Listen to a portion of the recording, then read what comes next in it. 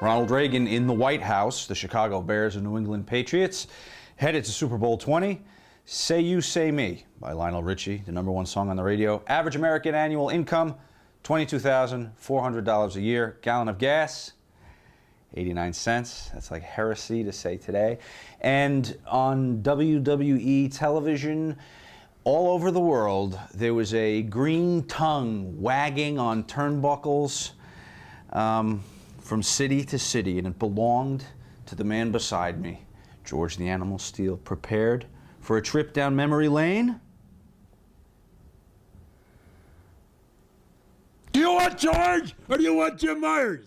There's two of us using this body. George will be glad. We'll go all night. Is that what you want? I don't think they'd want to pay for that. I don't think so. Okay. So you'll talk to Jim Myers playing as George Steele. Okay, so I call you Jim? No, George.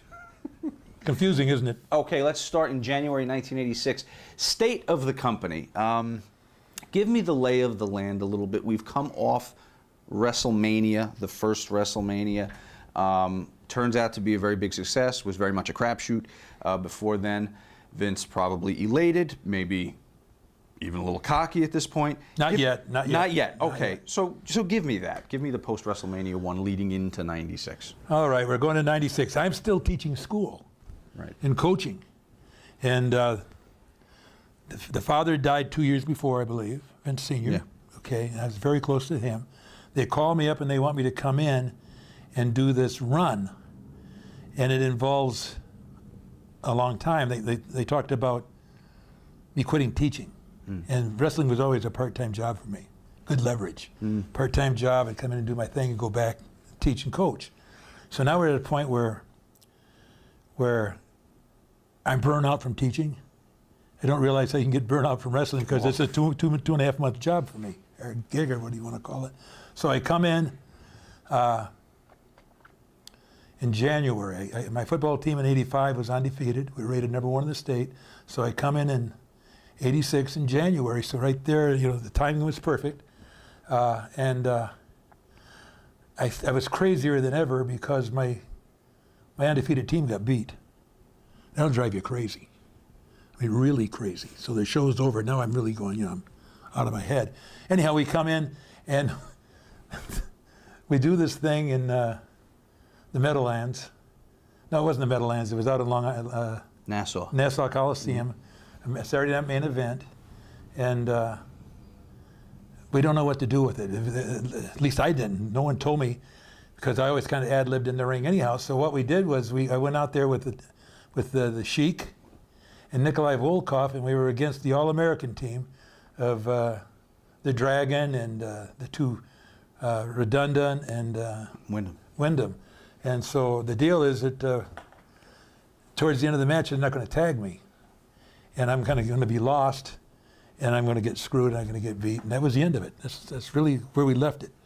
So when that happened, the place kind of got real quiet, and I started tearing turnbuckles apart. I didn't know what to do. I was just killing time, really, going nuts, and the crowd started just, you could feel it coming. So Vince, unbeknown to me, sent Lou down. Just he made that call right there. Lou come down, and now Lou's managing the other guys, and I'm a bad guy, and it's like, what do I do? And Lou's like, and he doesn't know what he's doing either. Neither one of us knew what we were doing.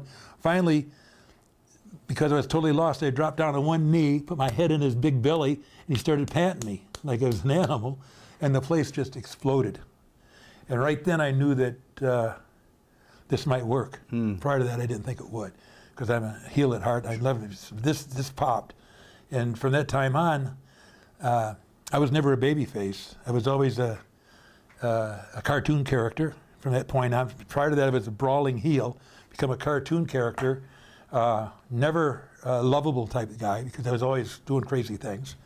And the world changed. I mean, wrestling changed. It was a new business. It was totally different from what I'd been used to. It become we were selling lunch buckets and toys rather than wrestling. Everything. And you know, it was like, whoa. And I told my wife when they found out we were going to try to switch me like that it might last 6 months.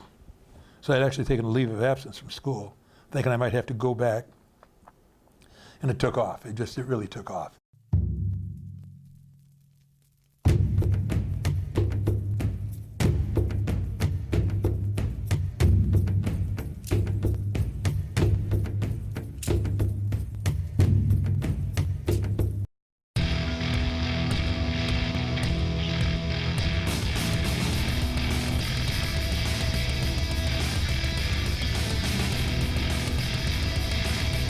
As 1986 begins over in the World Wrestling Federation, another hillbilly, Cousin Luke, is joining Elmer and Hillbilly Jim. Hulk Hogan recently defended his title against Terry Funk in a match taped for Saturday night's main event. Wyndham and Rotunda getting ready to challenge Adrian Adonis and Dick Murdoch for the tag titles. Everyone's still doing the Land of a Thousand Dances from the wrestling album, but over in Jim Crocker Promotions, which would become World Championship Wrestling, our guests were the current reigning NWA World Tag Champs. They just vanquished the Evil Russians and are about to embark on a feud that would set the company on fire with Jim Cornette's Midnight Express. Our guests for this edition, Ricky and Robert. And this is the first time I think I've ever seen you guys on camera where it's not accompanied with deafening screaming coming out of the speakers of my childhood television. Right. Well, I guess we got a little older. What's that? A little over or odor? Older. Oh, no. Well, you know, man, that's great. Thank you very much. It's a great compliment. We, you know, over our years, we had our share.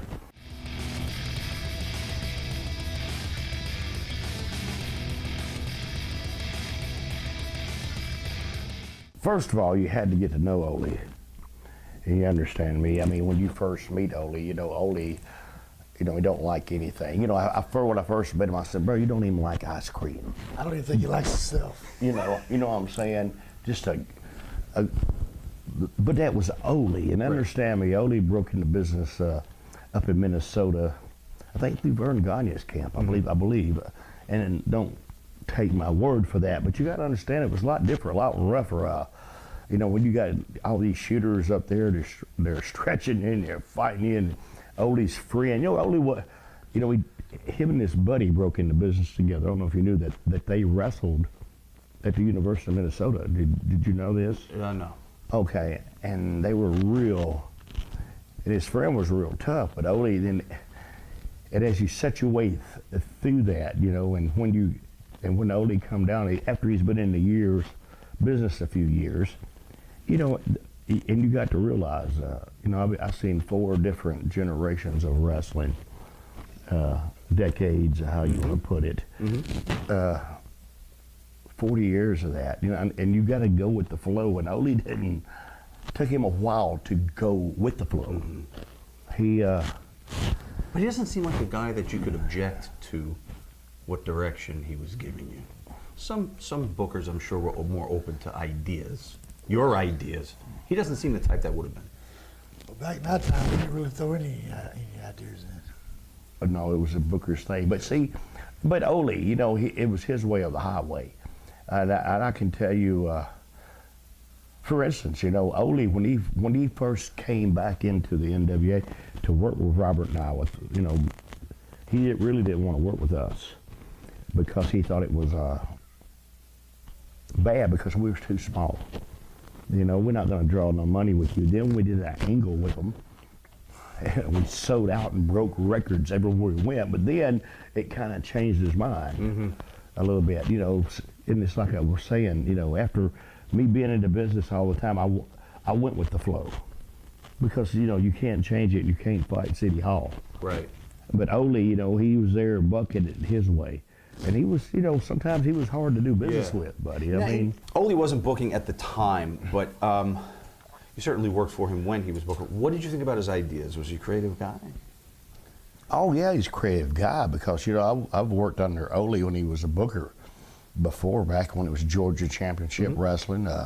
You know, I went in for the Crockett's before, and when he was a booker there in my early years. Yeah, he was a creative guy, but, you know, the angles he did were more like real things. You understand me? Like the way he wanted you to work in the ring was like you was more amateur wrestling, not as much competition-based angles. Not as much high spots as you want to do that, which was cool. But, you know, it was ground thing. You know, like, you know, Ole, he was famous. You know, him and Gene both back before, you know, was working the arm or the leg. They worked at one body part the whole match. Right. And that was his style of going. Yes, he had a lot of creative. You know, and man, he, matter of fact, you know, Georgia Championship Wrestling, he really made Tommy rich, really. Right.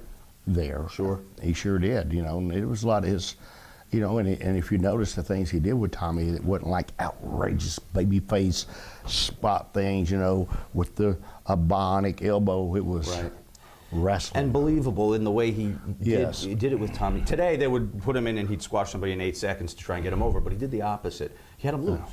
Yes. But he lost by less and less time each time. So the people, it's like watching your favorite home team that might win the big one someday.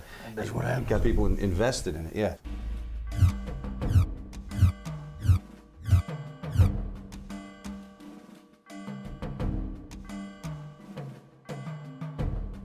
What was the fascination with hillbillies for Vince? You had Elmer, you had Luke, you had Cousin Junior, right, for a while. Hillbilly Junior. Jim. There's a stable of hillbillies like I've never seen. I think that the catch there was really Hillbilly Jim. He brought Hillbilly Jim. He's a great athlete, by the way. Forget about the character. He's a great athlete, and he did that hillbilly thing and the dancing and everything. It really got over, and so why not have a family of hillbillies? And they just kept coming and going. And Junior was the funniest one. I mean, I'll never forget the day he showed up after about six months of making pretty good money. Have you heard the story? No. Oh, jeez. He comes in with a white limousine, all dressed up in a tuxedo. Comes in, cigar. Comes up, I forget who the agent was, but he tells me, I've already made more money than I'm going to need in my lifetime. I live back in the hills. I've got it made for my life. I retire. Got in a limousine and left. End of story. That's why he was there. That's how he left? That's why he quit, thinking he was going to be making that kind of money and it was going to last him up in the hills for the rest of his life. So he was gone. So they had to go find another hillbilly. So here comes in Junior. Not Junior, Luke. Yeah. Luke comes in. Then they get the big guy. They might as well get it. So it just multiplied. The Mid-Hudson Civic Center, bigger building than the Agricultural Hall and the Hamburg location. So what's the layout of the building? What kind of, I always heard of very small locker room facilities for you guys. This is the one in Poughkeepsie. Yeah. Well, it was an ice arena, first of all. On one side was where they played hockey. And it's really cold over there, really cold. Then we had the other half where they had this arena that would hold, I would guess, a guess would be 4,000 or 5,000 people, maybe at max. Okay. It might be a little bit more than that, but I'm pretty close to numbers because I got paid by numbers. It was close enough that you had a good atmosphere. It was a great place to do a TV show. It was natural for it. Locker rooms sucked. Right. Where were you guys crammed? Was it a proper sports locker room, or was this just like a big room? Well, they had showers. That's about it. They had showers in there. One or two guys at a time could get in there and get a shower, but it was really small, really cramped. Suitcases laying all over. And we tried at that time to keep guys apart a little bit. And it was a disaster. Still keeping faces and heels apart. Yeah, I mean, somewhat. Are you doing your stand-up interviews there at Mid-Hudson? Yeah, we'd get in there early and do some of the interviews. Usually we did most of them the night before, though. This is before we really branched out across the country. This is just the beginning. So we were also doing interviews on the road at that time. Right. Because we just couldn't get it all done.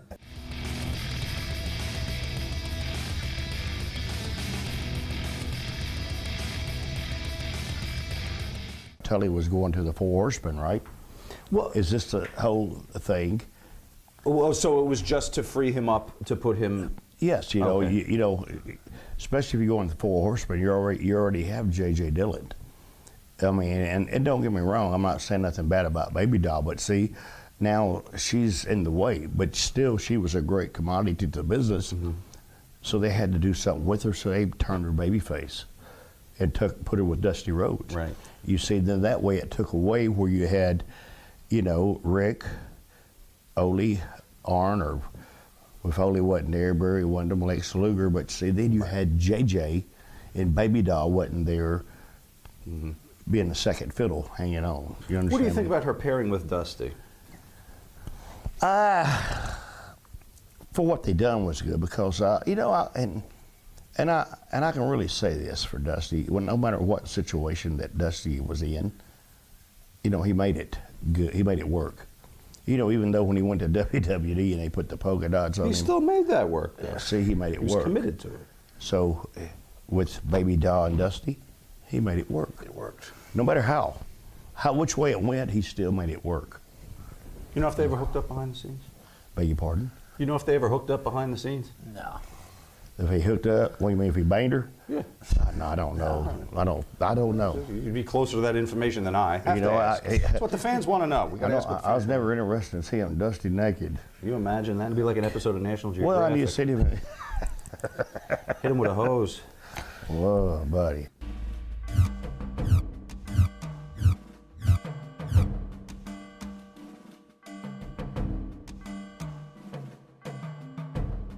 What's Hogan's relationship with the rest of the company now? You've clearly taken off. Are people crediting him with being one of the major factors for this? Is there envy? Is Hogan separating himself? What's the relationship? No, he's still one of the boys. He separated a little bit just by need. He needed more room, and but he's still one of the boys and a great leader with a group. Now he was bringing a lot of his old friends in, so that's understandable. That's what champions do. So he was surrounded by some of his buds, but he was still one of the guys. What's his relationship with Vince at this point? Oh, Vince is like Hulk is his golden boy. This is the guy that Vince had dreamed about for years of building the business around. And the guy had the look, he had the charisma, he had everything, except he was not a great worker, but he was a good worker. But good, everything had to be kind of done for him. Right. But he had that look, he had charisma, and he was something that if I was promoting at that time, I would have built a business around.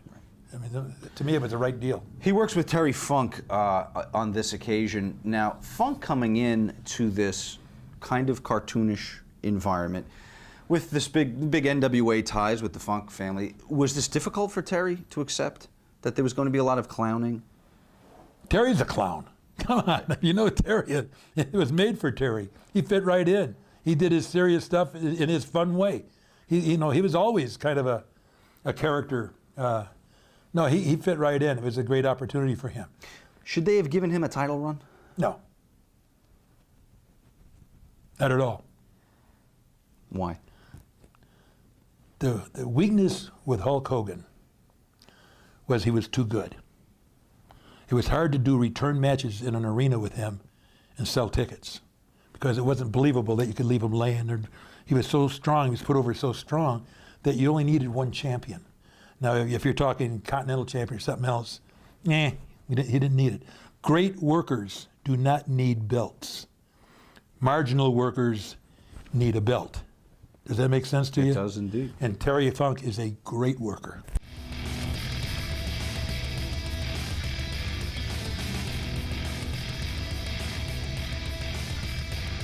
The rumor is that Dusty brought in Harley so that Magnum could get, this is when Magnum was doing his undefeated thing, so that Magnum could get a real credible win, but Harley, upon getting there, didn't want to do it and left. Did you ever hear that? I don't remember Harley coming in. I remember.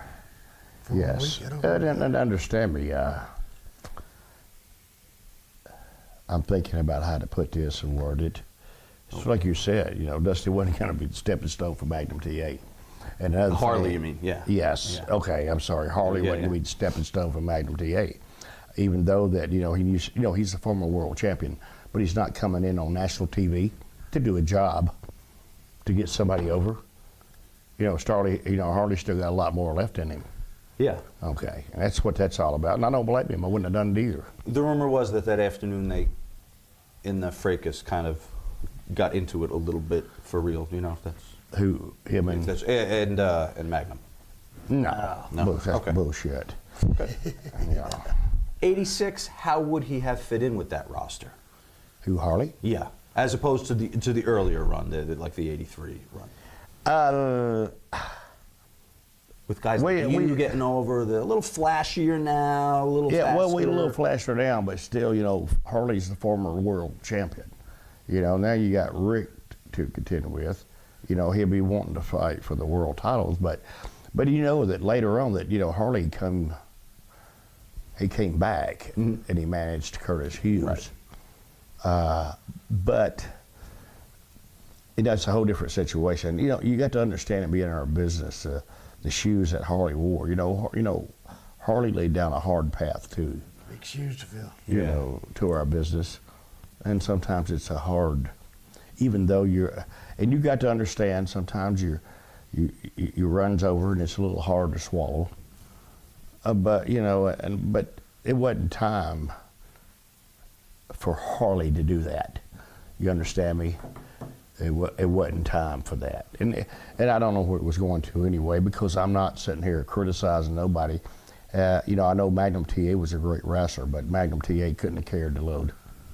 And I'm just telling that's what I speak.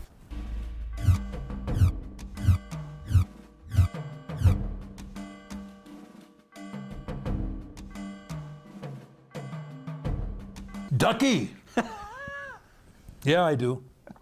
Where did you do this? It was at the water park there in Tampa. When do you do this? Day of the show? The day of the show, we had people all over the place. They had me sitting on a little slide, a kiddie slide, come down the slide with rubber duckies and playing with them. And beautiful girls lined up on both sides, and I concentrated on the duck. What can I tell you? But it was cartoon. Here we come. Who directs the traffic with the shoot light? Is there a road agent in charge of shooting this, or is it an NBC director? NBC's taken over now. The storylines are coming in. Funny story. I got to tell you this here. Yeah. Might not make you popular.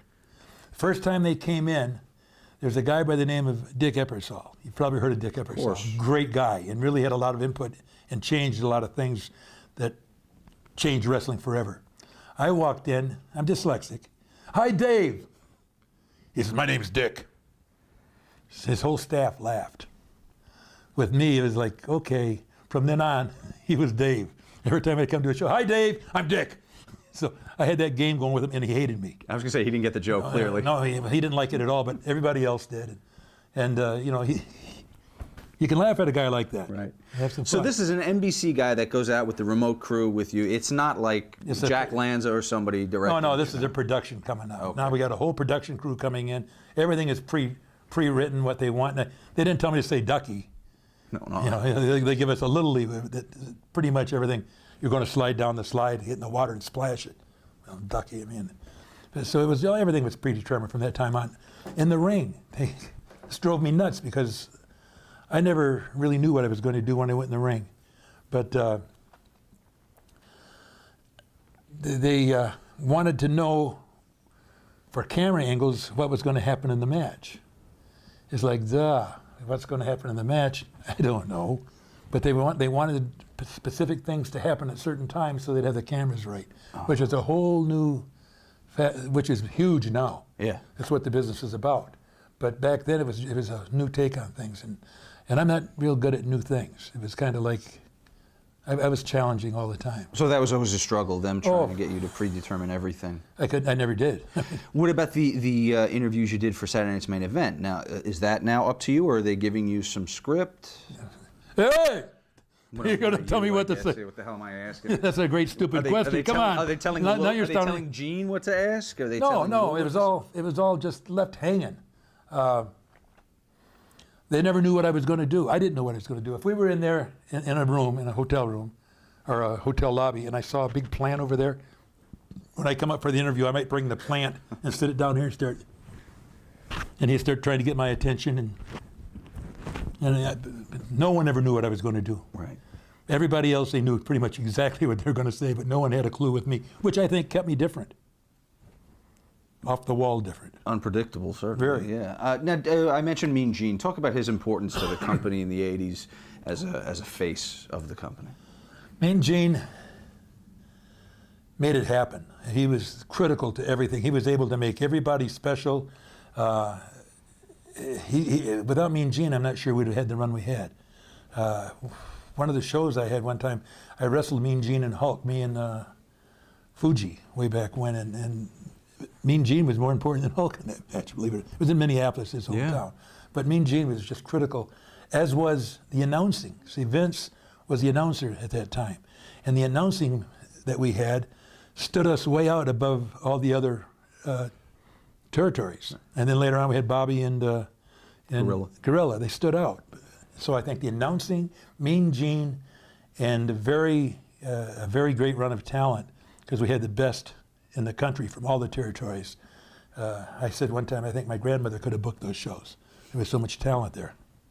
How about Lou? You're paired with Lou now. Is he fun to be around? Difficult to be around at times? Or? Years ago, I'm going to take you way back. I'm talking me back. 1967. I come into the North, 1968, the first time. Captain Lou, and he's not a captain yet, and Tony Altimore are taking me around. And they're treating me real nice every time we stop to eat. This is on us. You're our guest the whole summer. Every time we stopped to eat, they let me buy gas and put in the car. Of course, it wasn't that much back then. So I'd fill the gas tank up and I'd stop to eat.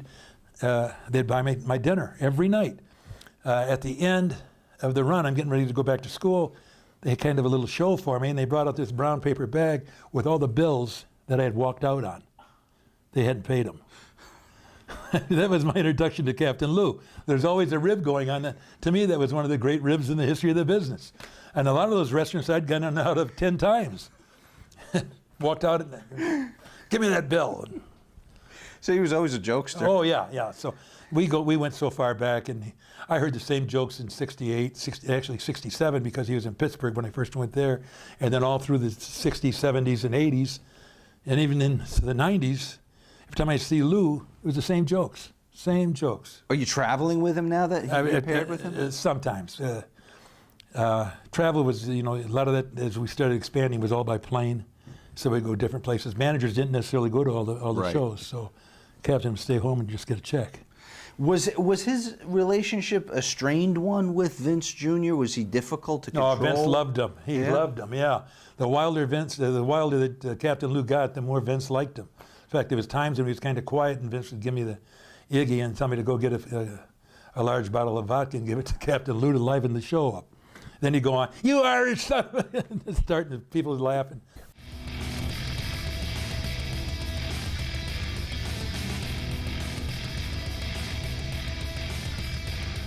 Robert and I already had a run with the Midnight Express in Louisiana.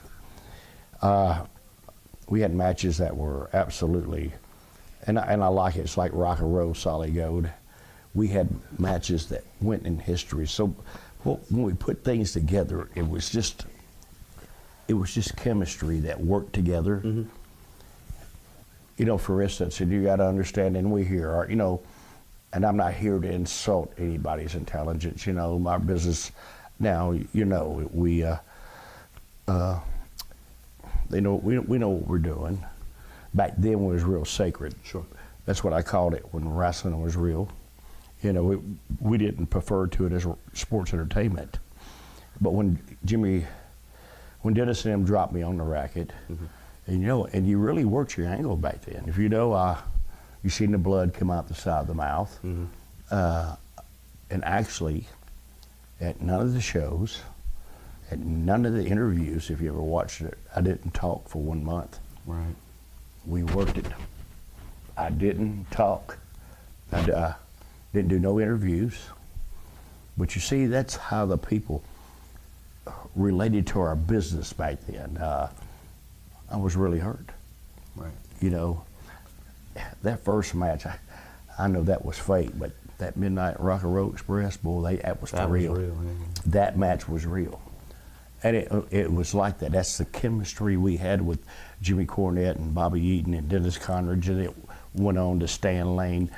But it was so great. And, and they believed it. See, and the reason the people believed it and how it got over is because we made it, the people believe it. Right. That's what got us over. Sure. I mean, today they'd do that, and then that night you'd be on the Tonight Show. Oh yeah, I'd be about your talking and movie that's everything coming else. up. But Robert, most of the time we saw you coming, like the hero coming to Ricky's save. Is that something you guys discussed and engineered, or just did it kind of naturally happen that way with the two of you? Just naturally happened, huh? It was, and I know it's. I was a little bit bigger guy, and he was a smaller guy. And he did that. They did it with me and Robert. Here he, no. Here I come to see the day. But Well, no, right, he did, right. But no, it was good. If you go back and watch a lot of our matches, they got the heat on me, and I give Robert a hot tag. Right. It wasn't the part about that I was picked over better. It was just the part that what we did. It worked into what we do. I was just smaller, and I sewed. Right. And that's what I prided myself on and prided to doing it. And when I done it, the people believed it. Well, you know this. You've become one of those iconic, you know, when someone's given a term that's defined, like the gorilla position, and it's they call it the Ricky Morton cell, you know, Yes. the babyface Yes, it cell. is. So you've put, forever your stamp is on that role. Yes, and that's what I did. You know, and a lot of people don't understand it. That just doesn't happen. It took years to perfect that, to learn, because, you know, and this is what I'm going to try to tell you, a little secret about selling. Now, when I'm wrestling Arn Anderson, and Arn Anderson's going, and my nickname's Punky. That's what my nickname is in the wrestling business. Okay. Punky, you okay? Well, see, he don't know if I'm hurt or not. Oh, because you're selling so well. Yeah, okay. Now, if he's thinking that, what's that guy on the front row thinking? Really? Now, if Arn's thinking that, then that guy on the front row's thinking, what's that guy up in that balcony thinking? Well, he's up there thinking, they're killing that son of a bitch. God, just help him. But no, that's the way the business was. Sometimes the word getting shit out of it. Oh, yes. You know, but that's what it was. A lot of hard times, and a lot of things with Jimmy Cornette, too, and what people don't I was just understand. going to say, you can't talk about Midnights without talking about Corny a little bit here. Yeah, so, I mean, go ahead. No, No, no. you asked me a question. Well, I was just saying, what was the talk about his central role in the feud there, and he got as much as the attention in the Well, you know, creating the heat. And as- understand, in our business, even though you have great workers, you understand me, Bobby and Dennis, and then it went to Bobby to Stan. But see, none of that could have been put together unless you had a great mouthpiece to go with it. For instance, I'm going to tell you, for example, my son wants to be a professional wrestler. He's 14 years old, and I come from a second generation. I'm second generation, where my daddy was a wrestler. So when I got to the age, has the business has changed so far that I put my son in the acting school. Mm-hmm. You know, he plays, you know, he's an actor, and he does all kinds of different things. And I told him that's the reason why, because now our business is 98% talking. It's about the charisma. Yeah. Yes, it is. And Jimmy Cornette, at that day and time when it was 50% wrestling, Jimmy Cornette took it over to the top with that mouth. You understand me? I love Jim. Jimmy was one of the best, and even in real life today, whatever you do not ever get in a verbal fight with him. Well, we're very close to Jim. Jim has a series that we He produce. will bury your ass. He's, Okay, good. we're okay with Jim. Yeah.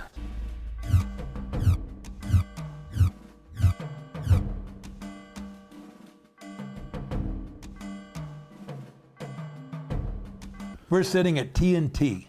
This is where the switch really came. TNT, and Adrian said to me, because we were really close, he said, watch this, I'm going to blow your mind. He had his leather jacket on.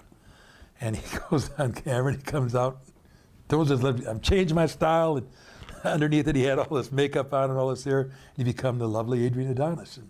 And that was his idea. He loved Really? it. Oh yeah, he loved his, I mean, as far as I know now, because he did it with me like it was a rib on me from him. So as far as I know, that was his idea. I'm sure he talked to Vince about it, but that was he loved that idea, and he was as straight as you could come. Right. Was it over with the locker room? Yeah, he took a lot of ribbon, but he liked the attention. Yeah. Adrian's one of the a lot of people, because he got fat and all this, they didn't realize what a great mind he had in the ring and what a great worker he was. But even heavy, he was a very good worker. That's what I'm telling you. That's what I Yeah. said. As he got fat and floppy, he was a great worker with him and Jesse together as tag team. Then when he went as by himself and became Adrian, the lovely one, he was a great ring psychologist. He really was.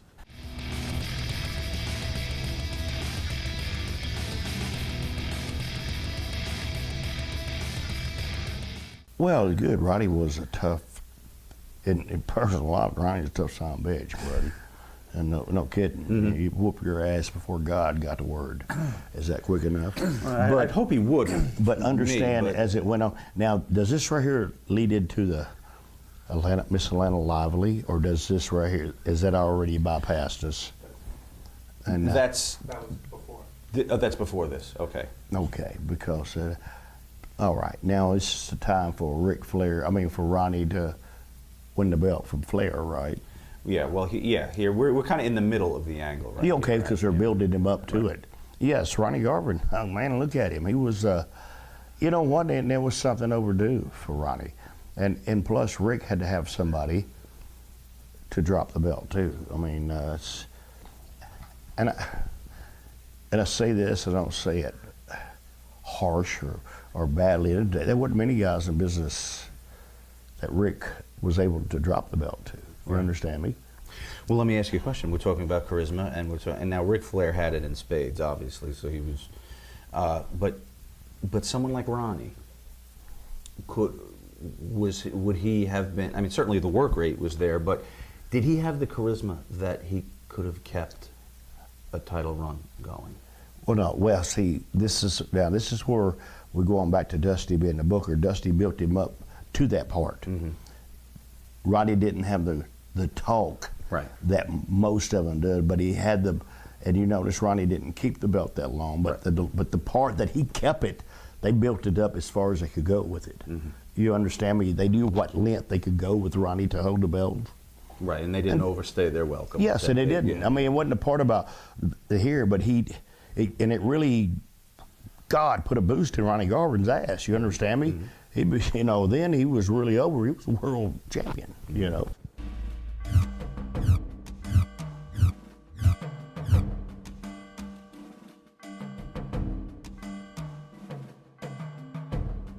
Is there still, at this time, an outsider versus insider mentality when someone would come from a different area of sports into a wrestling locker room? Particularly with my gang, guys that were there before all this started. We looked like everybody was an outsider coming in, because for years, and it was jealousy, believe me, because we had great shows in the Gardens way back when with Bruno, and all the way up we had great shows and great talent. But they would always say, it's because the city's big, it's this here. We got the real good shows over here in the NWA. Those little crackerback gyms. It was like, okay, whatever feeds your ego. But now they see they're coming into us, who they've always kind of knocked, the Northeast, and now they're just, because that's where the money's at, but the money was always there. Mm-hmm. And all of a sudden they're coming, and some of us kind of resented it.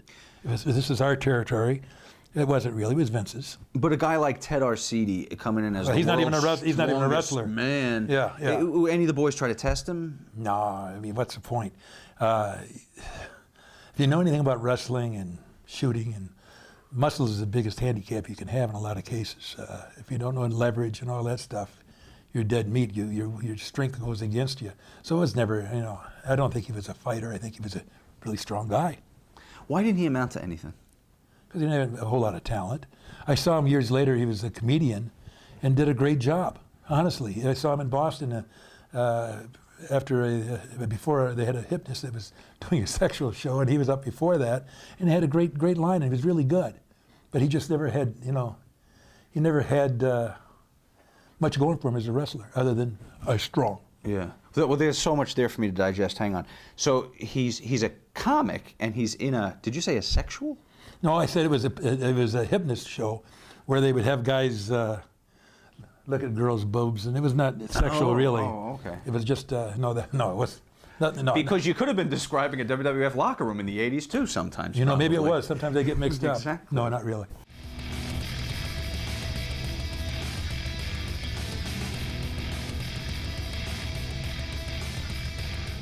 Cable was all kicking in. Mm-hmm. Well, you had to find the best night to run. What your ratings going to be on that Friday? That's what that was about. See how the ratings did for that Friday night. Then they didn't mention they did another Saturday one on a Saturday. Well, eventually there's the Clash of Champions shows start airing, where those are 2-hour blocks, I guess, right? And I think Monday Night Nitro, didn't that become on before Monday Night Raw, or was Monday Night Raw on the whole? Raw was first. Okay. And then it hadn't garnered any steam for the first couple of years, but then when it got hot, that's when Turner wanted something to go up against. Well, yeah, he wanted to go up against Vince. How was Ted? Let's talk about Ted for a minute. Ted? I only met Ted like a couple of times. No, he didn't saunter into there at 9 o'clock in the morning with a broad on each arm like JJ told us. And, hi, guys, how you doing? Just passing through. Want to say you guys doing a great job, blah, blah, blah, and out the back. Well, he might have did, but I never seen him. No? Okay. I seen him one with, one time, I think he's with Jane Fonda one time. I don't know if they were married at the time or not. Right. He just come, but I was downtown at TBS right, in the TBS. the studios. And CNN building. The building with the columns, the old... the CNN building, I believe is what it was, wasn't it? Well, Right. they used to, I think, I was I don't actually know, in Atlanta did it? trying to the get old to... 17 station? No, Yes. no, I was down. I was at the office. Oh, he was at, you're talking about the office. I was talking about the studio, yeah. Yeah, no, I never seen him at the studio. I sure. Where the didn't. hell did you guys dress for that? Were you like in office space? In the hallway. Yeah, look here. Yeah, because it was- hallway, office, where people worked at their On their desks. desks, you're sitting there with your ass on their desk, basically, right? Yeah, sure did. Bunch of times. Keyboards don't feel good in that spot. Hey, Monday morning blues. Wait till you come in for Monday morning. Ricky was here.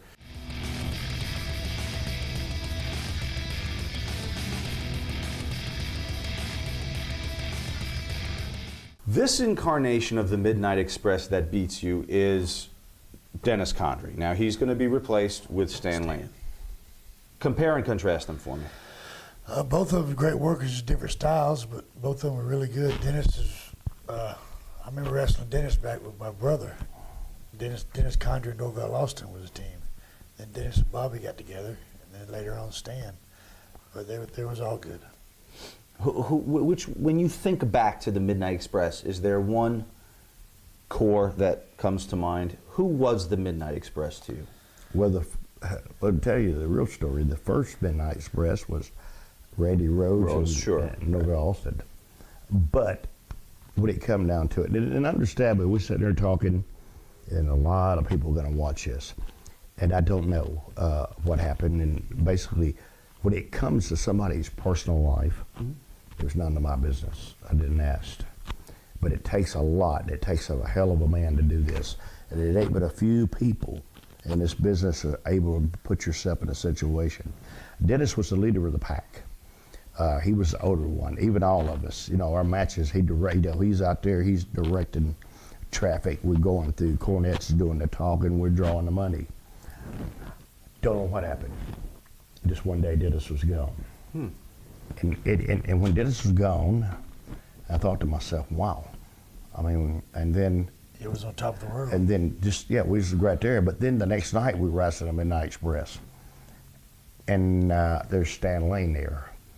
And understand me, my hat is off to a man because, buddy, Stan stepped right into those shoes and we never missed a beat. And understand it was two different. Dennis was the brute guy that wrestled, and here comes Stan Lane. This has to be a bad guy. He's a handsome man. Yeah. Great body, great physique, but buddy, he knew how to work that. And him and Bobby Eaton had that chemistry too. So we never missed a beat. Right. We never missed nothing. Went right to where we're going. And it takes a special person to do that. When you lose the titles to them, is this a time in wrestling, we've gone through so many generations, different trends in the business and booking, are you told when you're going to get it back, that you're even going to get it back, that we'd like to get the straps back to you, or is it just you're losing them tonight and it's a bit of a mystery? Well, a lot of times it's more of a mystery, isn't it? Yes, it is. And understand me, in our business, and the wrestling business has changed. And in those days, you see, really, for me and Robert having world titles, they don't put asses in seats. Understand me, what put asses in seats is the baby faces trying to beat Chasing the heels them, yeah. for the belts. See, that's what puts the asses in there. If they put the belts back on us, they did. If they didn't, they didn't. To me, it wasn't about wearing the belts, it was about getting paid every week. And see, when you're top workers in a business, the whole crew depends on you. Right. So it's not about me being a glory hound with a belt around my waist. It's about selling out arenas. Now you have wisdom now. When you were, a young guy, were you aware of that at the time, or was the glory of holding a belt? The greatest thing that ever happened to Robert and I. People ask about what's the greatest moment in your business? Well, the greatest moment in our business was winning the NWA World Tag Team titles for the first time. But understand me, when we won them, we knew we had to drop them because here we go again, and we can't draw money. Right. Nobody's going to see us. The people pay the money to see us beat the heels, but the heels always screw you. You see, next time they can't do that, and you have a match where they screw you a different way.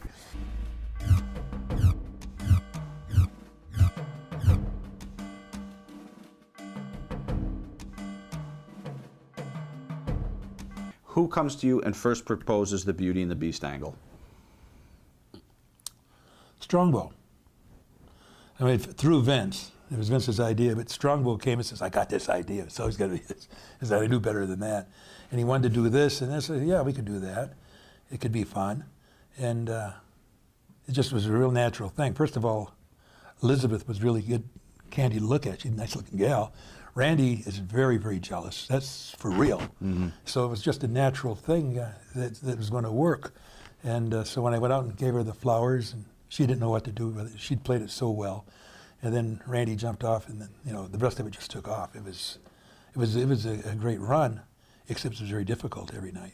Well, that's what I was going to say. Working with Savage always has difficulties for people. Tell me about the difficulties you first encountered, maybe when he came up to you with a pile of paper. Well, that was later on. This is the beginning. Then this is the beginning of the yeah, okay, feud, he came. yeah. Then we do a Saturday Night Main Event where it really started. But I knew Randy as a little boy. I knew his dad. I worked with his dad in Detroit way back when. So I've known him a long time. I have a lot of respect for Randy. First of all, he's got a tremendous work ethic. He works hard. The world was changing. I called it as the ring turns, and the business was becoming very different. And I'm old school. I mean, I never knew what I was going to do in the ring till I did it, which I think is the best way to work back then. And Randy was coming in this where you do a lot of talking in the locker room, and he had everything pretty much laid out before you went to the match. Go to step A, to step B, to step 3. That's not me at all. So we had troubled waters coming. Right. You could see it coming. We get to Tampa for the Saturday Night Main Event show, and that's probably the following week or so.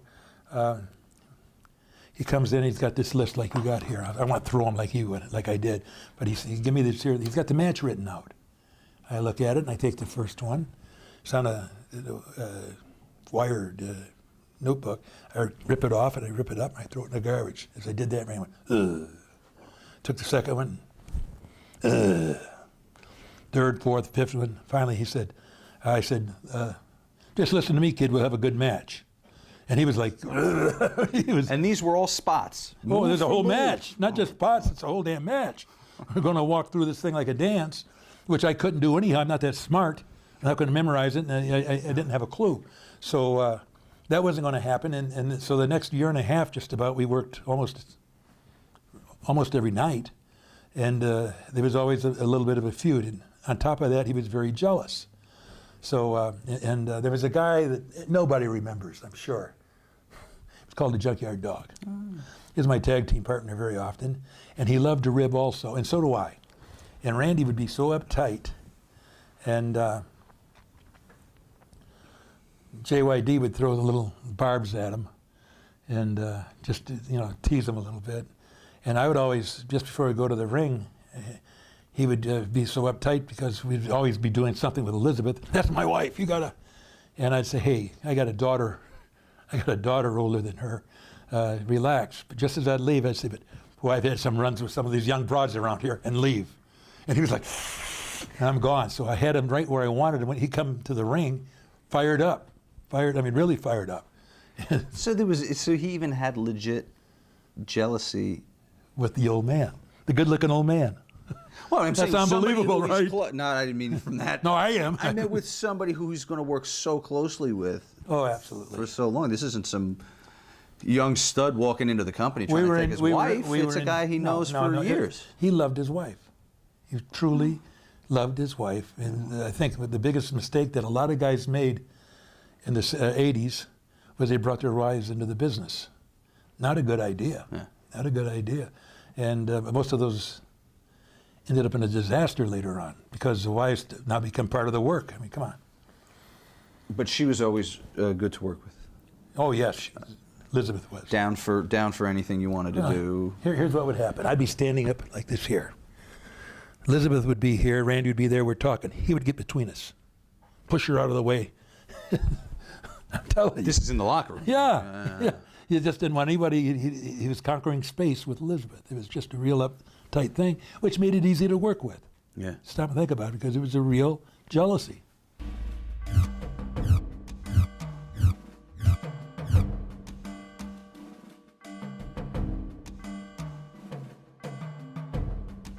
Tito would have been a better champion because Savage was such a good worker, good performer. He wasn't really a worker, he was a performer, that he didn't need the belt.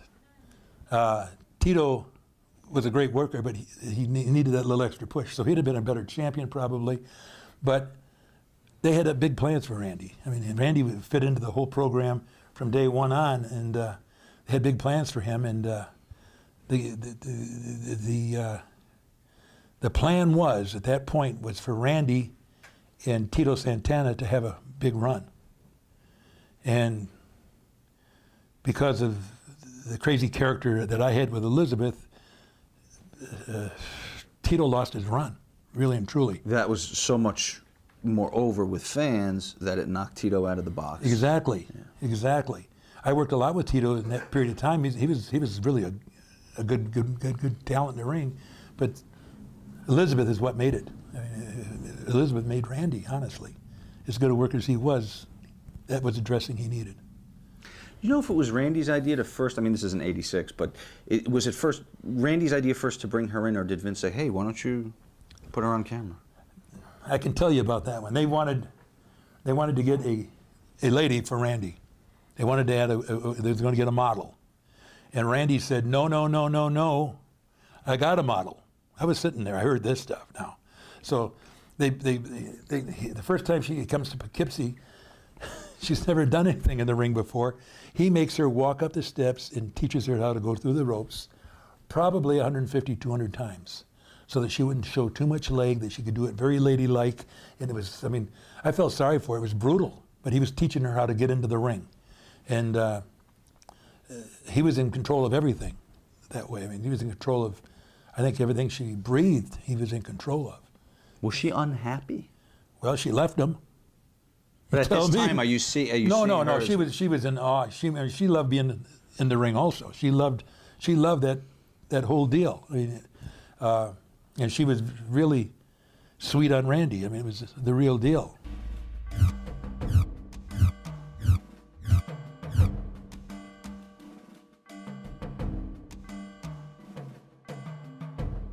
Well, he was a great talent. He really was. He was another Islander, and all the Islanders are great talents. I was standing next to Vince in Madison Square Gardens when they brought him out. They had he was, I don't know what you call them, like batons with flames on them. He was twirling them, the lights on, and boom, boom, boom. And everybody thought it was Snuka. And he went up, and the place was just going crazy because Snuka hadn't been around for a while. And he went in the ring, and when the lights come on, they said Alpha's name, and whoa! They ran him out, and I'm standing right next to Vince. He said, well, I screwed that one up. His career's over. And that's about how it was. Did anyone actually think he'd be able to replace Jimmy? And how over you can was? never replace any talent that's over with another talent. I don't care how good they are. Jimmy was a better worker than him, but I don't care if he was better than Jimmy. You can never take a talent and put another talent doing the same kind of thing over a good talent. Even if this guy's a better talent, the original always went out every time. But Vince, that's kind of a pattern, is it not, that he would try to do? He did it here. He also did, when Wyndham left kind of suddenly, you had Danny Spivey show up, tall, thin, long blonde hair, put him with Rotundo, almost trying to, well, if I get a guy that looks like him, what's the difference? And that's, hate to tell you this, Vince, that's disrespect for the talent. There's a certain talent that everybody has, and you can never replace that talent. I just said, if you're there first, you bring somebody else in, even if they're better, they're not going to outdo a true talent. And that's a mistake that his dad never made, but Vince has made a few times.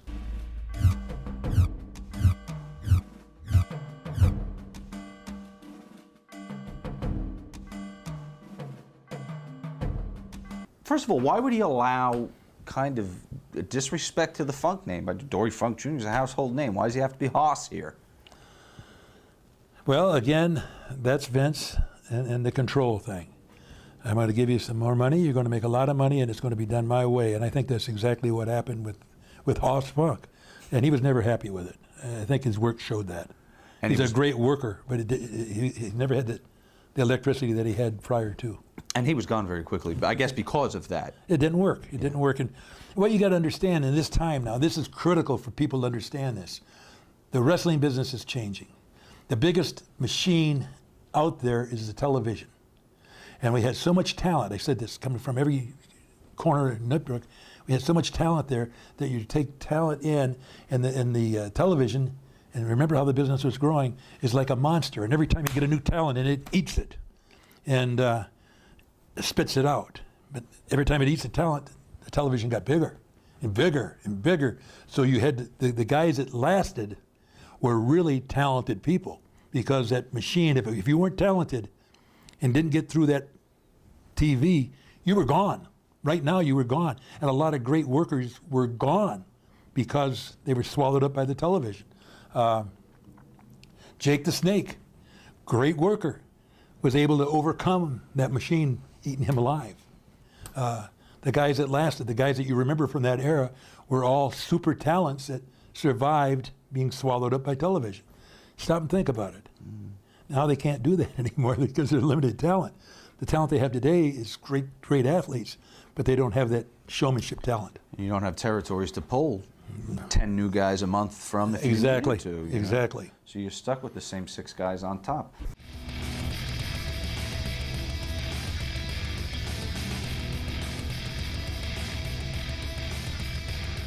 That was in Charleston, wasn't it? Yeah. How did you Charleston, know- South Carolina. Can I ask you something? Yes. How did you know this? I mean, I know you did a lot of research. This is what we do. That's cool. Because this really happened. Tell me what happened. Go ahead, Hoot. Well, You actually, talking what about- happened, we wrestled and wrestled. The guy said 5 minutes remaining. And we wrestled another 15 minutes. Then he goes 4 minutes remaining. What the hell? Yeah, and you know, We're still wrestling. Finally, we ended up winning. On the way back, the guy, the bellkeeper, come between me and Ricky. He goes, guys, I gave y'all an extra 30 minutes. I knew y'all could beat him. sure did. I wanted to choke He's him. not smart to the business, you understand? I He wanted to choke finally did his hundreds. That's what beat with me. Dennis. Dennis said, go ahead and beat me, man. He said, this guy ain't gonna ring a The guy bell. said, I gave y'all an extra 30 minutes. I knew y'all could win. Yeah. So let's talk about going Broadway anyway. Doing the 60. Forget about the 90 minutes. Let's talk about doing a 60-minute Broadway. Okay. You gotta approach this match differently than you approach a 17-minute pinfall, right? Your Right. pacing has to change. Tell me the differences in going into a 60-minute Broadway and how you're gonna prepare to go that long. If you know how to work, we've done a lot of Broadways, and not only with the Midnight Express. I did a bunch with Flair, but we did them in Rubber and I done them in cage matches. With the Andersons, Yeah, with Ole and Arn doing our work the cage. which is unheard of. But the only thing you had to do is not use the cage for the last 2 minutes of the match. Okay, so that's a good example. Right? Okay, Yes, so you you got to hear me? resist, given Yeah. the cum shot, I was gonna say, the money shots early in the Bend me match. over. Go ahead. Yes, we did, buddy. We just had to slow things down. Right. For instance, in our time limit, like a regular match, they get the heat on me, I give Robert a hot tag. Right. But if you noticed, in our Broadways, we do our thing, then they get the heat on Robert. Right. They get heat on Robert for a while. Right. Then give me a hot tag, then cut me off, and then we go into the long, serious, sullen heat. Okay. Until I gave Robert a hot tag, and you always got down. We always try to do the part where, and every good heel did this, where we had them beat 1, 2, and the bell rings. Time limits up. Right.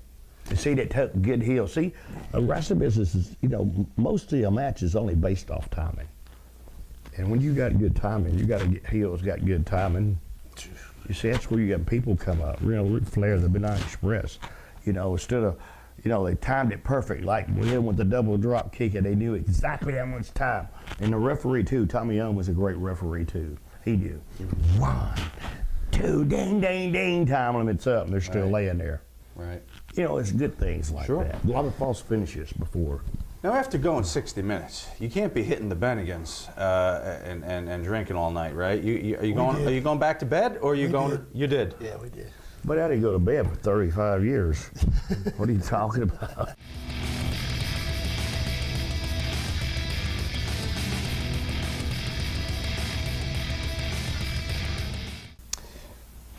I was going to ask you, are there any stories of Flair wearing nothing but the big gold belt at the airports and the hotels? But why don't I rephrase that to tell me your favorite Flair wearing only the gold belt in the airports or the airplanes and hotels?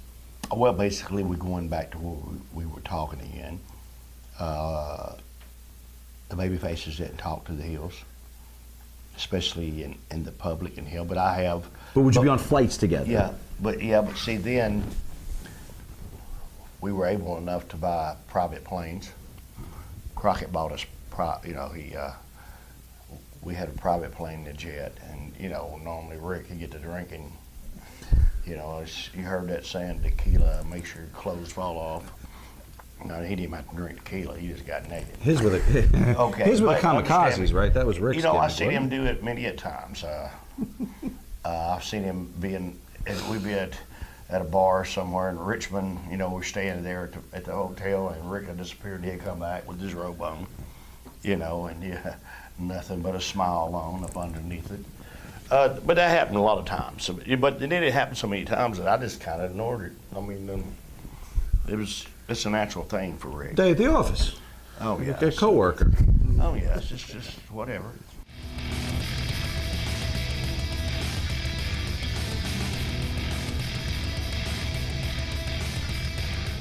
He did not enjoy this. Right. Now, I understand. He was scared to death. Yes. Jimmy Cornette was so scared of heights. And when we first did this, we had, and they'd be raising him up, and Robert, he'd always run right before he got high enough to grab the cage and swing it. Oh, yeah, swing way. Yeah, you got to know Jimmy Cornette. He's up in that cage, and we can hear him, "Fuck you, you son of a bitch, fuck you, I hate you, I hate you." But I was going to tell you a story. When I first broke into business, I was in Houston, Texas, and Jose Lothario, he's wrestling somebody, and they had Don Carson. He was a manager in one of those. Dude, and 15,000 people in the Sam Houston Coliseum, and they raise him up, and he runs and grabs it, and he's kind of sling at Don Carson. He did, and he turned around to the people. What he did, the cage come back, hit him in the back of the head. Brother knocked him out. Great spot. He didn't intend to, but great spot. Oh, no, great spot. I mean, it knocked him out. I mean, he's colder than a cucumber. Can you wrestle? That was amazing. I'm watching this. I'm a kid, man. I'm dying, man. Wow.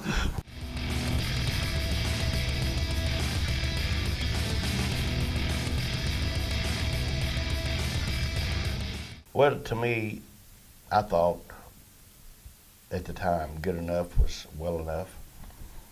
We were doing good, with the TBS and the Crockett promotion.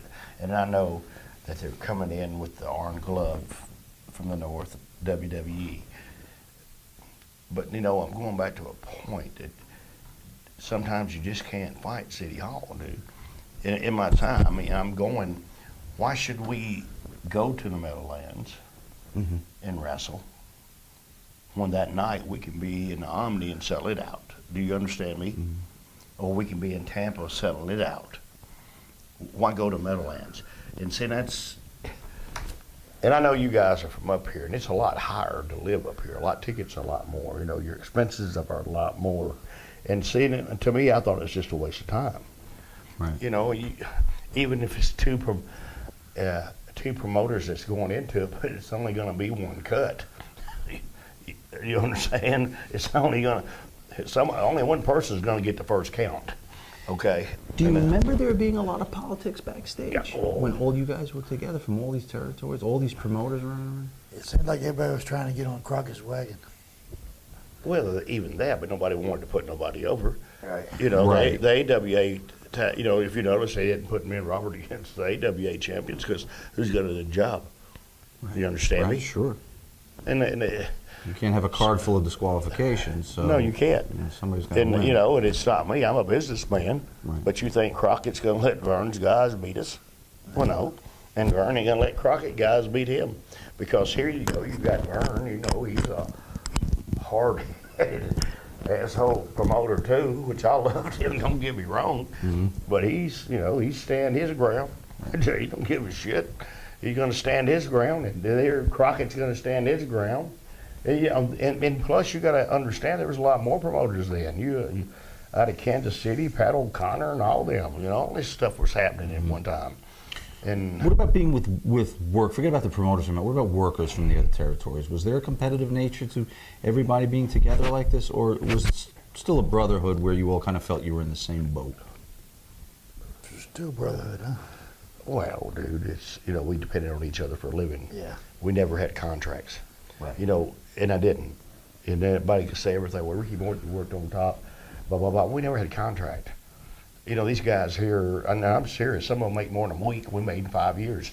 And it's hard for me to accept that. But as it come to the boys knew their job. See, back then you had underneath boys, you had middle guys, and you had top guys. We knew all where we stood. Mm. But see, and the underneath guys depended on the top guys to feed them, to pay their bills. We had to draw houses, so really, you really didn't have a conflict there about your positions, because they know if we're on top and we got good heat with the Midnight Express on top, we're going to sell out. Mm-hmm. So we're going to be good. Right. But, you know, but us, like, now, when Robert and I were the World Tag Team titles, we did go into a couple of territories. You know, I remember going into Kansas City wrestling Bulldog Bob Brown and Marty Jannetty. That was their top tag team, and going up to Seattle and Portland and wrestling their top guys. But We you know, visit other places. yeah, but something you know, like this where it they was threw the you all same in the thing that same Rick locker did. room. But we didn't go in. We go in and work their top guys. You go our Broadway. Right. Right. Sure would. That's Right. just all. Well, that was just good business. It's just so to be business. able to- yeah. Yes.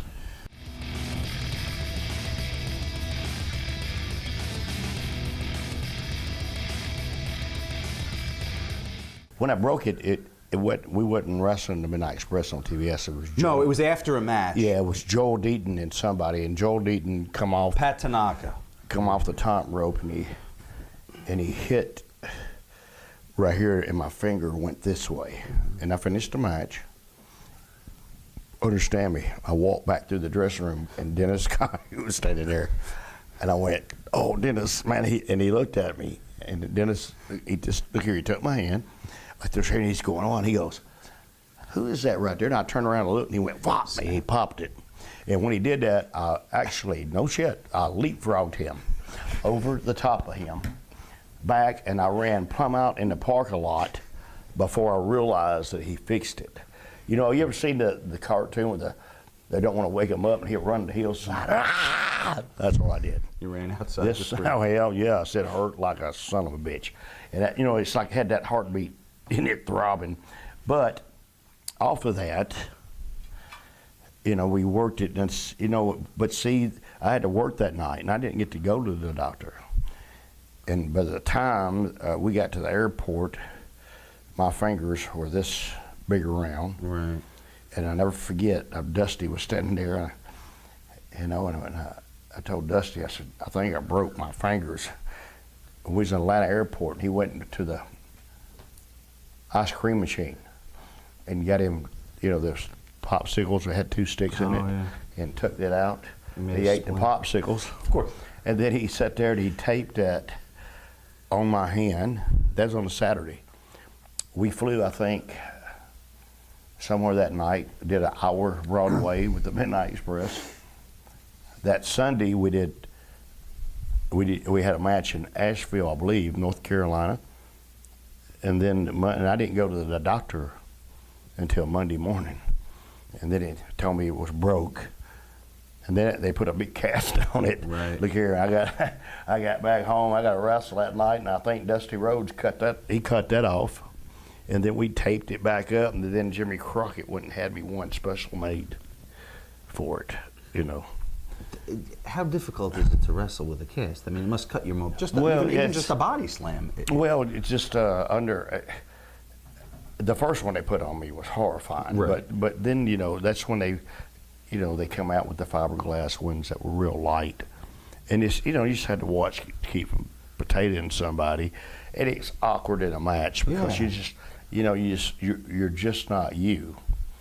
But I tell you, you know, and to say that, you know, I broke my arm in Japan one time, and when I was in Japan, they took me to the doctor, and then here I am, and I'm laying down, and they put my thing in a cast and a harness, and look here, I'm like this.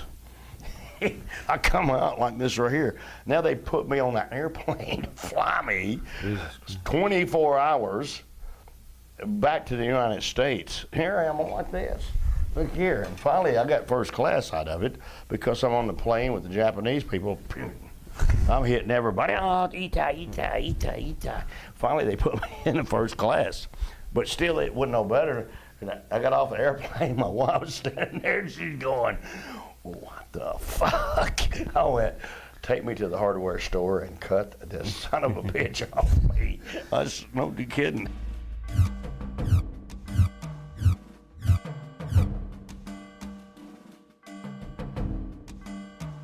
Now we've kind of taken the circus to a new level here. Did you have fun with this kind of stuff, or is that old school and you still kind of kicking against the tide?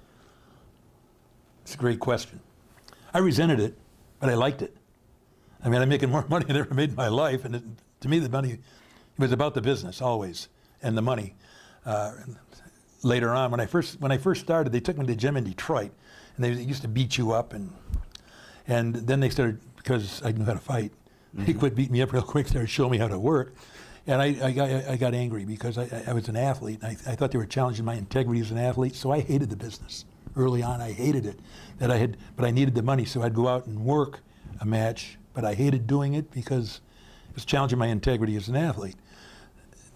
Now you come up to this here, I'm ready to ride with anything because I've now learned how to work, and I became a very good worker. This is just taking everything to another level, and I loved it. I have people say, "Well, how about when they go, you had a green tongue and you're acting stupid?" So what?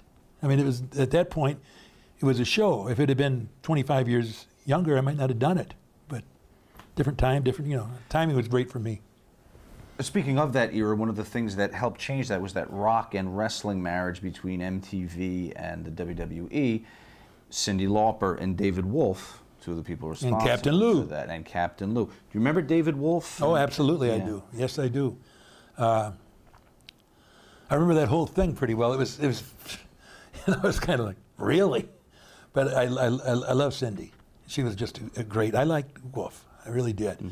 After we had that big run and she was part of it with Moolah and all that stuff, we did that Land of a Thousand Dances or whatever it is. Then Captain Lou had a song on that tape, and we went in and did that. Right. Captain Lou, hey, and all that stuff. And I really liked Cyndi a lot. And funny story, side story. Her and Bob, not Dave Wolf, was a deal. That was they were a couple, yeah. Yeah, that was a real deal. And he made probably the biggest blunder of anybody ever with a superstar. She was growing so big with girls just want to have fun and the wrestling, and I mean, she was out there. She was out there. And David, I remember hearing him say, well, we're going to pull you back in and shoot you out of the cannon again. Well, you sometimes only get one run.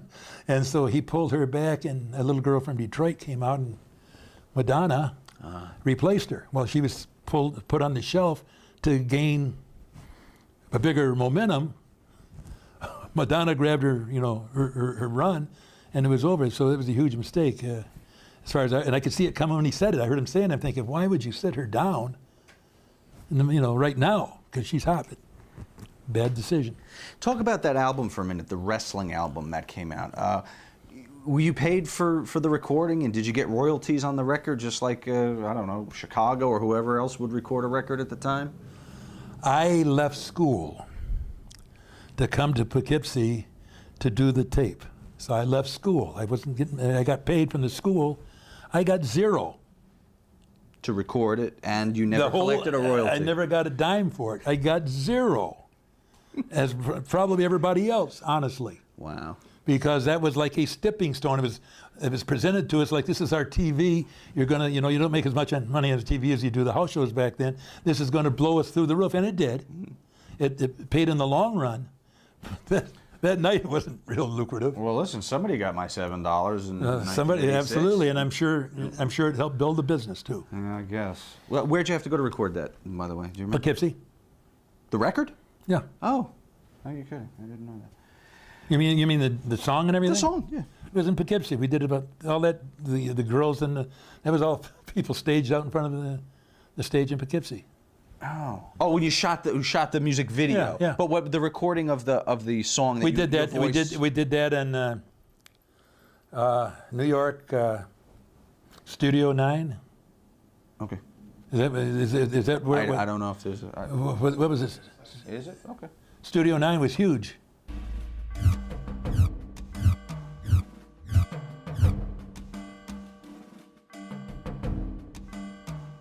He had an attitude. He didn't respect the wrestling business or the wrestlers. I'm surprised. 3 years before that, he would have got hurt probably, honestly. But everything was in such a turmoil, and it was changing so fast that his attitude was accepted.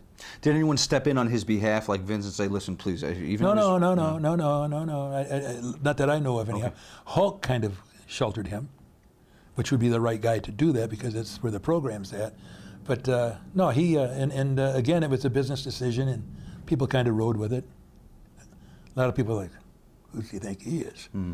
Because a lot of people don't understand that some of the toughest people in the world are wrestlers, really and truly. They put on a show, but it's a danger zone too. I mean, years ago it was really a danger zone, but it still was back in the 80s. There were certain people that you just didn't want to mess with. And they kind of sit back and took it a little bit.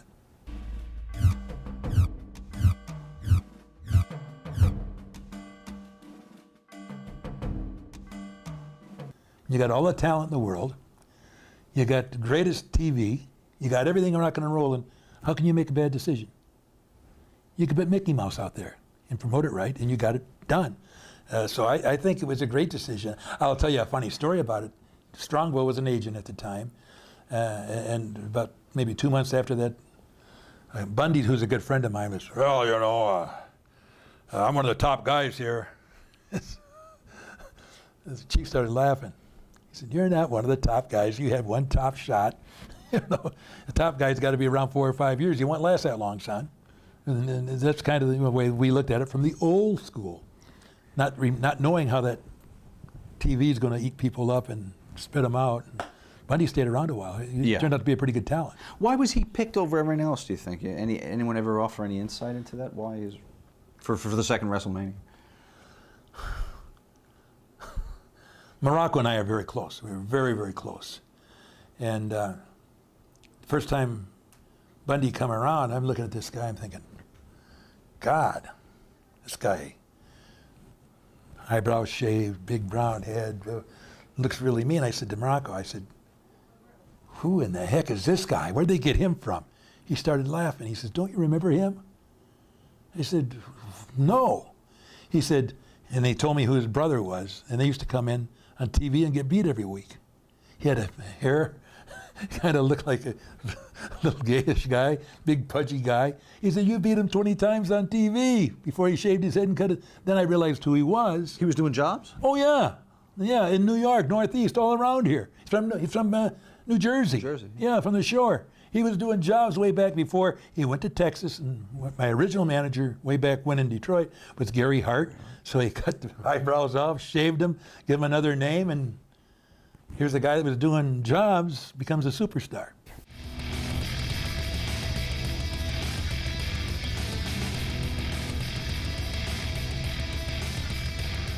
They were, they're still together today, you know. Husband and wife, and they were really good together. Jimmy Garvin came out there, fluffed his hair, and he got over. Jimmy come off a big run out of Dallas. Yeah. With the Von Erichs. Sure.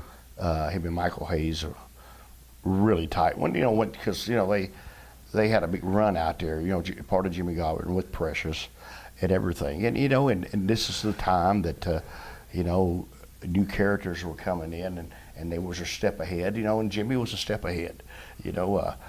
Gorgeous Jimmy Garvin with Precious. That that outfit, you know, and how he went to the ring. It was a new era, and Jimmy, you know, Jimmy's a great worker. So, and him and Precious both, you know, they.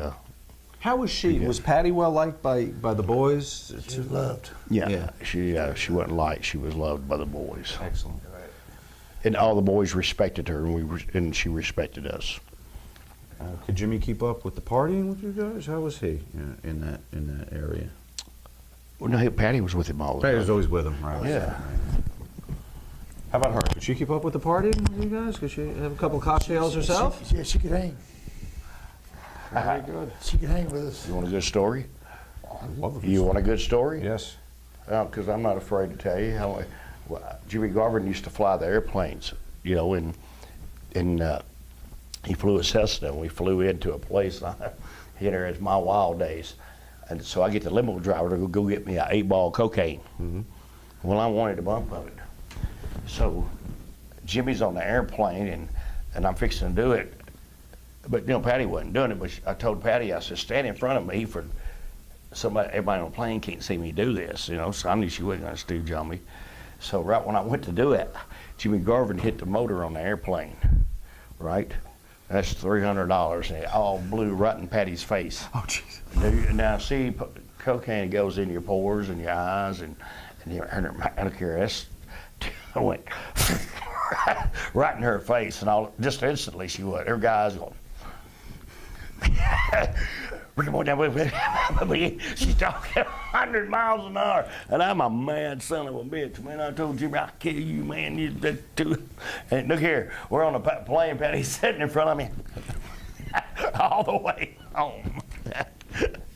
I don't think she told Jimmy, but gosh, she had to. I hope she bought you an expensive Christmas present. No for kidding, giving her dude. $300 worth of blow. Yes.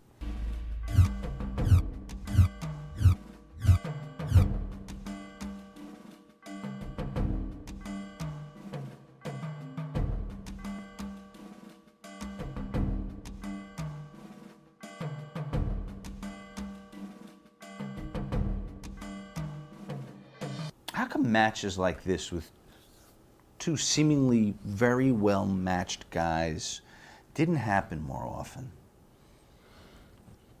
Very simple. Think about it. They don't sell tickets. Don't think? I know not. I know not. They just don't sell tickets. They had to have that heel babyface thing that would do the hook to draw people in. If you put just babyface matches on, rarely do they ever draw. And I'm talking about great workers. Rarely do they ever draw. So, and I'm not sure that one drew. Probably didn't, actually. As I'm thinking about it, I don't think it did. Brett was part of, he was one half of a tag team. And, yeah, and they were heels, but not strong heels.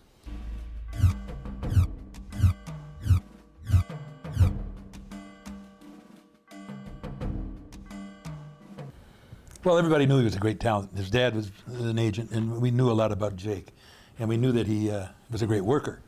The funny thing was, they give him this snake. He's never been around snakes, really. He's going to become Jake the Snake, you know. And so they give him this snake, and he's down at one end of the locker room, and he's got this snake on his shoulder, and it's a big snake. He's kind of like, me and Junkyard Dog's kind of watching him. We're both afraid of snakes. He's kind of like panicky, and I'll never forget, Dog looked up and said, "If you're looking for help from us, you're a dead man." And we just laughed at him, and from then on, he became a pretty good snake man. So you knew you knew his history. Obviously, you knew his dad, so you knew he was going to be a good worker, good fit for the company. Oh, absolutely. And another guy that never needed a belt. That's right. Memories of the snake. Must have made for some very interesting times on the road, in the locker rooms, hotel rooms, maybe even. I hated the snake. I hated it, and then later on, he was even carrying a cobra in a little leather bag, and we'd get on an airplane, and he'd put it up on the overhead, and I could just visualize it getting out of that bag, and I hated riding around with him. There was one point where, being very stupid, this is probably the most stupid thing I ever did in the ring. They asked me, they said, well, I was working with Jake, and they said, he's going to have the snake in his corner, go over and bite it, pick it up, and take it to the other corner, and I did it. Not the snake, it was in a bag. Yeah. But think about how filthy that stupid bag was. I mean, I didn't even think about that. You're thinking show. It was the most stupid thing I ever did in my life. It really was.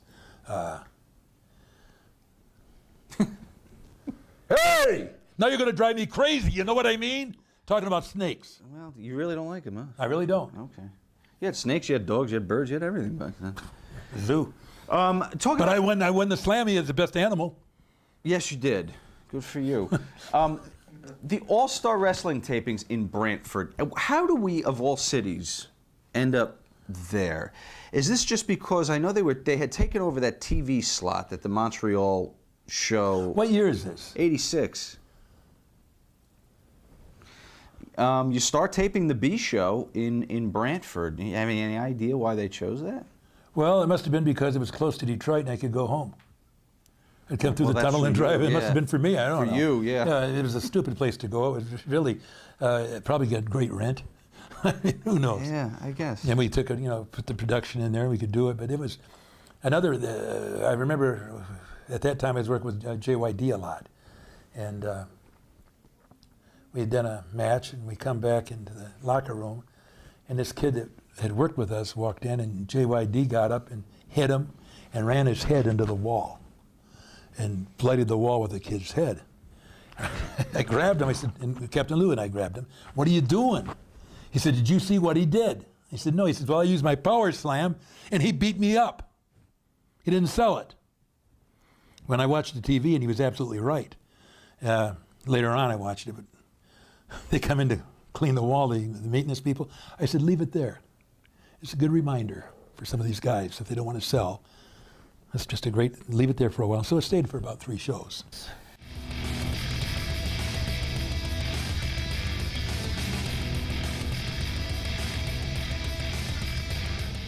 Why did Jim Cornette draw so much heat? Because, he was the manager that everybody thought that if they got their hands on him, they could just beat his ass. He had that talk that he could just The mama's boy. he could make the fans feel like they were that big, insult them. That's what a good talker does. And understand me, if we're going to go to a point, when Jimmy first started in the business, he was a big pussy. You know what I'm saying? He was. But I watched him get his ass beat so many times. We had riots back then. I watched Jimmy get his ass beat so many times that he got tired of that shit. He learned to fight. All right? It wasn't never learned to fight. I guess he grew a set of balls. And brother, he started fighting. I guess when it come to that racket, that was, and he literally did. He had 2 rackets. He had one he carried when we had a real hot finish, had a horseshoe in it. Okay, and the other one was just a plain one. To get himself out of the ring, you mean? Yeah. Dude, you don't understand. And I don't care who you are. And I've seen this many times. It's hard to fight 20 people. I'm serious. It's hard to fight 20 people. Tell me the craziest near riot story you guys had from that time. What, near riot? But we had riots. All the time. Oh, well, you know what? I was especially in Louisiana, we was wrestling. Matter of fact, we did the same thing there that Dusty did when we first come in. We beat Ivan and Barry Dorso for the world titles, but when Bill Watts took us in to Louisiana before we wrestled a Midnight Express, it was Nikolai Volkov and Barry Dorso. Guys, and it's great. I got to put my hat off to Dusty. We're smart. Here you got these Russians, and especially in NWA. Now they don't beat everybody. They even beat Dusty at Magnum. And that's what they got them ready for, the All-American kids that come in. And when we come in to fight the Russians, and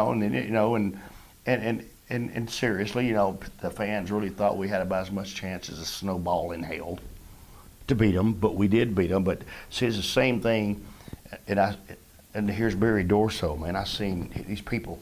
A lot of times I'd be selling. I'd have that one eye watching, but sometimes you had to get up. You had to get up and help them fight to get back. I seen Barry Dorso get hit right here with a battery, just split his head up, and then Nikolai Volkov had me hung over the rope with a rope. And I could see this fan coming with a knife. I went, holy shit. And he come, and when he swung, I'm hollering at Nikolai to move, and he swung that knife down, and it was so perfect.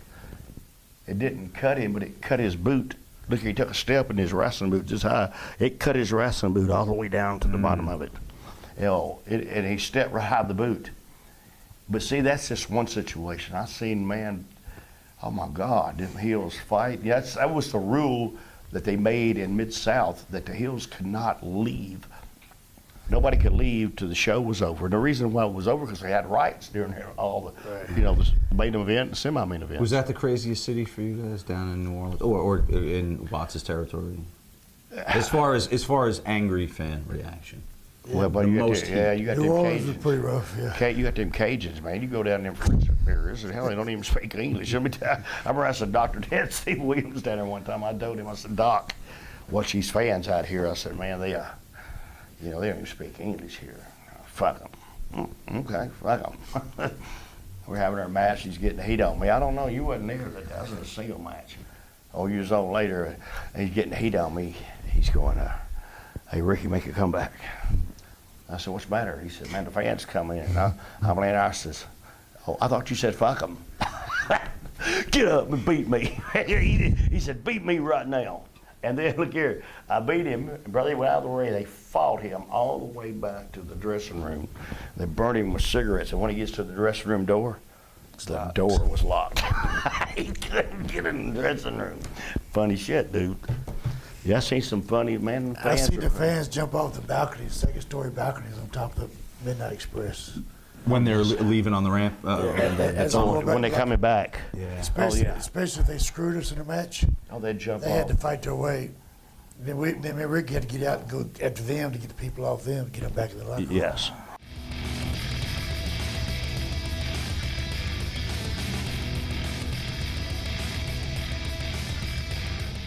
I remember that now, but that's something that's went on past my memory.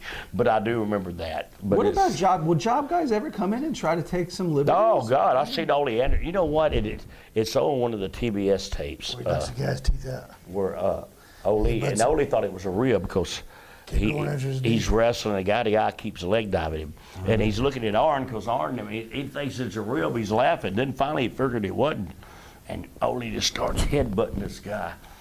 I mean, and I'm sitting there and I'm watching this, and it's going,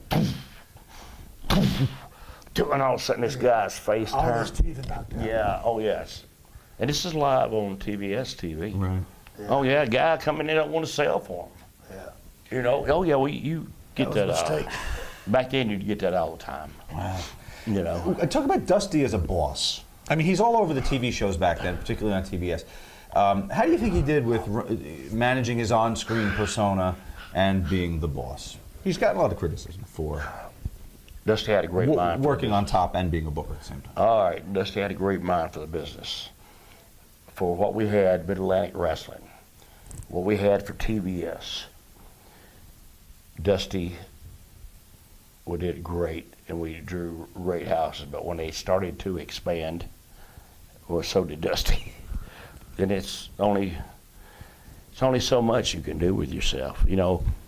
And I'm going to say this. I mean, a lot of people don't understand. Dusty tried every way in the world to kill us off. But finally he couldn't do that. So he started putting bandanas on and being six-mans with Robert Nuss. You He did know, everything he could to kill off the Rock and Roll Express. oh yes, oh yes. Too hot. And plus, you know, the business is political. I worked hard to get where I'm at. And I'm not a stooge. I don't kiss ass to have a job. If I did, I'd be somewhere else, and I have a lot of money in my pocket.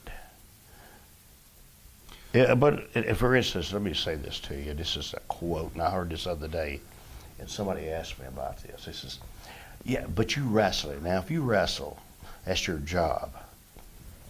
And and he was talking about, you know, if you do that, that means you never work a day in your life. And I said, man, that's a bunch of bullshit. Whoever told you that? I mean, you must have a hell of a lot of money in the bank. You know, that quote, but understand me, Dusty, push Dusty, you hear me? Yeah, sure. Okay. But when it went to real big things, you know, there's some things you couldn't do, buddy. And the to make Dusty look good. For instance, we didn't need a private jet. You understand me? Mm-hmm. Just one day, all of a sudden, Jimmy Crockett's $11 million in the hole. Mm-hmm. I mean, it shouldn't be. We're selling out. That was the business mismanagement, but on a personal level. I mean, it's interesting what you said before, that you guys were getting too hot. Now, that's just an ego decision, because if I'm a booker and a businessman, I want you guys to be hot. Well, he actually told us that we couldn't sell no more buildings out without not him on the card, and that's a fact. And then, you know, it was the same thing. The, you know, Dusty fired us. We were hot. We was in there. You know, that's when he had everybody else coming in. But you noticed after he fired us, it wasn't 6 months later. They were broke, and they called us to come back in, but it was too late then. You understand me? Dusty done. It was nobody to work with. No heels were hot. You know, you know, and they done wore it out. But no, don't get me wrong. I'm just trying to tell you the truth. I like Dusty. You know, I liked him, but you know, it's just the way it was. I mean, I'm not the only one saying this. I mean, if anybody's out there listening and thinking I'm wrong, well, you wasn't there. You don't know. You weren't there in the situation that we were in. When I knew that if we did it this way, it'd have been a lot better, but he wouldn't do it that way. Would you guys have words about that with him? I did a couple of times. You know, you know, it's more down to that. You know. I mean, is he a guy that you could have gone up to Robert and say, "This is bullshit"? Well, or you could, but he wouldn't change the finish. You see, the whole thing come down. See, we were fixing to do an angle with the Sheep Herders. Here we are, the Rock and Roll Express. I got long hair, all right, and they wanted Dusty wanted them to cut my hair off. I'm going to ask you about that, actually, about hair matches and if you ever would have done it if anyone approached you. Well, that's the reason we got fired, wasn't it?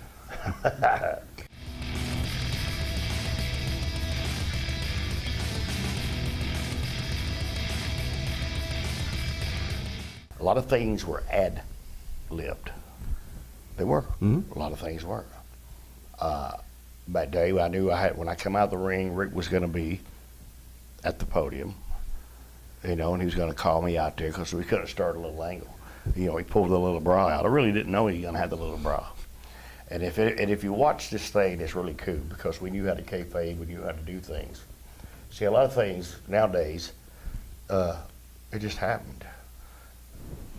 You know, Rick's doing this right here, and he's talking to me, and if you notice me, I'm trying to get closer to him because he's talking like a ventriloquist. Pull my sunglasses off. you know, and that's them damn $500 pair of sunglasses. You know, pulling sunglasses off, stomp them. You know, and boom, boom, and here. Finally, I reached up and grabbed one later, and I stomped him, and that's when he slapped me. Right. And boy, all hell broke loose then. That was all ad-libbed. Was he right? Did you only get the teeny boppers, or could you get the big girls in the big sweaters? Like Cornette said, we got laid more on the way to the ring than we did all year. Did he say that? That's great. Yes. Stealing that. Hey, Oh, buddy. it was crazy. Robert, I want to ask you a question. Ricky and Flair are going to be the main focus of an angle now, okay? He'd go on to challenge Flair in a series of single matches. You get shots, too, with Flair, but before that, I think during the summer you work. Are you at all concerned that this is going to take off and the rock and roll team would be compromised? No. Never thought we'd split up. You know, it was hot. Right. Rock and roll was hot. Flair was hot. Just, I didn't You think it would ever get, that angle would get so hot that they would just forget about the tag team? No. All right. Okay. Okay. I wouldn't let that happen. I'm sure you wouldn't have, but I just, in his Okay. quiet moments, putting his head on the pillow at night, All right, did he ever wonder about that's another fight I got in Dusty about. Okay. Okay, so all right, now we have to peel a few layers of the onion back to get to the truth. Yes. He wanted to, Dusty. Yes. It wanted to. That's why I tried to tell you, tried to kill us off. I wouldn't let it happen. You know. How did you first get wind of it? Does Dusty tell you himself, or this kind of comes to you another way? Big meeting that I'm there. That man, we want to do this right here, and I'm going, well, what's going to happen here? And, well, we're going to do it this way. No, we're not going to do it that way. Did they want you to turn on him to No. split you up? Well, no. And the only reason And understand me, guys, we went there. And the only reason when I did turn on him, it was because I needed a job. Robert was out for a year with his leg. Well, here I am, my finger in my ass. But that's when everything's unchanged. That's it. Yeah, no, I'm talking about Everything done changed. But what I'm trying to say is, yes, they wanted me to do something, but I didn't want to. You understand me? And it did. I come Ronnie Garvey and won the world title. Okay, you got to put two and two together. I don't really talk about it much. I mean, you think they just come out in the blue to put the world title on Ronnie Garvey right after me and Ric Flair's angle? because it was supposed to go a different way. Yes, it was, and that's all. Let's go to the next question. Oh, but that's what? No, but I want to say something here. Yeah. To him, you can. Okay, I'm sorry. What a compliment. That the gold wasn't even important enough. No, sure wasn't, buddy.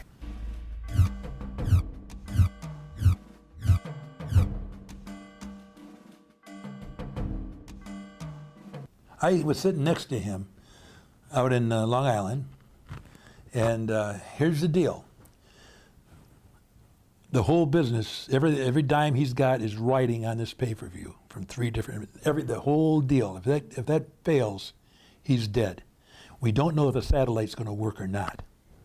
I'm sitting right next to him when we left New York and went to Chicago for the Battle Royal. He jumped this high when it come out. Yay! When the satellite the feed- satellite clicked. It had nothing to do with wrestling. And then we went from there to California. He jumped again because we made it. If one of those hadn't have worked, all that money from the pay-per-views would have had to been turned back. Still had to pay. He'd have been broke. Right. So he's a risk taker. And the other thing I got to say this right now about Vince. A lot of guys knock him. A lot of guys, you hear it all the time. But the one thing that he did that most promoters back way when didn't do, when he made money, he put it back into the business. You look at the telethons and everything he's got going now, Teletrons, and all the stuff he's got going. That came from putting money back in the business. At one time, we had about 18-wheelers shooting around with the signs on the side. So I give the guy a lot of credit for investing in his business, not just being a bloodsucker. Do you know why they did the 3 locations? Now, I know Jim Crockett had done, for Starrcade 85, had done 2 locations. Was this to one-up the Starrcade out of Carolinas? What I learned a long time ago about Vince, and this happened probably in 85, 84, he had a battle royal in Madison Square Gardens. And the last guy in the ring was Valentine, Greg Valentine. But Jimmy Hart. no, Moolah had crawled under the ring, and she was in it. First time a girl had been in one of the battle royals, she came up behind him, drop kicked him, he went over the top, and Moolah won. So my question to him is, why would you do that? He said, well, if Valentine would have won, on a corner in New York, somebody would have said, how'd the battle royal go? Oh, what's his name won?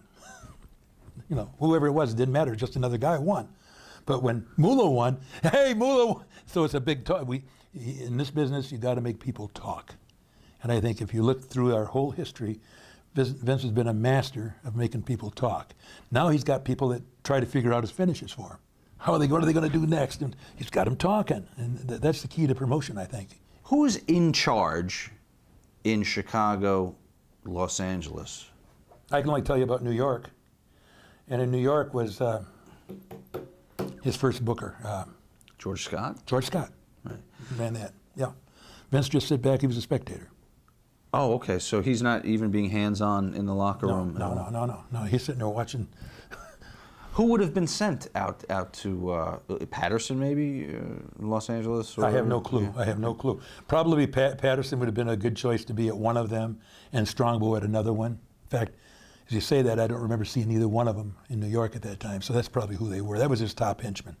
You had 18 celebrities at this WrestleMania 2. That's not counting the football players in the Battle Royal. I could go down, actually I'm going to go down the list in a minute. Who was in charge of deciding which celebrities to choose? Was this all Vince, or did he solicit information from you guys? Like, who's hot right now? Again, I don't know who he had doing that particularly. It very well could have been a guy like Ed Cohen, who nobody knows, but booked all the venues and had a lot of ties with different superstar type people. I'm sure that he had a lot of input in that. I don't really know. I mean, who knows where Vince went with that? I don't have a clue. I'm going to go down the list of celebrities. You can throw out if you had any interaction with them No, this that night. WrestleMania 2 This or is 3? WrestleMania 2. Okay. The great Ray Charles sang the America the Beautiful. Remember that? Yeah, I do. Okay. I go in the room to meet him, and I turn the light on. He said, "I don't need that, boy." That's funny. Yeah, it's kind of embarrassing too, but I don't need that light on, boy. So he was a good guy? Just a great guy, yeah. In general, what percentage of the celebrities that come to do WrestleMania back then got it? Not all of them for sure, but a good share of them. A lot of them didn't get it at all. I mean, they really lost it. Right. To be honest Like I know Euchre later on got it. He and they got used it him a big couple time. of times. Yep. But Susan St. James, let's say, of course, she's married to Dick Ebersol at the time, so maybe that's how she gets on TV. We won't be cynical. No, but she was very good at what she did. She had the best match on the card. She did the main event commentary with, was it Vince? Yeah. It was my Guest match. commentator. It was my match, Vince? dummy. No, she did the main event, didn't she? No, she did my match. Trust me. Okay. She had the best match on the card. And you think she did a good job? Oh, absolutely. How could I say no? Okay. Again, wife of Dick Ebersol, right? Joan Rivers, guest announcer, boxing match. You know, I don't remember seeing her. Okay. She probably stayed by herself. And Herb, which was a gimmick that Burger King was doing at the time, was a guest timekeeper. He tried to fit in, but it didn't work. Lou Duva and Joe Frazier collaborate to be the corner men. Yeah. Lou must have gotten it, right? Yeah, both of them did, really. Both of them did. G. Gordon Liddy, Darryl Dawkins, and Cab Calloway. If you didn't see any of this, you must think I'm joking. They were the guest judges for the boxing match. G. Gordon Liddy, of all people, straight out of Watergate. Hey, Vinny's got a sense of humor. Kathy Lee Crosby, guest commentator in Chicago with Gorilla. Ozzy Osbourne, before the Osbournes were cool, guest cornerman for Bridge. Well, Ozzy was cool, but before the explosion. There was so of the much going Osbournes. on that a lot of these we didn't see because we were doing things too. Remember, everything now is becoming predetermined, and you got to be at certain spots for certain things. For the interview, Mean Gene's over there, you're here and here, so you don't get to see everybody like you'd have liked to. And I'm not one of those guys who was running around the camera getting a picture with them. Right. A lot of the guys did that. I didn't do that. Wish I would have. Dick Butkus, Ed Too Tall Jones, Clara Peller, who used to say, "Where's They the were in beef?" Chicago, I think. They were. Elvira out in Los Angeles, Yeah. Tommy Lasorda, Robert Conrad, Ricky Schroeder. It reads like an episode of The Love Boat, quite honestly. That helped sell WrestleMania because at one point in time, I'll tell you a funny story. My wife, this goes way back when I was a student in Detroit with a mask on, and my wife goes to get her hair done. And the hairdresser asked her, where are you going? You going out? My wife said, yes, I'm going to the wrestling. The lady said, oh, I'm sorry. Like it was a put down that she's going to the wrestling. I remember that, that's important. Years later, same beauty parlor, same lady, my wife goes in, she's getting her hair done. And she says, the lady says, what are you getting your hair done for? She says, well, I'm going to WrestleMania 3. Can you get me tickets? That's the change that we had. You know, it was an insult way back when. Now can you get me tickets?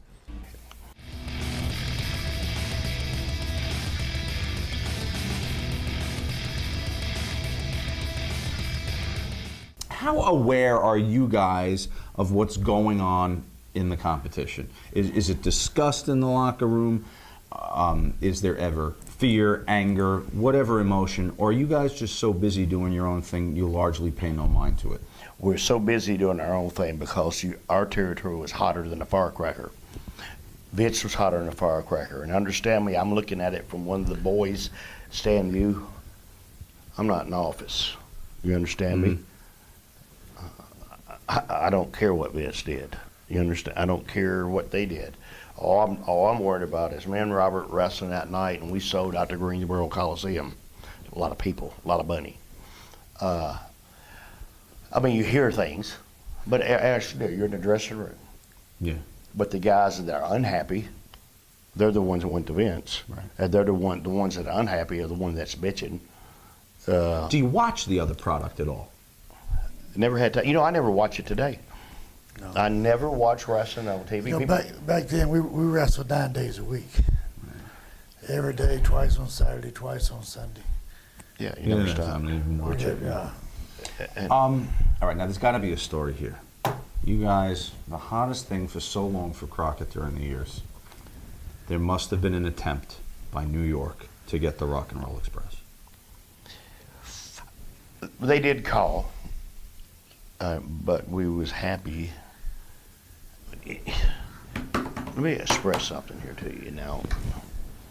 And this is, you know, and you see me, I got my wrestling. I ain't here to plug my wrestling skill, but one thing that I do is my young kids is try to teach them, and I'm going to say this, and it's hard to understand, is how important it is to get your education.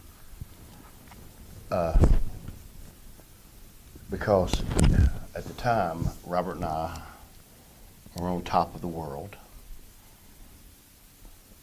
We got, you know, it's not like Vince calling, but, you know, it's through the grapevine, give him a call or something like this. But see, we're on top of the world. We didn't have no idea. We were paying our bills. We were happy. We was having a good time. But where I'm getting to this right here is going there. We really didn't realize how much we got robbed. You hear me? We never had a contract. Never had that. You know, even, you know, the Midnight Express had one. We didn't have one. It might have been a good decision, but I don't know. You see, because when you're on live TV on TVS and you go there, it's really hard to start there and work with their guy. Because you got to understand, up here in New York, it's a whole different ballgame than it is down south. You know, down south it's David and Goliath. Up here it's just, you know, they put you in a match, but you don't know, because, you know, a lot of times you get lost in the shuffle. So you were approached, but it was your decision not to go. Yeah, and we might have made a bad decision, but we was on top. And what I'm trying to tell you is while we're on top that we lost out a lot. You understand me? Our money went to buy a fucking jet. You hear me? In the Dallas office. Yes, it sure did. And it got screwed. Honestly, got screwed. I mean, you look at it today. I mean, to go to Vince, what you think it'd have been a great thing, because if he even made one action figure of us, if he only made one, it would change me and his life. Did you know that? Back then? No, Yeah. right now, even right now, Oh, having just to have that little income coming in. We're independent wrestlers. You understand me? I mean, don't get me wrong. I'm not out in the middle of the street, but we still got to depend on what we do right now that we shouldn't have to. Well, you must get some money. I mean, you're on the television, you're on the network, you're on the WWE We don't network. get a dime. You hear me? We're on most bloodiest videos. We're on this and we're on that and we're on this. And I'm gonna say to you, about how long ago was that? A month, 6 months ago?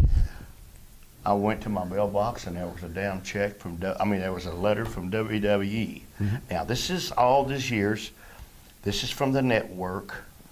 This is from all the DVDs he put out, World's Greatest Tag Matches, World Bloodiest, and boom, we're on all of them. And I opened that son of a bitch up and it was $13.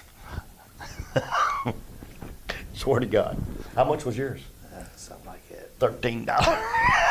And I opened it up. I went, wow, there's a check from Vince. And my grandson was standing there and he goes, did you get a check from WWE? I said, yeah, you can have it.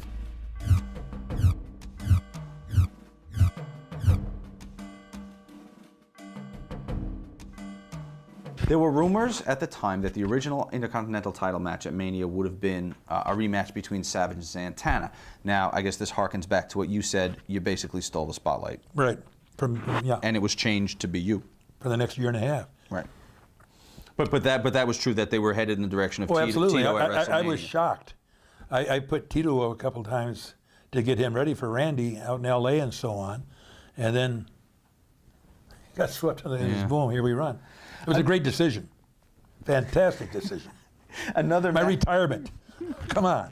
Another match that was rumored to have happened in New York but was scrapped for one reason or another was Bruno Sammartino versus Jesse Ventura. Do you ever remember hearing about that? No, Okay. I didn't hear about that. It wouldn't have happened. That wouldn't have happened because they would have wanted Jesse to go over.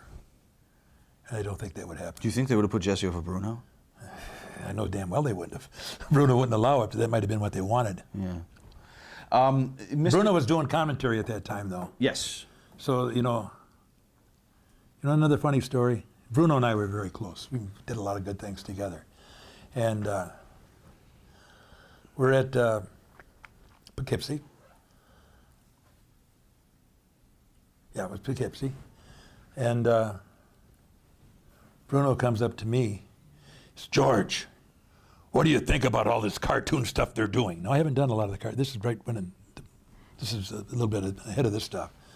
And I said, I don't know, Bruno. Let me know what you think after my match. So I go out, and Junkyard Dog comes out with me, and he gets a kid in the ring. He starts doing that dance, and all of a sudden he's trying to get me to dance, and all of a sudden Bruno comes back and says, you're one of them. It's like, so yeah. Can't beat him, join him, right? Absolutely.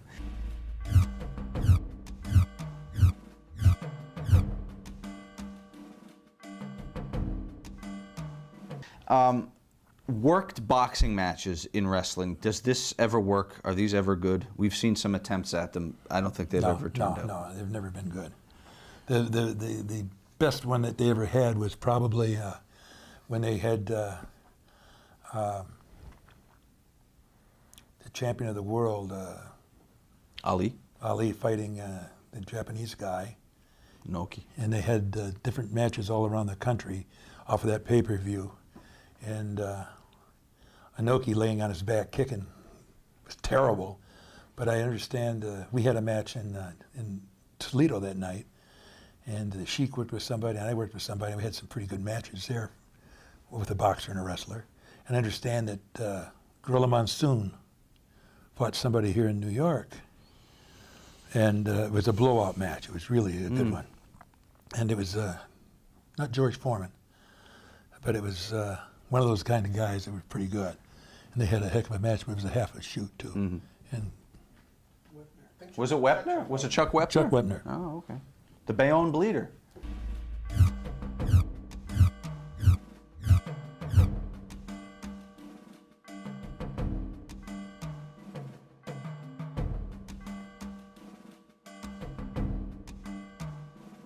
How'd you think Bundy held up his end of the bargain being given the big main event in WrestleMania 2? I think he was a bit over his head, to be honest with you, going in. I think he did a heck of a job of hanging in with it. First of all, Hulk needed somebody to really control it, and Bundy had to do that, and I think that was the weakness of the match, if you really look at it from a critical point. But I don't think you look at, if you're a fan, you don't look at it from that point of view. I think it got over. I mean, I think Bundy standing on top of him, I think, happened in that show, and he made Hulk look very strong, and still did some good things. It was an all right match. Would I buy a ticket to it? No. This is. Would you? Well, I bought the pay-per-view, so I guess I did. The big blue cage with the giant holes. The in it ladder. now. It's not a cage, it's a ladder. Yeah, you're right. Why do we see this for the first time? It has been said that the Hogan's feet and Bundy's feet would fit better, be able to climb. Is that true? Or Oh, yeah, absolutely. That was it. Okay. See, the old cages, and I keep going to old school. I hope you don't mind that. But we used to have the cage matches, and it was like chicken wire. And I'll never forget, they got the Dominica DeNucci. You might never heard of Sure, Dominic I know DeNucci. Dominic. So Dominic does an interview, and he says, we're going to fight through the chicken wire. And they said, no, Dominic, it's not chicken wire, it's a steel cage. You've heard this before, have you? No. And they said, you got it. Don't call it chicken wire, call it a steel cage. Like you're fighting to get out of it. So he does another interview. He says, tonight in the steel cage, well, it's a steel cage, but it looked like a chicken wire. So they had to change it so it didn't look like chicken wire, I guess. So then you started using fences. You got and it. now we're to giant blue ladders. Christ's sake. The world changes as the ring turns. Hell's going on?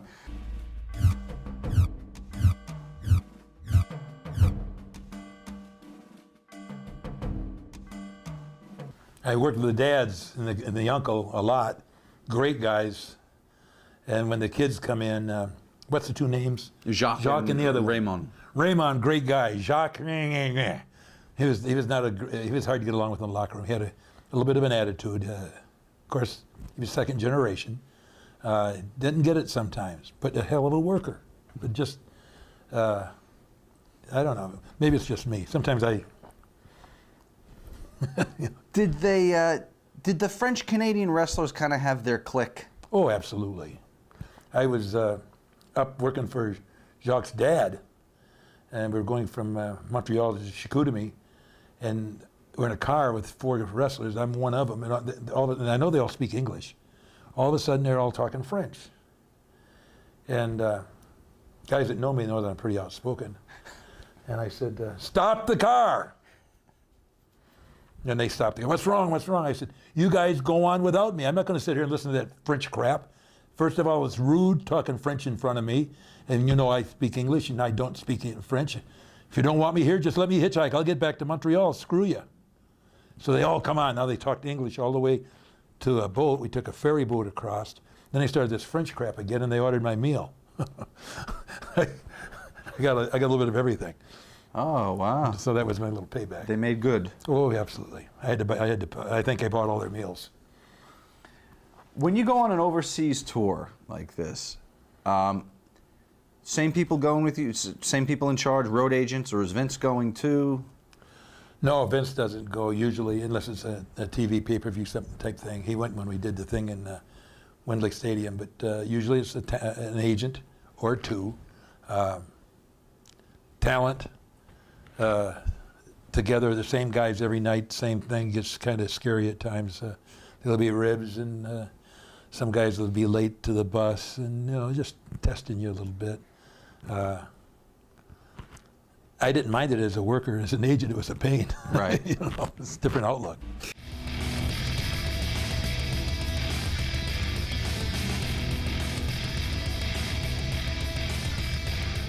You get a bye, I think, in the first round, right? They get a bye, and then you're eliminated. Yes. This is a disappointment. Okay, but listen to me now. Who won the match? Who won the whole thing? The whole tournament? Uh-huh. Road Warriors, right? Okay, gave him a push. Now, who won the next Crockett Cup? Dusty Rhodes. So okay, I see. Okay. That's cool and rock and roll off. You understand me? All right. Now we're without me just sitting here burying everybody. Now we're going into what we're talking about. Pages way back here. What we're talking about. Okay. Now it was good. The Road Warriors needed to because they're a badass team, and I love them. But now what we're figuring it down to is Dusty's trying to get them softened up for Dusty can wrestle the Warrior, but it never happened. And you know what I'm saying? And Joe and Mike were too smart.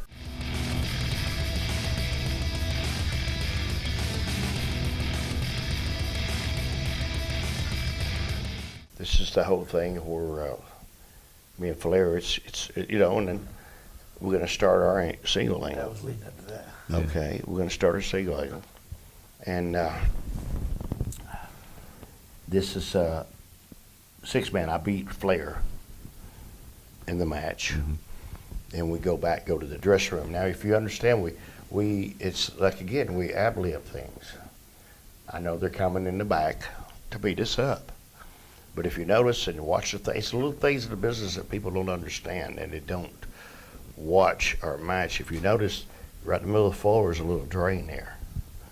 You hear me? So I positioned myself when I got color. It's like Ric Flair was rubbing my face across that drain. And then if you see when I go across it, look on the background, it's blood tracking. Every time it's blood tracking. Boom. And then when that happened, it was, and then when it came out on Monday, when I come in, my face all tore up. But I got blown up by a bomb. it's happened. You know what I'm saying? That's how we drew money then, Right. and it was good. There's a lot of blood, and were you stitched from that? Do you remember? No. No. Okay.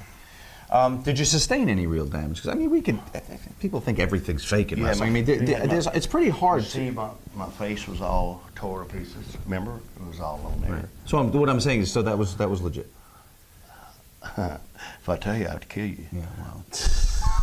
No, buddy, it's our business. You know, I put that on there myself. You know, you don't see that no more. Right.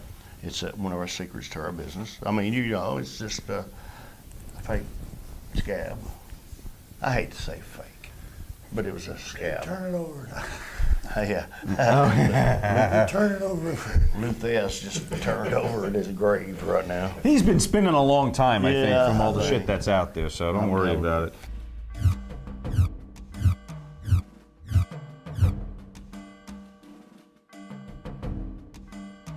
Who was he? Jack Reynolds was from Cleveland, and he did some commentary in Cleveland way back when.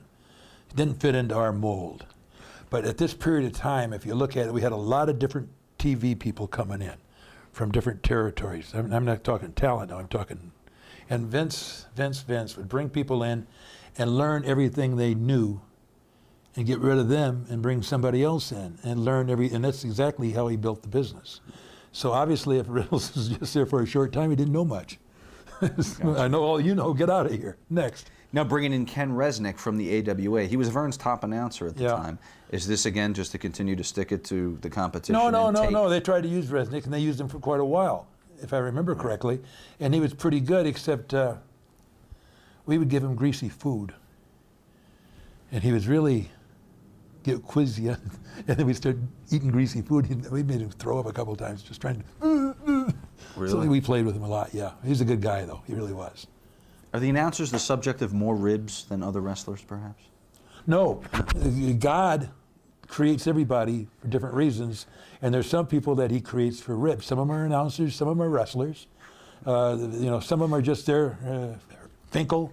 So they're just there to be ribbed. I mean, that's why God created them. That's why he created wrestling. He put it all together, and so that's their role.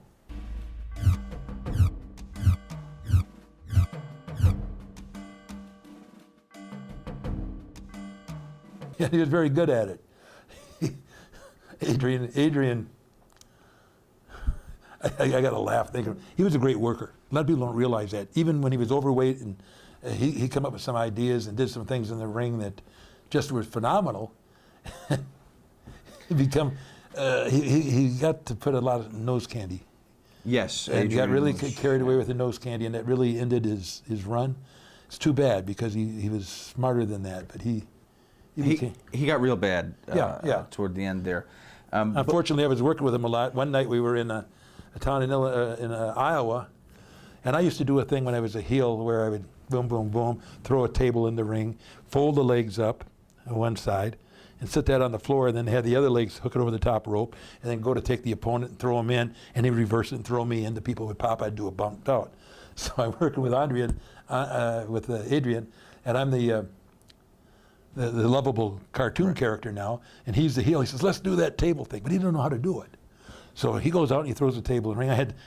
Throwing a table in the ring takes some strength. I had to help him get it in the ring. So I'm like fighting, but I'm pulling it in with him. And he doesn't fold the legs up. He's got one leg standing here and one leg up here, so it's kind of high. And he hits me, he says, throw me in. And he's got the table on the rope this way. He's got the table halfway over. And it doesn't look good to me, but I figured, okay, he'll take a short bump. He took the top bump, flipped, and come down, and the table was going to boomerang out into the crowd. I mean, we'd have had a heck of a lawsuit. I saw that happening, so I blocked it. And by blocking it, the table's this way, which cuts him off from touching the apron to break his fall. So he shoots down there like a rocket, and he thought he broke his hip. And we go to the dressing room, and he's in there. Pat Patterson can be a ribber too. And Adrian's in there crying with makeup running all over his face. Oh! And I'm trying to help him because he's got I think his hips dislocated or broken. So I'm trying to help him. Pat would look at him and go, and I'd start laughing. And every time I'd get serious trying to help him, Pat would go, because there's makeup running, and it looked like a. Looked like a girl Can that you got get the idea? stood up at the prom. Oh man, it was like a bad night at the prom.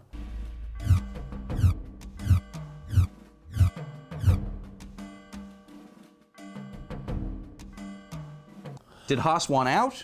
And they put, Yeah, I think he was moving on out. They wanted to keep him there, and it didn't work.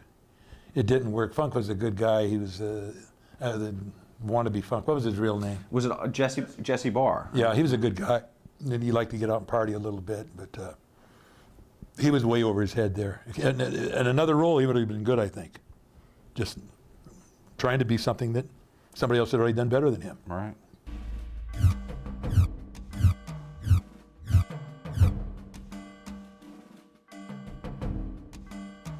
Yeah, it was a great angle, really it was. And I think Scott, brought two or three people in. He really tried to push him hard. And unfortunately, a lot of times the harder you push somebody, the harder they fall. And the Dragon was not getting over in this period of time. It just wasn't working because they were pushing too hard down the people's throat. When they finally backed off of it a little bit, it's when he got over. I think that Jake was just, his personality and was overpowering to one of the greatest workers in the business, but Jake overpowered him. I think that's my take on it.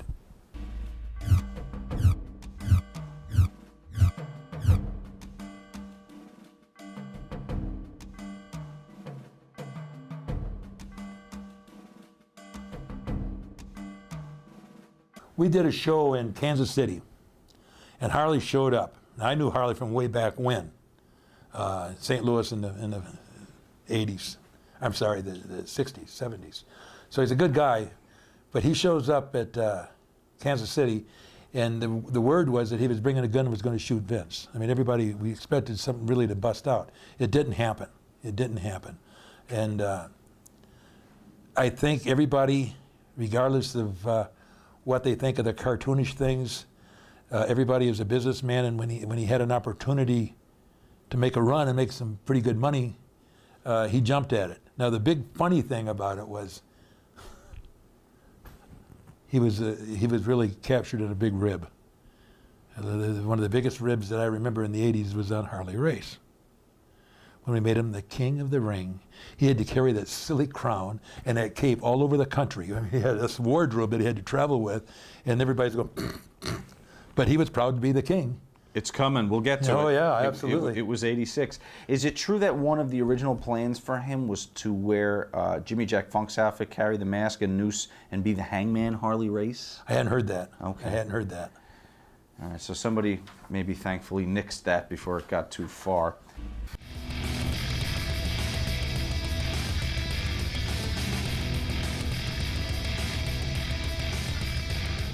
Look at that. Road Warriors win the Jim Crockett tournament, and then Dusty teams up with them and wins the world six-man title. Imagine that. Wouldn't you know who won the pony? You mean Dusty put himself with the Road Warriors to get over? My question here, which I no longer have to ask, is, was this a case of Dusty's ego at work aligning with and putting himself on the level of the Warriors, who were cool and popular at the time? Sure did. And it was such a visual mismatch when you looked at them and him. And see, when Dusty was up with us before this, he put the bandanas on.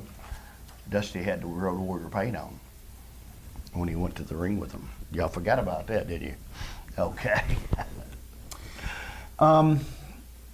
If you were to turn the Rock and Roll into a trio to make a run at that six-man belt, who would have fit well with you? Dusty would say Dusty did, but I want to know who you thought would have been a good third Rock and Roll. A good third Rock and Roll. Yeah. To me, in my opinion, I don't know, Brad Armstrong. Okay, I see. Brad Armstrong. Brad Armstrong was one of the most underrated wrestlers ever. Underrated, but one of the best.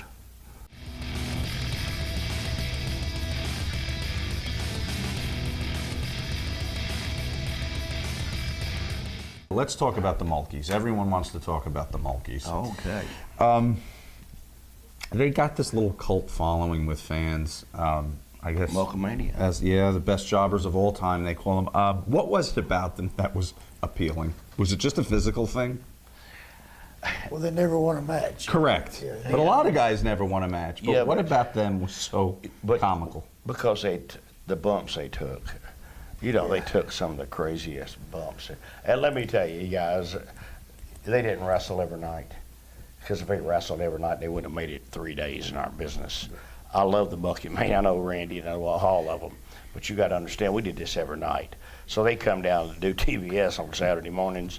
I guarantee you, their ass was bruised up on come Monday. You know, they wasn't up sniffy. You're out there running at the gym. Were they good to work against? Yeah. Well, they didn't do nothing. All you did was Bump 'em. bump them. But even as a job guy, you could be difficult as a job guy. And understand our business was different at the time, and if you look a lot of times when Robert and I went out to work with the underneath boys, and it was smart because Gene, I gotta say this, Gene Anderson was the best about it because he knew. He looked who we were wrestling. You're wrestling the Muckies, and we go in the ring, go beat them in 15 seconds. So we beat them in 15 seconds. We just went the ring through, one out, and double drop kick. And if you go back and watch a lot of the Mid-Atlantic tape, watch a lot of them when we're not wrestling. We wrestled, me and Robert never went over 10 seconds, 15 seconds in a match. But you understand it got us over. So with the Mokies, I mean, you didn't go out on TV then and go 20 minutes with them. Yeah. You know, we couldn't give them no spots because, you know, we're only out there 30 seconds. And, you know, the Midnight Express are out there with them 30 seconds, just throwing them from one end of the building to the other end of the building. The enhancement guys, the Mulkeys of the world, the George Souths, the Mike Jacksons, did they go out and party with you guys at the Bennigans too, or they just did TV and kept to themselves? George worked a while, but you know, George is a real religious guy. Mike Jackson was, well, he lived in Alabama. You understand? Well, but were the job guys accepted by you as yes, part of it? Well, see, that's what I try to make everybody. You know, if it wasn't for them, we couldn't be who we are.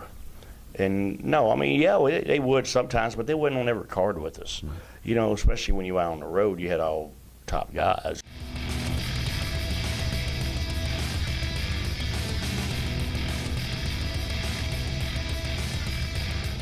It's the same thing that had went on where he scraped the face and leading up to that. Mm-hmm.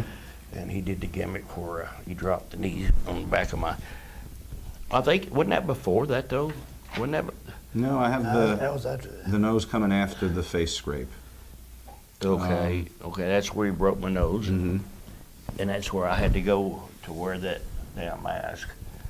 And that was just a thing. Dropping a knee, that was just a part of our business. You know, Mhm. dropping a knee on the back of my head, and my nose wasn't broke, but. And then that's when they put that mask on. Look here, then it was covered up to here. I was just going to Did you say, how say- annoying was that? Well, you could. Well, the first time the first match, Dusty gave me all you see is in front of him. You couldn't see, you know, this way. Peripheral vision. Yeah, so it was horrifying, you know. And then they had the one made that come out to here, and then it come around, and I could see to the sides. But that thing was money. You know, when I wrestled Ric Flair and he pulled that thing off, oh shit, that's when all hell broke loose. That's what happened in Philadelphia. Now we're talking about an age of kayfabe, right? So you got to wear some kind of All the time, face protection everywhere. everywhere. I lived right there in Charlotte. Yeah. I had black eyes. Yeah, we lived our road back then. You had to, Look here, I had black, you know, my wife gave me black eyes every morning. I'd put the tape over my nose, you know what I'm saying, but everywhere I went. You know, even when I went through the airports and everything. Now, does this hurt your opportunities with the ladies when you're wearing something over your face like that, or maybe this enhanced it because of the sympathy fuck? Wins it all, The buddy. sympathy fuck. Which when you go to wrestle, and you look out there, and I'm wrestling Ric Flair.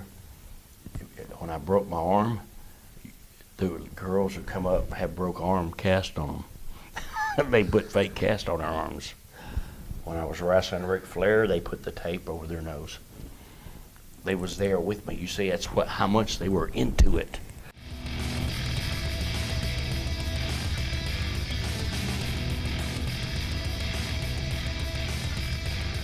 He went from being a TV job guy Yes, he did. to getting a push. We beat him many times on TV. Now, who makes that call and goes, you know what, this guy Dusty could actually Rhodes. do something more than that? Dusty liked him. Sure did. He liked him. He made him Jimmy Cornette's manager. I mean, bodyguard, did he? Yeah. It Yeah. made him overnight, really. Yeah, it was just a sudden Sure. thing. Now, is he getting trained Oh, he's- while this is going on? I mean, He's already, you know, he to be on Atlanta TV, even do jobs underneath, you had to be trained. right. They just didn't throw nobody in the ring. No, right. But I mean, when you know you're going to be working not just the Saturday mornings, but now you're going to be working Let's 7 step nights up. a week, do you get any additional training? He Do had, they he need had everybody help him every day. everybody help you? Okay. Yeah, man. He's, you know, man, he's fixed to get a little. We all helped each other. God, look what he went through there. You know, big boss man, and gosh. And Ray was a good friend of mine. I loved Ray.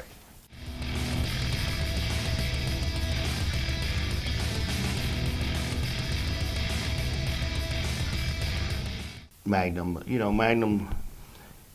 And I like Magnum. I don't know how far Magnum would have went with getting hurt, but he had his limits too. Mm.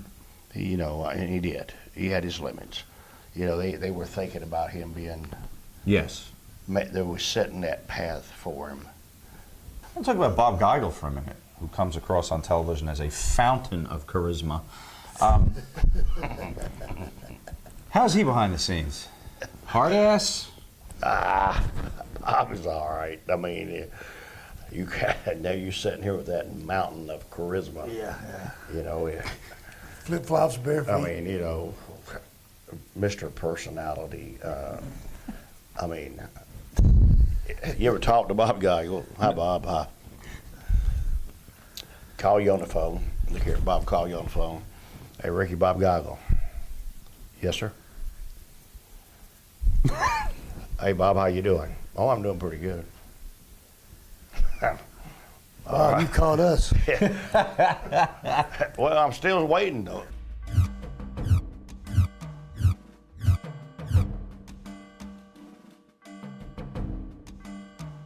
He came up to me because he knew that I had a real strong relationship with Vince, Vinny I call him, and then Vince, Mr. McMahon. So I was into the family pretty strong way back when. And they did a thing on Tuesday Night Titans where they had the Cowboys and the dance and the fight, and then it broke out to the bar fight and so on. And he was upset with it. And he called me aside. He said, Jim, he says, I can't be at all these Tuesday Night Titans. Vince don't want me there. He says, but he's doing some really crazy things that is going to hurt the business. He says, he'll listen to you. If you see something that's going out of whack, call him aside and tell him. Well, I'd already called him aside and said, you're not going to do this, are you, kid? And so I know I'm not saying nothing. I mean, I said, sure I will, Scott, sure. But no, so he realized that it was out of control from our point of view. Totally out of control from the old school. Right. But that's the direction we were going. I mean, you can't knock success. So, Pat Patterson immediately succeeds him in the role of the main booker Yeah. in '86, Yeah. I guess, right? Yeah. Pat Patterson was a strange character. Pat came to the WWF as a wrestler. I was teaching yet. This is way back. This is maybe 63, 83, 84, somewhere in there when he come in to start. And the first time I come from school, he calls me aside and he says, I want to ride with you. I don't know anything about Pat. I don't have a clue. And I see him as kind of a tough, rugged Frenchman. So we're riding along, and in the conversation, he says, I have a lot of respect for you. I've heard a lot of good things, and I want to be up front with you. I don't want you to hear it from somebody else. I'm gay. I started laughing at him. Yeah, right, come on. Yeah. He says, no, I'm telling you, I'm gay. We almost got in an argument. I was, don't bust on me, get some rookie out there. No, I'm trying to tell you, I respect you. And he was very serious. I found out later on, I met his friend, and he was telling me the truth, but he wanted to tell it up front, so I respect that part of it. I don't respect the gay life. That's their business. I don't need to know about it. What you do is your business. What I do is my business. But I respect the fact that he wanted me to know. So.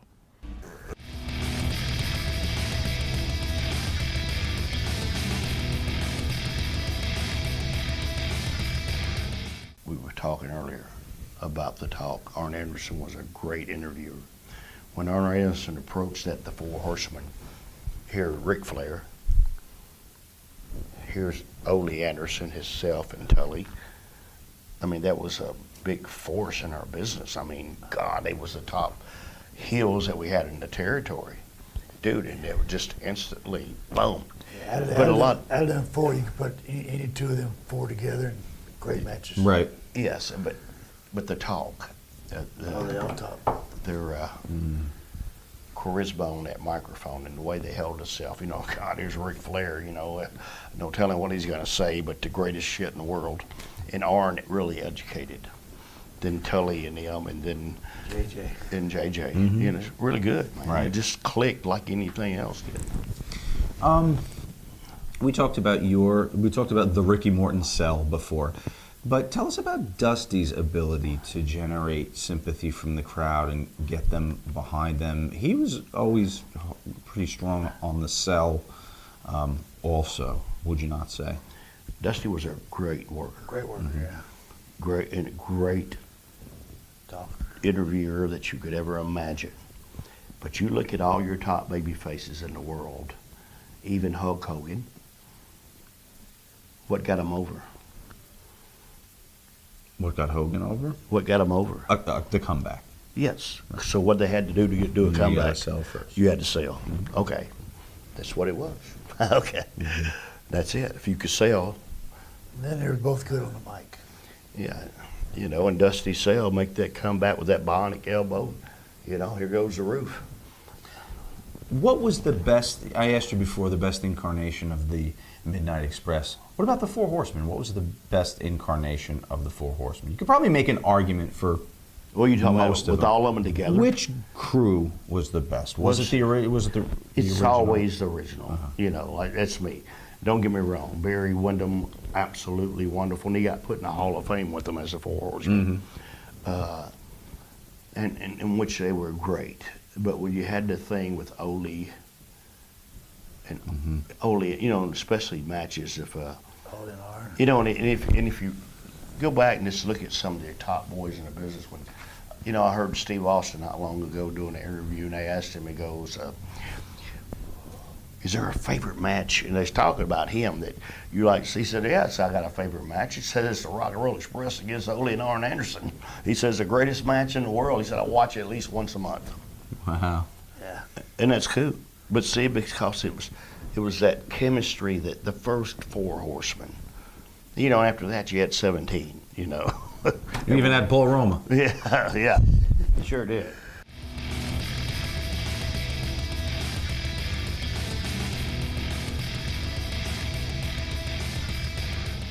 I'm glad Wahoo. Thank God he was on our side. I love Wahoo.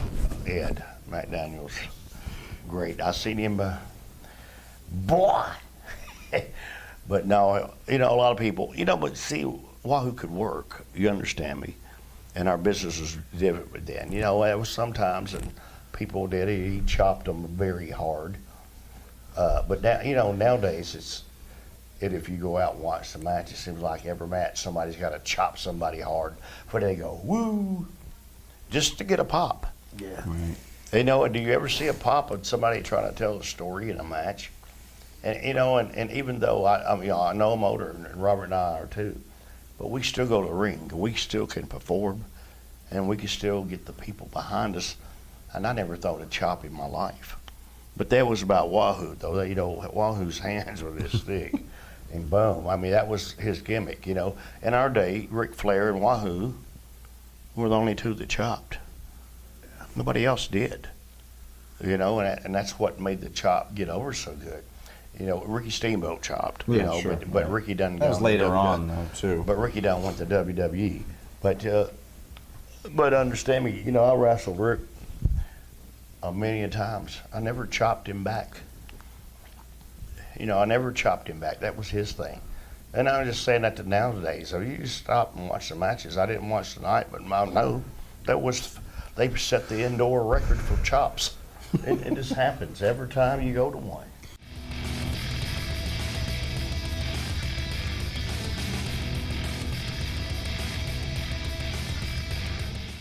Let's take the look-alike contest. Did they find children that looked like you? Oh, yes, they did. Actually had 2 kids that won it, and we all went to a limousine, picked them up, and went to Carowinds amusement park. Right. And we started walking down the aisles, and they put us on the roller coaster. Uh-huh. And the roller coaster took off. About 5 seconds, 10 seconds into it, it stops. Here comes security. They said, "Rock and roll, y'all have got to leave the park." Yeah. Because the crowd? Everybody in this park yes. is at the exit and the entrance. Yes. Said, "Y'all have closed down the park." Yeah, they couldn't do nothing. But Y'all but gotta leave. we got to go back when they closed the park down. Oh, they gave you a private. Yes, Oh, they that's go back cool. with the kids. But they did. It actually really happened. And you know what? And the 2 kids, the mother and We daddy just used saw to them. bring them, and I just seen them not long ago. They're grown. Now they grown up and they got little kids, and they still had the pictures, and I hung them up in my wrestling school. They gave to me of them when they was little and now when they're big, and it's unbelievable, man. That's great. Now, please tell me you remember remember the dream date, and please tell me there's a good story there. Well, it was a good story, but understand me, most of them were underage. We had Oh, chaperones. the women? Yes, too? they Oh. were. Bill Apter was chaperone. You know, Bill Apter and Doug Dillon was the Yeah, Doug chaperone. You are totally safe if Bill Apter's on the date, because there's no way for a cock to get hard if Bill Apter is in your line of vision in any way. I will go on record and say that immediately. So a fine choice by Jimmy Crockett to But you send know Bill. what? But it out was there. really cool because that's when we took the private jet. They picked us up. We flew to each girl's hometown. Picked them up. We flew into New York. We stayed at the Hensley Palace. But don't get, we had chaperones, and we went to the Broadway show to see Cats. Went out and had a great dinner at a Hawaiian place or something, I believe. But you understand me? It was no hanky panky because, brother, I mean, All right, so they were underage, so we're obviously nothing. we're on national TV and Right. everything, and you know, and it wasn't even like that. We had fun. You know what? We actually had a good time. Now, you must have gotten submissions that were sent in from people who didn't win with some interesting photos, I would imagine. But we got some good stuff. I imagine. This is the 80s. Yeah, but see- the full bush was but in Jackie style. would keep all of them. One lady actually wrote in. She says, "I'm a nurse. And I want to give them the clap so I can cure them." Yeah, sure did.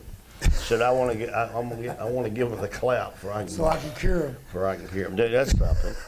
You know? Hey, I'm glad they didn't pick her. You know.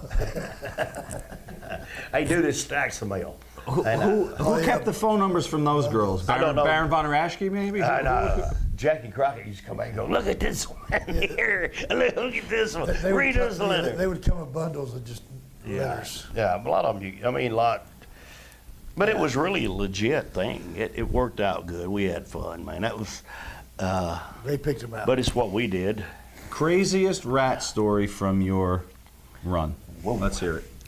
I'm gonna let Robert tell that one. I'd say coming from Greenville one night, every time we leave the arena, these girls they would line up and They would jockey for position. to get I'm behind us. talking like 50 cars.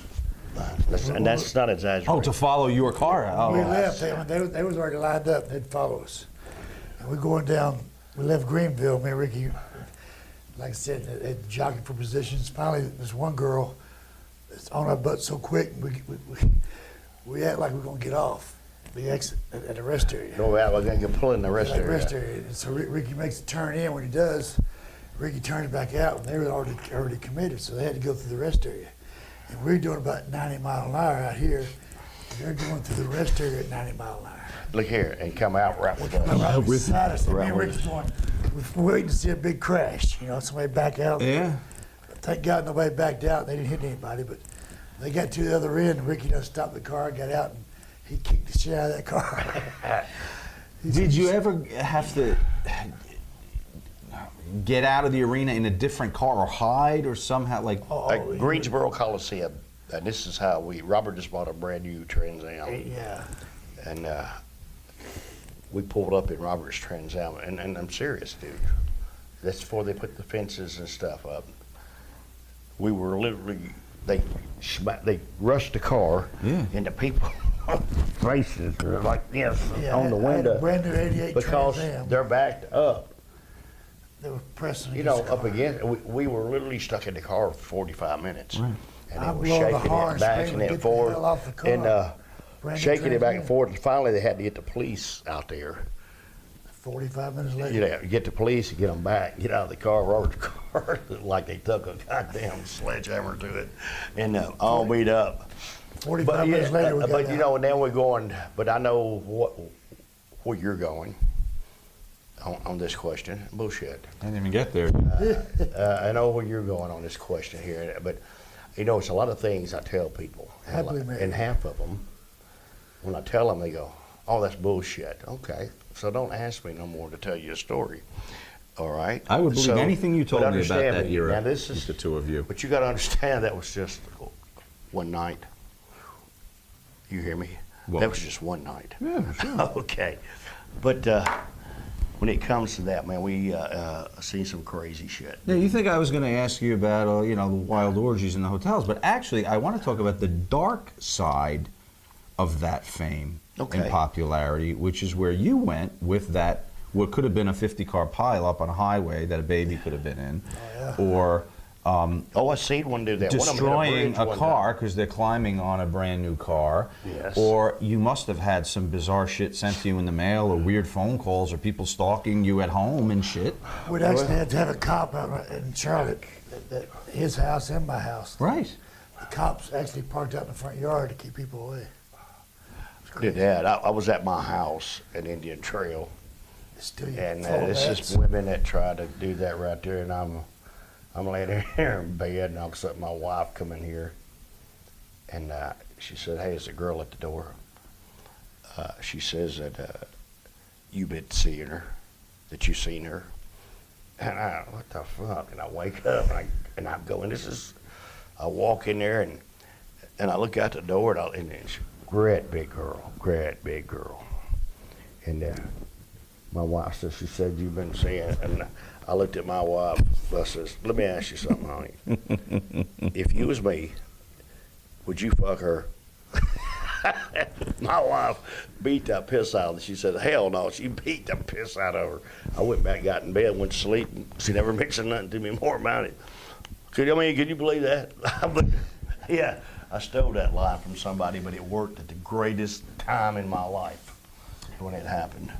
Did you get any bizarre items as gifts from time to time? Dude, we got all kinds of stuff, man. I mean, when at Christmas time in Charlotte, North Carolina, dude, look here, I get to drive a truck. People brought us, you know, but they bring us good stuff sometimes. Okay. You know, they Rock and Roll Express clocks. You know, they bring you bandanas, coats, actually watches, earrings. I wore earrings. They gave me earrings, clothes, and then that wasn't only on Christmas. They did a lot, and you know, and I had a Teddy bears. We bunch of was drawings. giving teddy bears away. Oh yeah, you get them all the time. 8 balls? No. No. That was only the rock stars that used to get the little baggies thrown on the stage? Oh well, no, we got a lot of that free too. Right.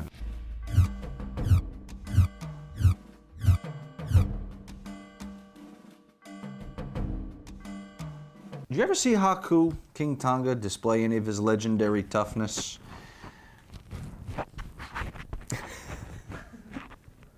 Yeah. Well, let's hear it. I ran with him quite a bit. We were pretty close friends. And one night we were up in Ottawa, and there's a little town between Ottawa and Montreal that's just, the rules are off. I mean, it's just a total wild bars, drinking party type place. And that's all you do there. I can't think of the name of it right now, but we were there, him and Is I. it called Haku Land? It is now. Anyhow, it's funny because when we were together, people would always somehow get mad at us and they'd challenge him. And I'd egg him on. And this one night, this guy come up and he told him, he says, "You can't slam me." Haku said, "Yes, I can." The guy said, "No, you can't." And the cops see it happening, so Haku snaps him up and slams him on the cop's foot. And the cop said, he asked for it because they weren't going to mess with him. But he was a tough guy. He really was a tough guy, but a big-hearted guy, just a friendly guy, a fun guy. Loved his scotch that particular night. I think we went through 3 bars. They ran out of scotch, so he just kept going. And just really a good guy. I enjoyed him a lot. He's now doing cars. Toyota salesman. Yeah.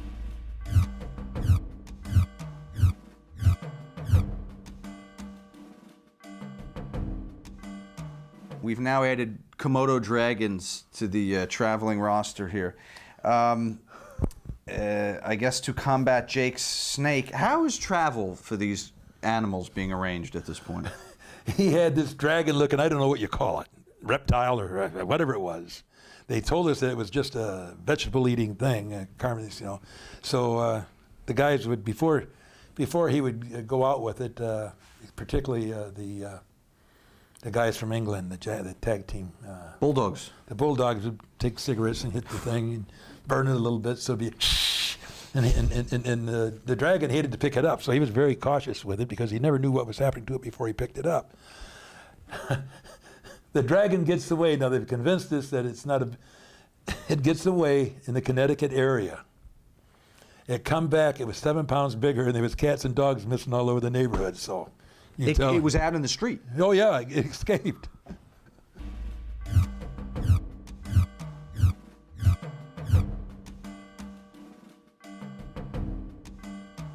Does Inoki have to get approval from Vince to do something like this?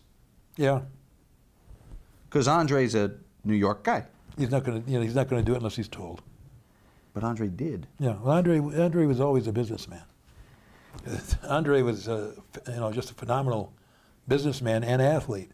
I know the first time I worked with him, he's got to have a little brains too, you know. I'm a little smart. I might act stupid, but I'm a little smart. He called a slam. So I scoop in like a slam. I went about this far and I went, oh! Fell back and hurt my back. After the match, he says, you get it. He would have went up with a slam. But he let you make the decision. Well, when I did that, he gained a ton of respect for me because I respected him. Another guy might have slammed him, and that would have been. Then he would have hurt him later on down the road somewheres. It was said about Andre, you were on one of 2 lists in Andre's eyes, and once you got on, you never got off. I was on a very good list. Good. Oh! Remember anyone who wasn't on a good list? Oh yeah. Well, Stud, I know. Well, Stud was stupid in that deal. Honestly, here's what Andre said. One giant. You know giant. Giant step over top rope. You come under top rope. And John, every time they'd go out, would go over the top rope, step over the top rope, and then he'd go get beat up. But was he being told to by Vince? I don't know about that. I know he was being told not to. By Andre. By Andre, he should have listened to the boss. Because in that case, Andre was the boss. The Sheik was another one. Iron Sheik. Andre, for some reason, didn't like the Iron Sheik, and he would hurt him. And the Iron Sheik's a kind of a tough guy. He's a good wrestler, but what are you going to do with Andre? No. And Andre would almost make him cry. I mean, I heard him tell him, put me with Iron Sheik again.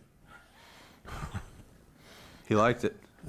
No, the Iron Sheik did not like it. No, Andre liked it. Yes, he did. Exactly. I don't know what the hang-up was there, but he did not like the Iron Sheik. He didn't like Stud. He didn't like the Ultimate Warrior. He hated the Ultimate Warrior, but he never worked with him. A lot of people. That's not true. He did work with him. Here's what happened. The first night that the Ultimate Warrior, we're getting ahead of ourselves here, worked with Andre, was in a town in Florida. I was the agent. And it went out, and this is what they wanted. And bang, bang. In about 14 seconds, the Ultimate Warrior slammed him and he slammed him and covered him, 1, 2, 3. And they were selling all kinds of posters with the Ultimate Warrior on it. They were tearing them up, and they wanted their money back because they had got screwed. So I called Vince and told him that night, I said, that was the first time we did it. We can't continue with this. If people hate it, not only you're going to kill off Andre, but you're not helping Jim, or Ultimate Warrior, because the people aren't buying it. Right. He said, well, we'll stuff it down their throat. And every night, that match was the same match, same reaction for about 3 months. And then finally Jim got over, and It worked. Yeah, oh, absolutely.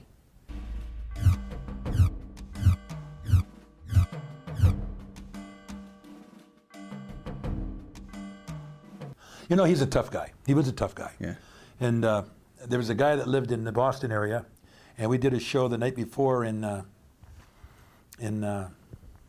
Rhode Island, Providence, Rhode Island, and I'd been invited over for a Thanksgiving dinner with his family. So I invited this kid and Hillbilly Jim to go with me. So we're riding along, and the night before, I go down in the lobby, and I know that, what's his name? I can't. Billy Jack? Billy Jack has this girl with him. I see him with a girl. So I come in, and I see the girl sitting down in the lobby. I'm a ribber. I like, you know. So the next day, we get in the car, and we're riding over for Thanksgiving dinner. And I leaned back, and I said, Billy Jack, I know you're a tough guy, but are you gay? He blew up right, which I expected. You know, why? I said, well, I saw you with a girl, and I seen her sitting down in the lobby. I mean, I don't get it. Who'd you have up in the room with you? I missed something here. So he blew up. He went, I like Billy Jack, okay? So now he starts. He starts with me. He starts, and Hillbilly knows that he could be over his head, Billy Jack. So he starts telling me about this because I'm an older guy now. I was too old to be working really at that time, and when I retired from teaching, I was 50 years old, so I'm the old man of the bunch. He starts telling me about this guy in Oregon that was an old guy that ran the TV that busted on, started ribbing. He says, and I asked him, he says, and finally he says, I just beat the living tar out of him, and he started telling me about bloody, how he beat him up, and he's boom, boom, boom, trying to intimidate me. So he goes through all that stuff, and I look back, I'm driving, I look back, and say, that wasn't the question, are you gay?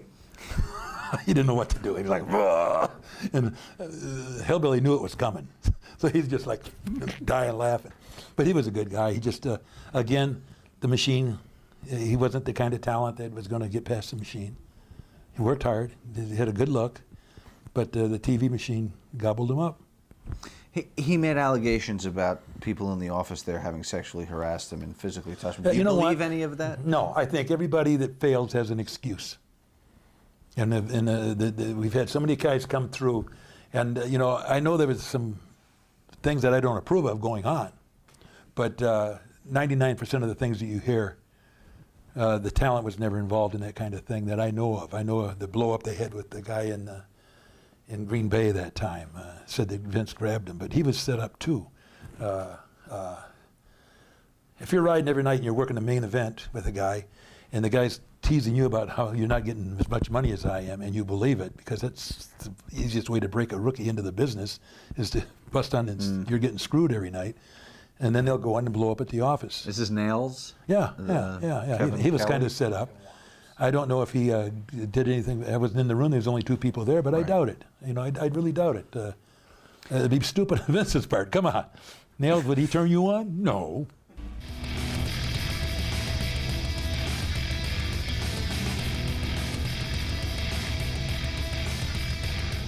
Oh yeah, that was great because you had not only you had wrestling, you had Dave Allen Cole, you had Georgia Jones, you had Waylon Jennings on a couple of them, and basically that was their first, I think, to see really if they could compete with Vince, you know, especially on their outside shows. I think somewhere around there is where they drew, where Vince and them sold out that Pontiac. The Silver Dome, Silver Dome. 93,173. Yeah, and I don't know if it was. I don't know. But I don't know if it's the time they was trying to compete with that, or compete, but they was trying to get their stadium shows to be big. You know, and it was a success. But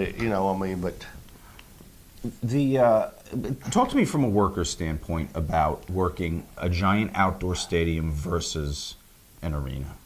Just like with the acoustics and the feeling the heat from the crowd. There's got to be a big difference working outside in a stadium. Well, or maybe yes, not. Maybe, but what the hell do I know? Maybe there isn't. Well, no, not really. There's No, I not. think so, not really either. Okay. I mean, you got the acoustics with the people screaming, but the people screaming outside. To me, there wasn't. Okay. Nowadays, it might be, because nowadays it's. You know, it's weird in this business. Once you come through that door and that music's playing, you step out, you forget about everything. Yes. You go into a zone. Yeah, you do, really. You actually go into the zone. And to me, it don't matter if you're outside or inside.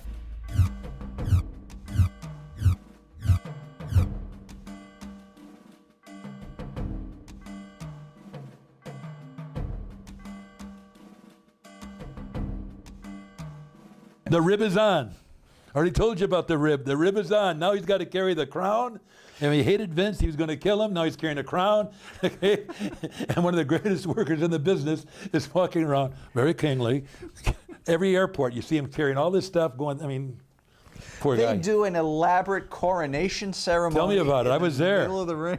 I was there. I lost. They asked me one time if I wanted to be king.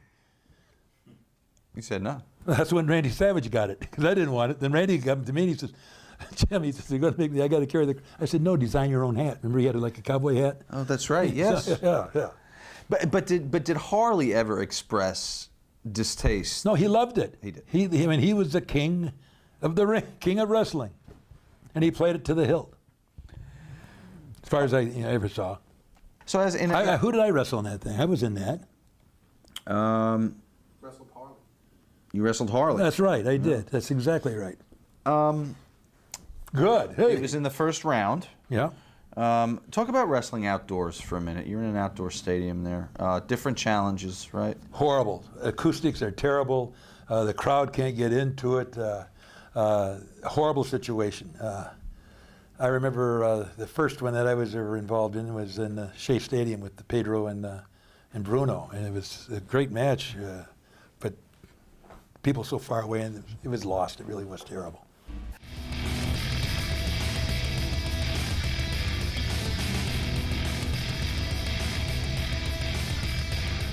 Jimmy's 180 years old, and he's still wrestling. No, he's not. But Jimmy still does what he does. It's in our business. It's what these young kids need to learn. It's not what you do, it's how you do it. Jimmy's the best in the world at doing that. I told somebody not long ago, George South or somebody, I said, Jimmy Valiant is the smartest son of a bitch I ever met in my life. And the reason why, because he's not hurt. He still wrestles every night, But when Jimmy went to the ring, dude, like you said earlier, the charisma, God, they follow them, Yeah. He's dancing and prancing. And Shaska gets shaved bald here. You get a little extra money when that goes down, or? oh yeah, don't get me wrong, not a big buzz, but he probably got a couple $100 more on his payoff.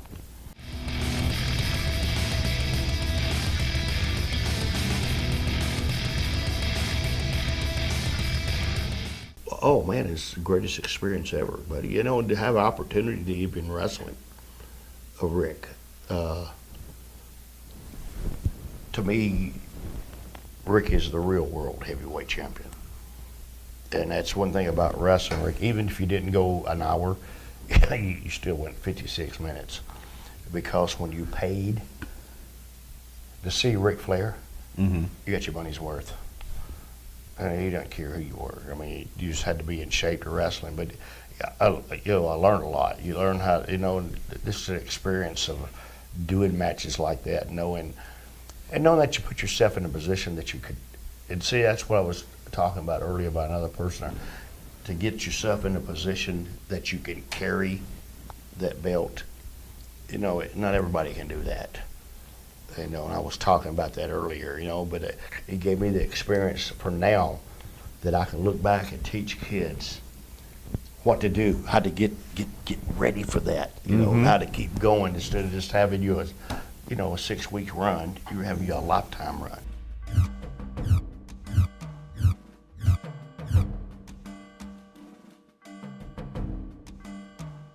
Talk about Orndorff. A bit of an interesting character. Was he ever comfortable playing a babyface? Another guy that's probably a natural heel, would you not say? I would say that he was an honest, tough guy. He really was. He was a tough guy. He was a good guy. He's a little bit of a, maybe I shouldn't say this, but he's bipolar. What do you call it? Bipolar. Bipolar, and that's a struggle for him. We've talked about it. He was never really, he was always an inch away from going off the deep end. I mean, he really was. He was a tough guy. And you had to play with him that way a little bit. I have a ton of respect for him. It was funny how he got the, I'm trying to remember that angle, because prior to that angle, I used to be pretty good at little manipulations and angles, and Danny Spivey was a very good friend of mine, and Hulk came down to the room. They were talking about, instead of switching Paul, they were talking about using Spivey, and I know that's factual because at least I got that from Hulk. I didn't get it from Vince, but I got it from Hulk, and he wanted a way to do it, and they were tag teaming at that time a little bit, and I said, well, one day out of nowheres, Danny Spivey should come out with his hair dyed black, because he's a blonde kind of like Hulk, dye his hair black, and I'm sick and tired of being in your shadow, slap him and challenge him, and you'd have the same kind of almost angle that they worked with Paul. It was very similar. So Danny was really hot because he was there when we were talking, and he felt like the finish that Hulk had come up with us, he took somewhere else and did with an old buddy, which is kind of what happened. But it was a great run, so, you know, so be it. His difficulty, Paul's difficulty to work with his bipolarity or whatever, is this what prevented him from getting a belt run? The fear that he'd go off the deep end? The problem that I have, personally, with a lot of the way fans view the business, and even, you know, smart marks, I call them, they view the business as, oh, a great worker needs a belt. Totally wrong. They also used to look back at the old days, and if a wrestler wrestled in all these 40 different territories, he must be great because he was wrestling in all these. That means he can't get over in one territory and stay there. I agree. So it's a lot of people get the whole concept of what's really talent wrong. A belt, you could put the belt on anyone and make him a champ. Anyone. Just have him beat people. But you can't put a worker in the ring and make him a worker. Right. So it's a waste to take a belt and put it on a great worker, in my opinion. I've always felt that way. Be that as it may, at this time, Vince's formula was the guys that were over were the guys that were getting the belts, right? Well, when we're talking belts, I only talk the World Championship belt, the WWF Championship belt. The other belts are just Team 2, Team 3 stuff. So when we're talking belt... Hogan, you're talking Hogan's heavyweight title. Why would Paul want to wear another belt and miss a payoffs with Hulk? I mean, it would have been a disaster for him. Does that make sense? It does. So he's better off being a challenger than being a Continental champion. They did have Savage do that a little bit, though, right? When he was an IC champion, he did have a lot of runs with like belt versus belt kind of thing with Hogan, or maybe one belt wasn't up. Yeah, or whatever. yeah. They did that. They did that really.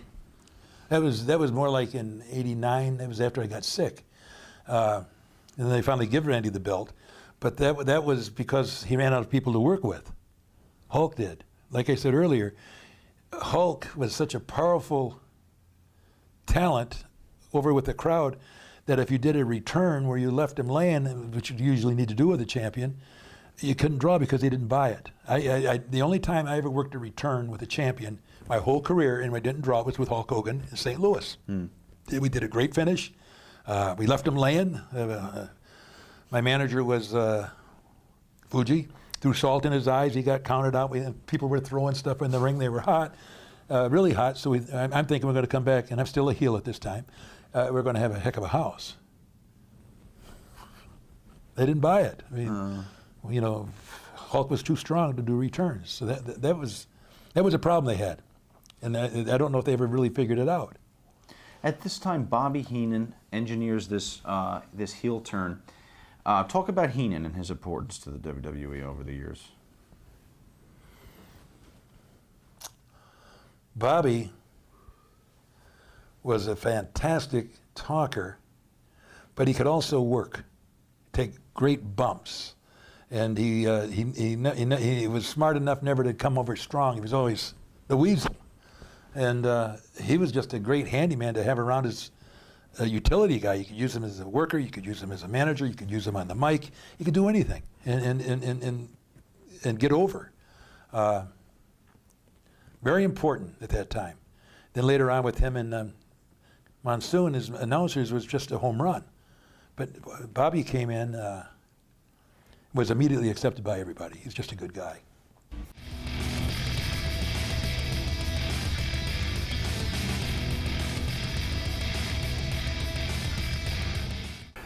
You know, every time he'd chop you, fire shoot out your ass. You know what I'm saying? Flair, I watched it back a bunch of times, and it was a pleasure to work with him. Some people complain about the repetition of his moves. Like, you know you're going to get the over-the-top bump, come around, clothesline, boom, boom. Did you think that was a problem from a believability standpoint, or is it kind of like, you know, you need to hear Kiss play rock and roll all night, every night before the show's over? You need to hear kids play rock and roll. Okay. Did it feel weird headlining a show without Ricky? No. Done it before. We're brothers anyway, you know what I'm saying? Yeah. We've done it before, buddy. We're brothers. Now, while he's in the spotlight of the main event, and Flair, I'm sure you're happy for him, but you're in a pole match with Baron von Raschke. What's that like? A conflict of styles, I would say, certainly, if nothing else. But you know what but I have remembered matches with Baron. They were actually good. I mean, you see, when you're a good baby face, and when you're a good worker, you go out and watch all the guys work. You see how their style is. You know, I'm not going to go out there with Baron von Raschke and hit him with a Hurricane Corona. You understand me? And I'm not going to ask him to do that. But you see, I could sell that claw. Right.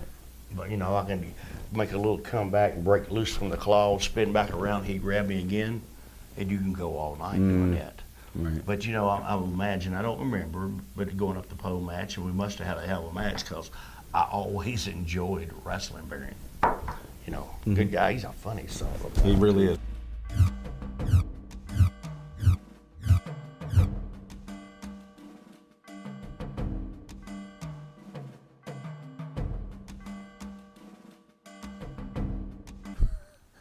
It was another joke. What can I say? We looked at it, but he was good, but the guys looked at it as like, really? We got the minister now. And it was, but you know, he was good at what he did, and he looked the part, and he could do the part.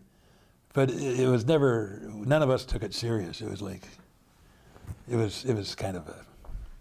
Is he being brought in now because Blassie's going to wind down his career? Because I think he begins buying Blassie's people. And Blassie sells him Sheik and Volkov. I think they were just searching. He didn't stay that long either, if I remember correctly. He was there about a year and a half, 2 years at the most. Maybe 2. And they were just searching. They were just searching.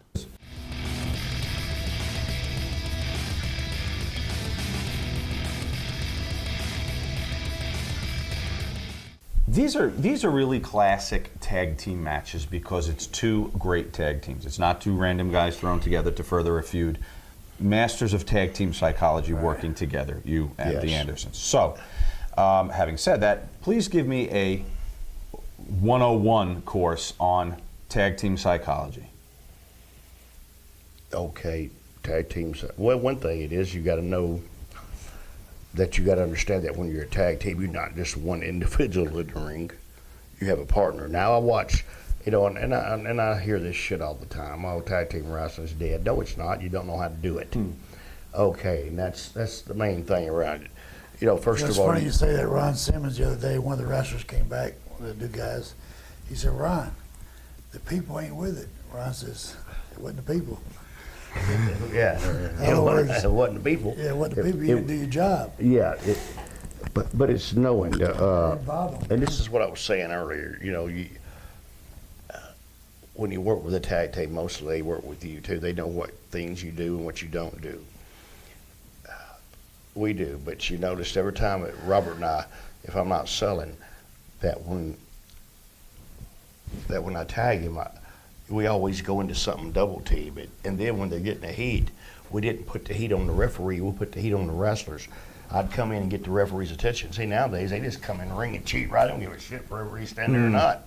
You see, they're not putting heat on themselves, they're putting heat on that. And then when the match is over, they got to do a 5-minute interview and kill themselves off again. You see, it's the concept, you know, man, if a heel beats you, and if you just gets out of the ring, and thank God I screwed him and won. And get out of there. You get out of there. That's where you keep your heat.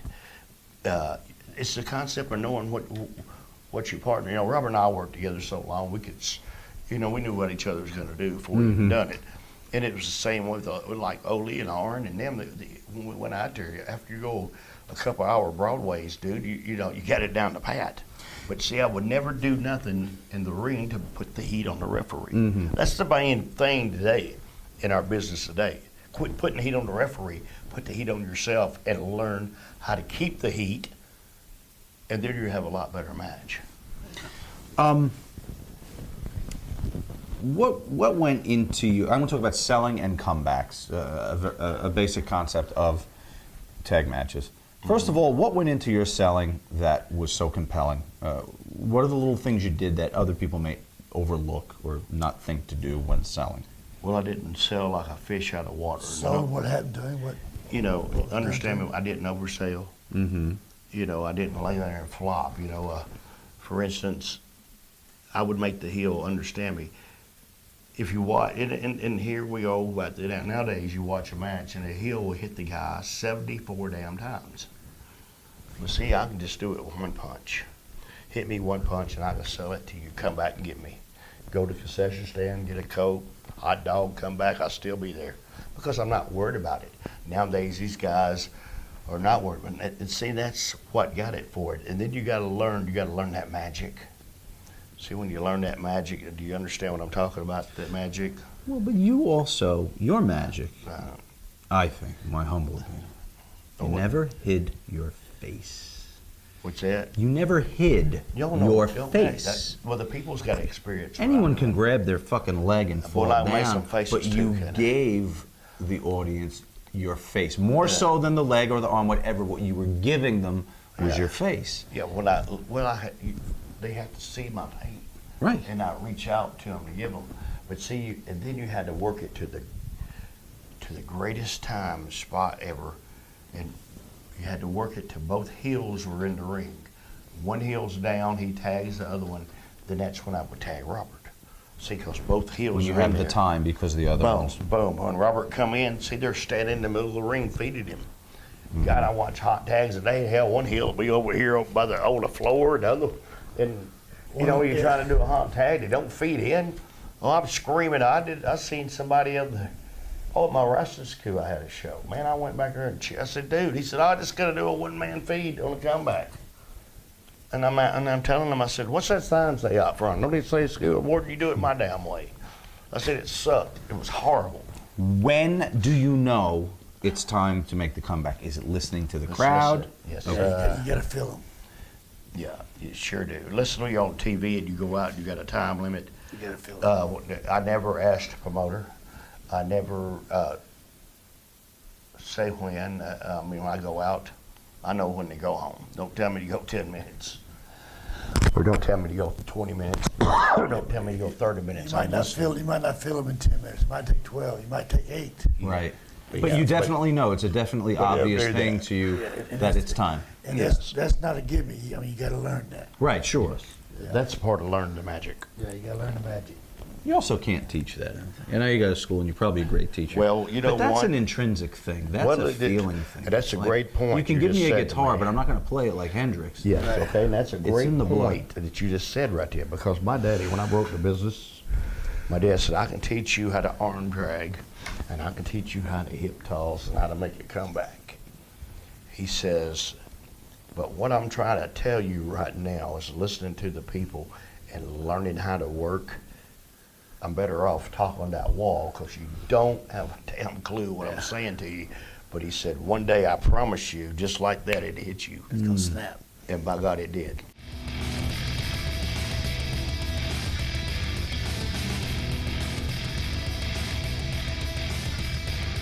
I do the same thing. What I was telling you earlier, Dusty won the belt. Now Dusty ain't got nobody to work with. Okay, nobody's gonna buy a ticket to watch Dusty Rhodes beat somebody else. Dusty Rhodes has got to chase the belt. Right. You understand me? It's always like that. I knew. It's like right now, even me, like winning a belt. Since me and Robert's going to come back, we only win the belts for the first show, then we come back and drop them. See, because you can't drop money. Right. You know, you got to get them people pissed off to want you to. But another thing, I don't know. Was that his third time to win the belt? Yeah. I don't know. Dusty Rhodes, I'm 17 times heavyweight champion. What'd you think of Flair's 1980s run as NWA World Champion? How does it stack up to the Thezes and Races and Briscoes? Ric You said the Flair's- sentence before, he is my world champion. Yes, Rick. I mean, I've been doing it for 40 years. You know, I've seen a different. You know, has the wrestling business changed? Okay, I guess in Lou Thez era, that's the way you wrestled in. You know, he filled those boots. He did. Went on to, you know, but that's your old buddy Roberts, and then you know everything changes. Everything got better. They went to Harley. Mm-hmm. Yeah, Jack Briscoe. Yeah, but see, then it came. But it's Flair had the whole, most charisma. it's a whole different era. The Right. business is changing. Right. And boy, was the Nature Boy in the right place at the right time. Right, because Thez, I mean, Yes. what Rick did at that time with cable TV and television becoming so Yes. much more important, Thez, that wouldn't have been his time for it. And likewise, Yes. it wouldn't have been Rick's back in No. Yeah. the 40s. You know, either. because, you know, the TV wasn't so much recognized back then.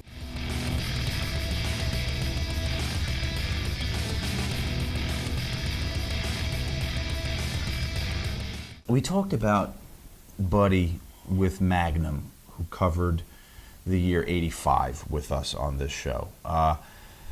He said that Landell had tremendous potential, but Buddy was Buddy's own worst enemy, and that's what limited him. Would you agree with that statement? Well, sort of. Buddy was his own worst enemy, but Buddy was Buddy. That was Buddy Landell, so you had to learn to do it. Buddy was a lot better worker than he got credit to be. To me, he was. You could say a lot. Buddy was another one that was ahead of his time. You know, great interviewer.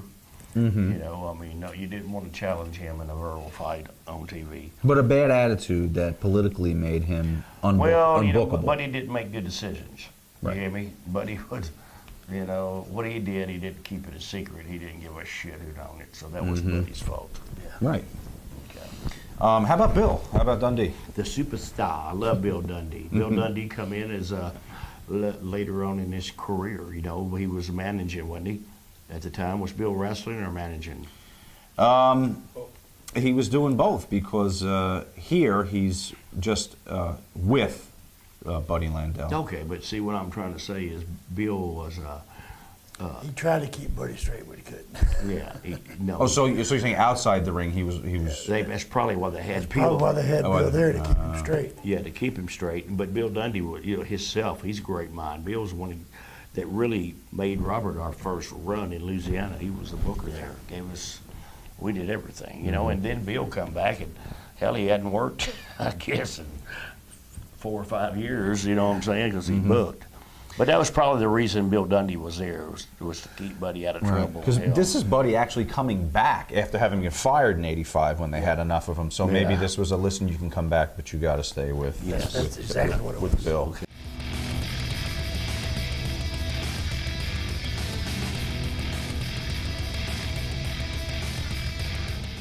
Is there ever a wrestling marriage that works? A shoot wrestling marriage that works? Tommy Richards, he's still married. No, but not to another worker. Oh, to a worker. No, I don't know. Oh, Yeah, I worker. can't think of one. Can you? No.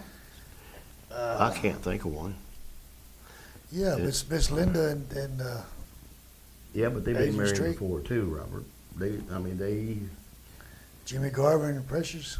yes, they've been together. Oh, that's for- true. Yeah. Didn't think we was just talking about them.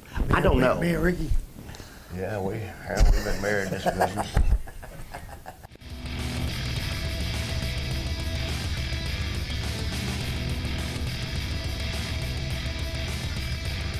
You're talking about Dick Murdoch. I am, yeah. Dusty had the A team and the B team. We were the B team. So Dick got put on the. Dusty's going to show Dick, hey, I'll put you on the B team. Yeah. Well, about 3 months later, Dusty said, hey, Dick, he said, "You ready to come back to the A team?" He goes, "Are you fucking crazy?" He said, "I'm staying on the rock and roll, make more money with these guys." Yeah, they make more money. Boy, Dusty got pissed off again. Coming in, he's a baby face. And Is that but is that ever a role for Dick? Aren't some guys just born heels? I guess, but I don't know. I can't remember him You know, coming Dick in. was- Or born baby faces? Well, Like who was he working with? Because Dickie, and understand me, I don't know when he come in, but Dick Murdoch was one of the ones that got me over to wrestle Flair, so I don't know their dates. well, this August 2nd he comes back and wrestles Bill Mulkey, for God's sakes. he came out at a 6-man tag with us too. Yes, he did, but see, before, when I did my run with Flair, which Dusty brought people in to get me over, Dick Murdoch was one of them. Abdullah the Butcher was one of them. I wrestled him in single matches Right. and everything. And that was good, but see, because you got to understand, they knew I was going to have a good run. And this is what the boys take care of. They don't do much. I'm wrestling Dick Murdoch, and I'm getting ready to wrestle Flair, and he's talking to me. That's where I told you, about big Dick Murdoch. I said, "No, they can't do that. They'll sue me for false advertisement." But having great matches, because I never forget this. His finish was a brain buster. And getting the heat on me, and I'm making a little comeback, and then he stops me out and he says, "I'm gonna give you the brain buster, my finish." And when he gave it to me, bam! I went down. He covered me. He goes, "Kick out on one." You understand me? And people thought the match was over. I kicked out on one, and the roof come off the building. Yeah. Then I got up and beat him. Same thing with Abdullah the Butcher. I'm wrestling Abdullah the Butcher, and I'm selling, I make a little comeback, I move out of the turnbuckle, and he turned around and I suplexed him. But see, every time I did this, when Dick Murdoch told me to kick out on one, he says, "You're gonna make me a lot of money with Flair." You understand me? Yeah. That's what it was. Yeah. Same thing with Dennis Connery and Bobby Eaton. Robert and I were wrestling them in a tag match in Charlotte, and they said, same thing. Dennis, they set it up with a rocket launcher. He said, Bobby's going to give you the rocket launcher off the top, kick out on one. He said, "We got to get you ready for Flair." Yeah. He sure did. Business. It was business.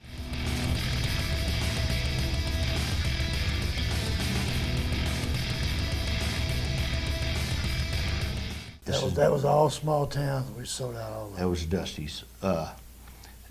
He was a booker.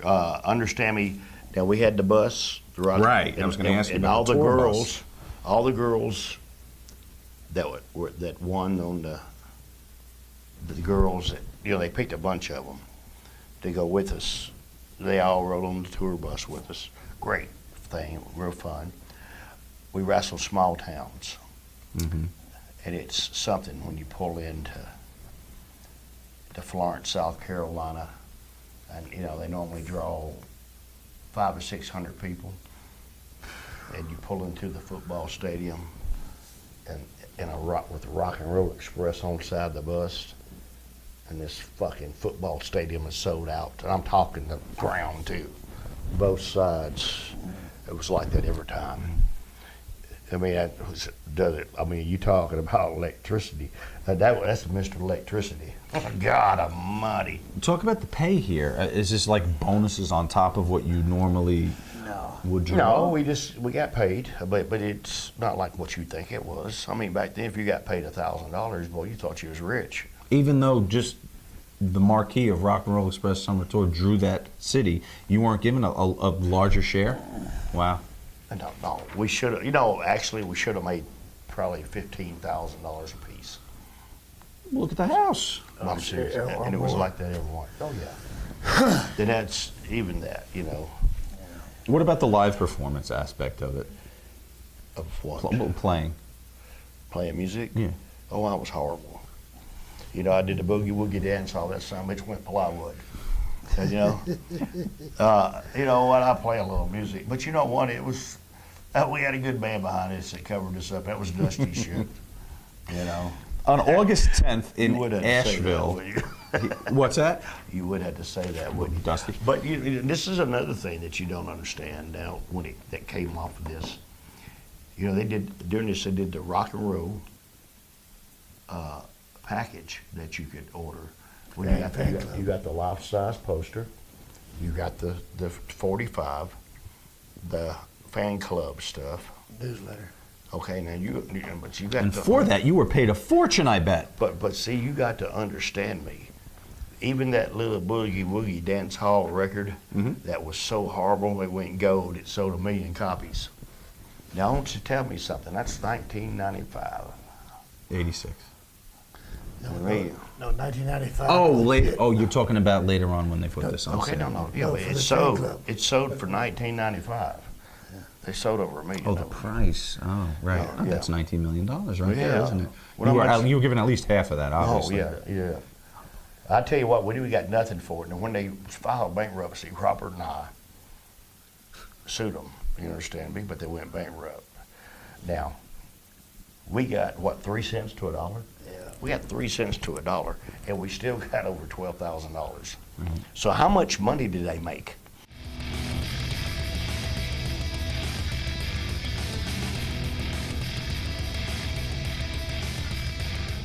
How is she chosen? Are you in on the selection? Is it random? Is it someone's girlfriend?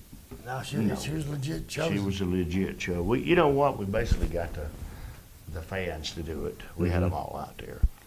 You know, door number 1, door number 2. You know, the bigger pot. That's all. You know, all of us hard. You know, and when you put in the position that you got to pick a winner, you're never a winner. Oh, you get more heat on you and everything. My daughter should have won. My daughter was. Should have won. You know, Gene Simmons of KISS would often talk about when he was on stage and he would scout the crowd, he had codes that he would give to the roadies as to, like, third row, second seat, whatever, to pull a girl and bring her back. When you guys were in the ring, did you ever spot from the ring women in the crowd that you wanted introduced to you later on? Well, I spotted them, but I didn't have to have nobody do that for me. I just went out there and, hey, come here. Okay. Very good. Yeah, sure did. Gene Simmons ain't got shit on me either. Well, what's your number if you had to put a number out there? I can't. Oh, man. Too many people might see this.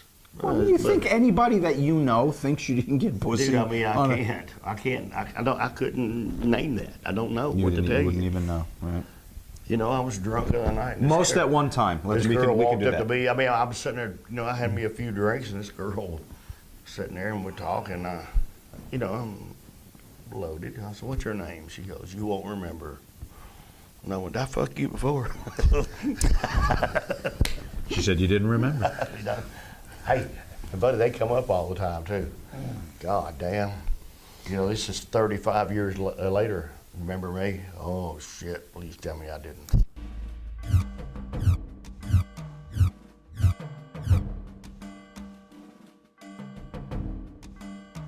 Is this a mistake to tamper with heels that have real heat? Piper, Orndorff. Do you turn these people babyface? Well, yeah, you do, and there's a reason for it. Very simple. The big television eats him up as a heel, but he's a great talent. So you got to do something else with him. How much more can you do with him as a heel? He's burnt out. So you either cast him aside, or if he's a great talent, you bring him back in another category, and that happened to a lot of guys. Keep them fresh. A new look. It's the same guy. You know, you notice they didn't change the name. It was the same look, everything was the same. It's just a different attitude, and it worked because of his talent. If he didn't have talent, he would have died. Piper comes back now after filming that movie that was released and did pretty well. They Live. Does he come back with a bit of an ego problem? No, he left with a bit of an ego. Come on, that's Roddy. He's a great guy, but part of being a talent in our business is being different, being very egotistical. George Steele is very egotistical. Jim Myers is not at all, but George Steele is very egotistical when it starts. I mean, it's a fight out there. It's a hammer out there. You gotta be that way a bit. You don't always. Sometimes it's in the locker room, other places, but you've got to have that, or you're not going to be there very long.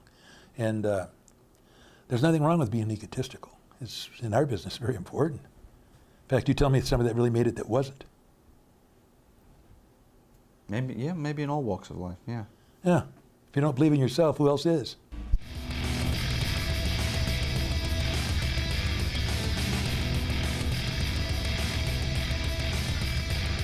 You had to earn their respect in Philly. Interesting. They Okay. were a heel crowd, buddy, and very, very heel crowd.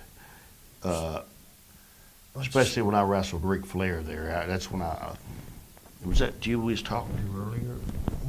About when I was wrestling Rick, we supposed to win an hour, but about 20 minutes in the match, Oh. the crowd done pushed, but Rick done turned them, because they was for Rick, but Rick done turned them. They done pushed the whole barricades up to the ring, both sides. They was right here, and Arn Anderson had to come down to help. Then I seen Robert come down, and finally Rick just grabbed me, threw me over the top rope. He says, "We got to get out of here. We're gonna get fucking killed." And we did. Yeah, we sure did. You know if there was a reason behind the switch back to you, or is it just time to do it? Switch what now? The belts. From midnight back to you. No, because we had to drop them to somebody else. They wanted us to drop them to Tully and Arn. That was it. They put them on us. We won 2 out of 3 falls. And here in a minute, you're going to ask me about the match. Here in a second. I am. Go ahead. All right.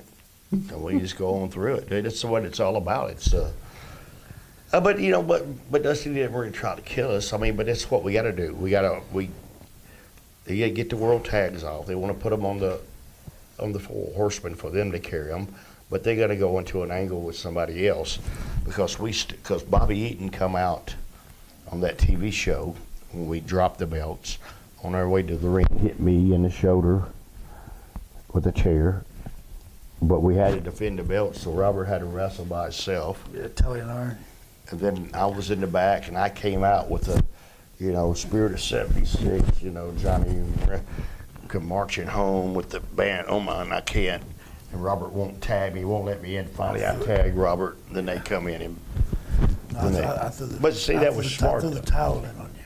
Yes, you did, because I wouldn't give up. Robert threw the towel in. Oh, right. Yes, sure was. So that's the reason. But that was a good finish. That way they didn't kill us off.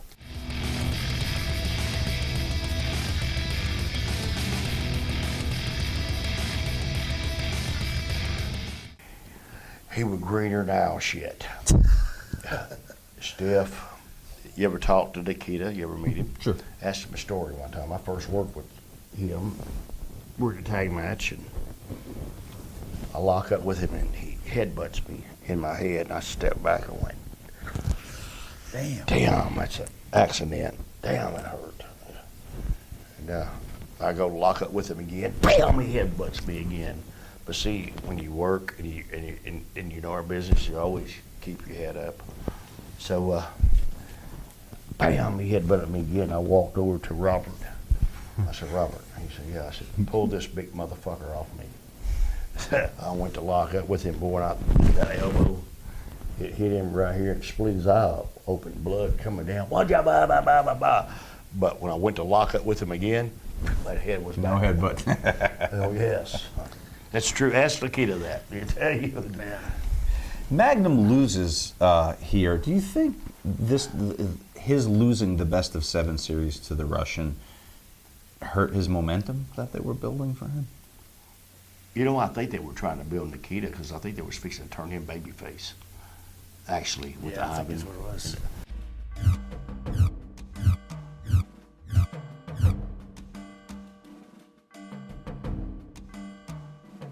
Now, this is a gimmick from New Japan. Is WWE paying them for the use Not of at these all. guys? You're No. kidding me. It's just out and out theft? Yeah. What are you going to do about it? No rights. We were just reaching out and doing anything and everything to be different. Different cells in the wrestling business, and we had a run with all these different machines. It was crazy, but it worked. People come to laugh.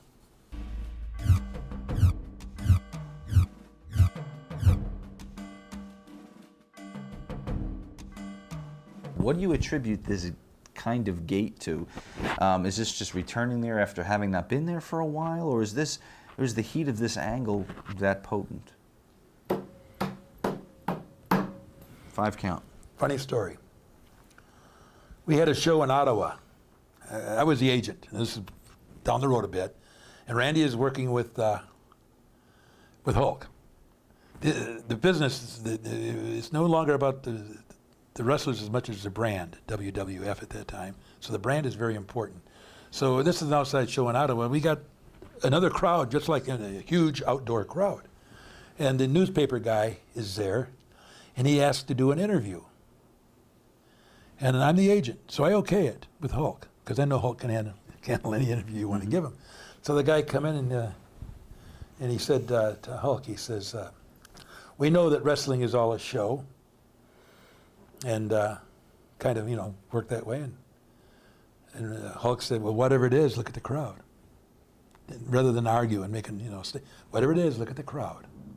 So the guy, I got the article the next day, went out into the fans.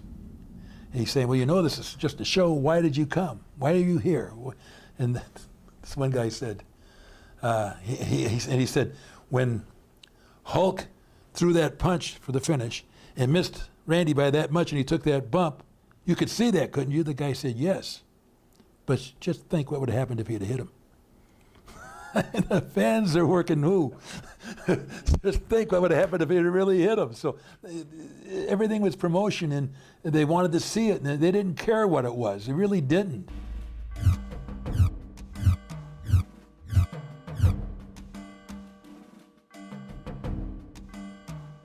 What prompted Vince to have a memorial tournament for Sam Muchnick while he's alive? Because Vince had already killed him. His business is dead. This was the memorial for the St. Louis territory? Yeah, absolutely. Why not? That would be the whole background for that. Does he do a tournament there just to elevate the St. Louis guys who had worked St. Louis, like Valentine and Dory Funk Jr. and Harley Race? It's just an odd thing for Vince to do, to acknowledge a territory and then hold the memorial tournament there. Why would that be? That's Vince. Yeah. That is Vince. That's vintage Vince. But boom.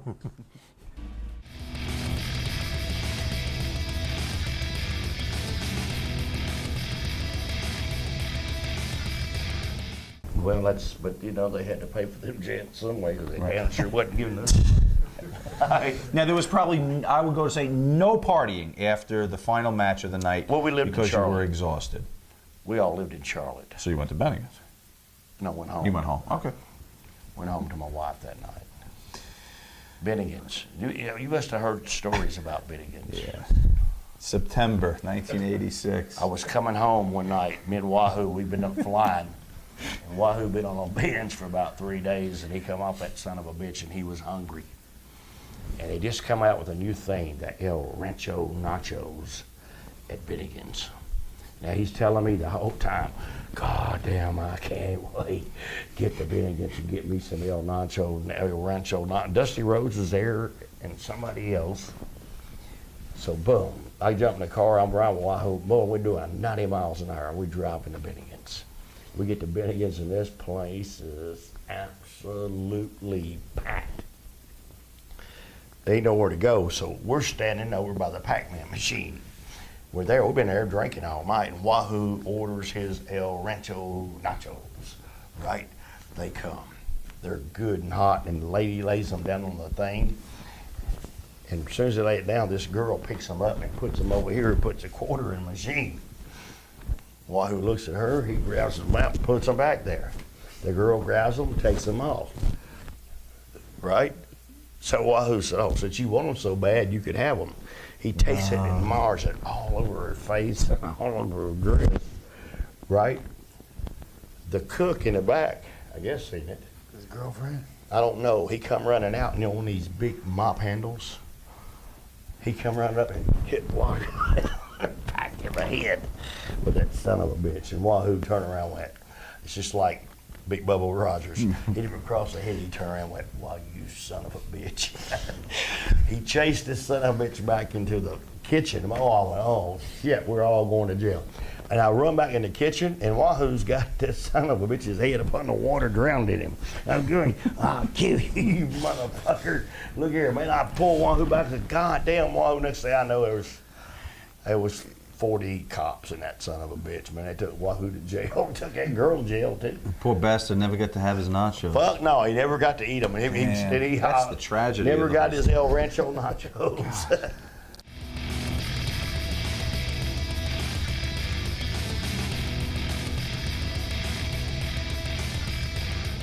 Do you remember Flair talking about Luger after working with him in Florida as somebody who should be brought in? No, he discussed that with Dusty, I would imagine. But I knew that he was coming in because when he come in, matter of fact, his first match, he wrestled Robert and I with the Four Horsemen, didn't he? Yeah, Raleigh. In Raleigh, because we was in Raleigh last week, at Raleigh, North Carolina, and we hadn't been in the Dorton Arena since 1986. And Lex was there, and he told me, he says, when I first came into the territory, this is my first night in this arena, and he said, I always heard about y'all, and they put me in the ring with y'all the first night, and he said, God, it took a lot of pressure off of him. He said, God, y'all got me over like a son of a bitch. What'd you think of Lex when he first? Did you think he was a phenomenon? He was Certainly different. He physically. was a superhero, buddy. Yeah. And he came in. He was different. You know, he was ripped. You know, but he looked like. But limited? What? Ripped. Oh, he was green. But He was greener limited. than shit too, dude.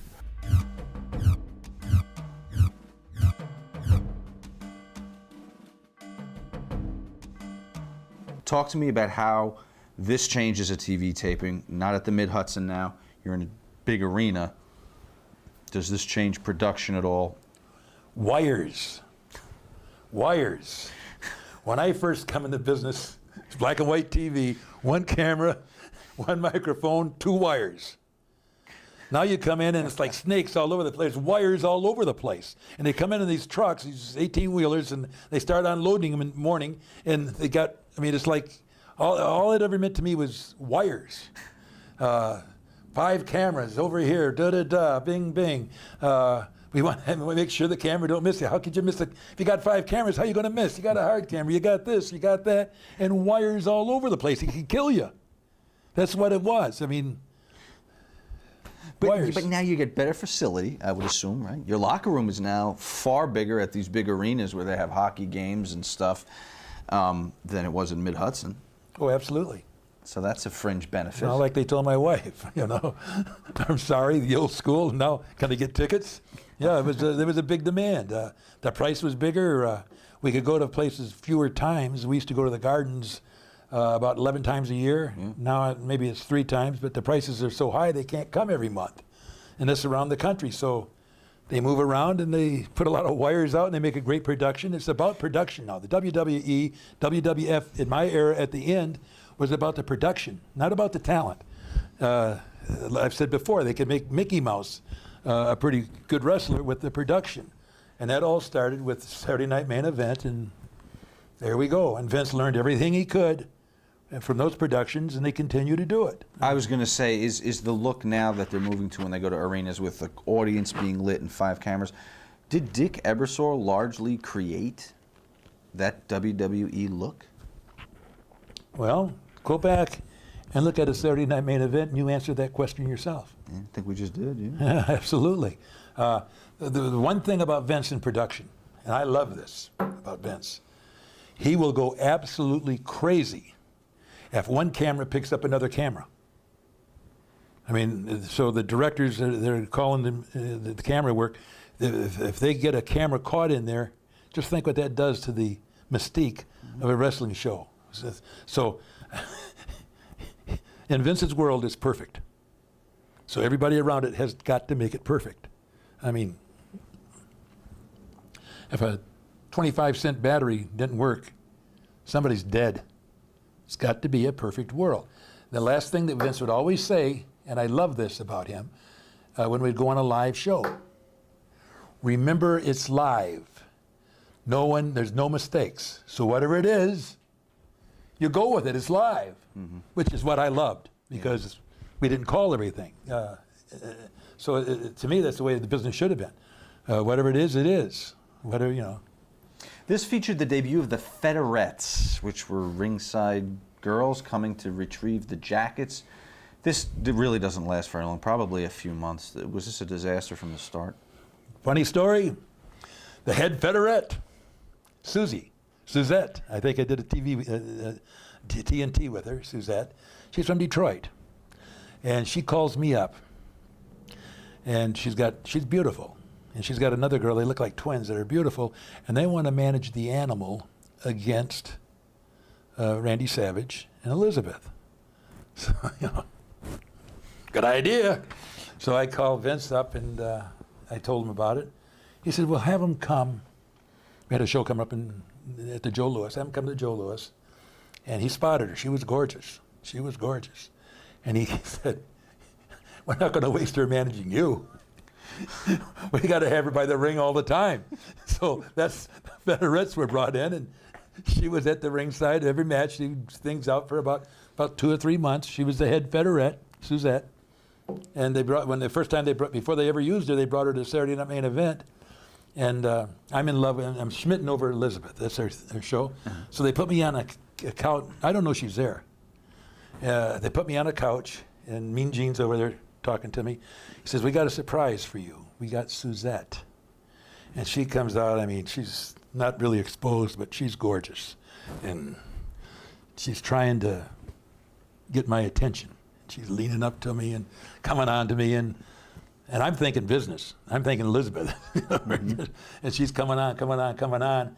And finally, I kind of like, I'm going to go for it, and they go, ah! They take off running, Elizabeth! They had no clue what was going to happen. But the next time I saw her, she was a Federette.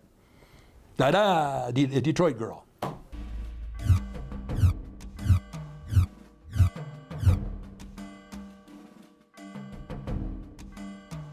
Kamala was a great talent. He was a great talent. I think I had my greatest cartoon match in the world with him. It was over the top. It was in the Gardens.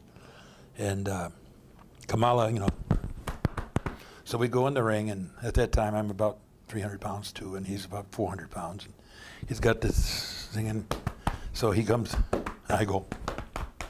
We get right at each other, and we're going. Like a mirror? Yeah, like we're both mystified. And I reach over and I touch the moon that he has on his, like it's cocaine or something. Ah! And he runs, puts his foot over the rope, but he's barefooted, so I stomp on the other foot. Now he hops around the ring, da-da-da-da-da-da. We got this whole thing going on big time. And but the finish is they're going to I'm going to chase the Masked Man out of the ring, and then Curtis is going to catch me with that stick, a cone. It was a cone like a horn. He's going to catch me with that, and they're going to roll me in. And he's going to come over the top and give me the thing. So in the Gardens, I had never ever been carried out. I've always come out for 20 some years. So they said, after that, we'll just roll you over and you walk out. I said, bull crap. If you're going to bring a 400-pounder down on me, bring the gurney out. Let's go all the way, because he's coming back with Hulk Hogan. So bring the gurney out. And when I'm laying there, you got real heat. It's silence. It's totally silence. And there's a cartoon character. I didn't get that kind of heat very often. And as they brought the gurney out, we could have had a riot. I mean, it was really touch and go. And they roll me out. And then I have to go to the commission doctor and get a brain scan, because I had a head injury, and they found out I didn't have any brains. But that was a given. I knew that was coming. And then King Curtis, I ran into him in Hawaii when we were doing a show over there, and I'm the one that called Vince and said, this guy's a great talker. He can't work anymore. He's kind of crippled and so on, but a great piece of, in Morocco and all that. We need to bring him in. And so I told Curtis to call Vince, and he did, and that's why they brought him in. So now he does that to me. I got a lot of side stories. There's a place in New York at that time. It's called the Hollerin' House. It's kitty corner from Waldorf Astoria, little hotel there. So it's a high rent, $400, $500 rent. On Park Avenue. Yeah, and so when they were getting ready for WrestleMania 1, I was still teaching, And I'd call Vince, he didn't return my call, so I got an agent, and I did the first major national television for Minolta computer. And they put me in this hotel, the high-rent motel, and they got to move me from my room to another room because they put me into a suite, Mickey Mantle suite, as a matter of fact. And somebody else has got it coming, so they got to move me to a regular room. The room agent is Peter Demetrius. Remember that name? Peter Demetrius is a huge wrestling fan, and he thinks George Steele is crazy. Now, at this time, I haven't turned babyface yet at all. So he's got to get me from a suite to a regular room. So, and I didn't know this. I would have had a ball with him. He comes up with 5 bellhops. To control you. Oh, yeah, yeah. I mean, this is serious stuff. And so I come out, yeah, and they move me. If I'd have known, I'd have had pillows tore up, you know. Anyhow, they move me, but he becomes a very good friend. I set it up so that certain guys, because guys would go to hotels and just have a disaster. So with Peter Demetrius, if I gave the guy's name, they could stay at that hotel. Valentine stayed there, King Curtis was staying there, I stayed there. There was a Hillbilly Jim, just guys that were not going to cause a problem, stayed there for $48, $500, $400 rooms.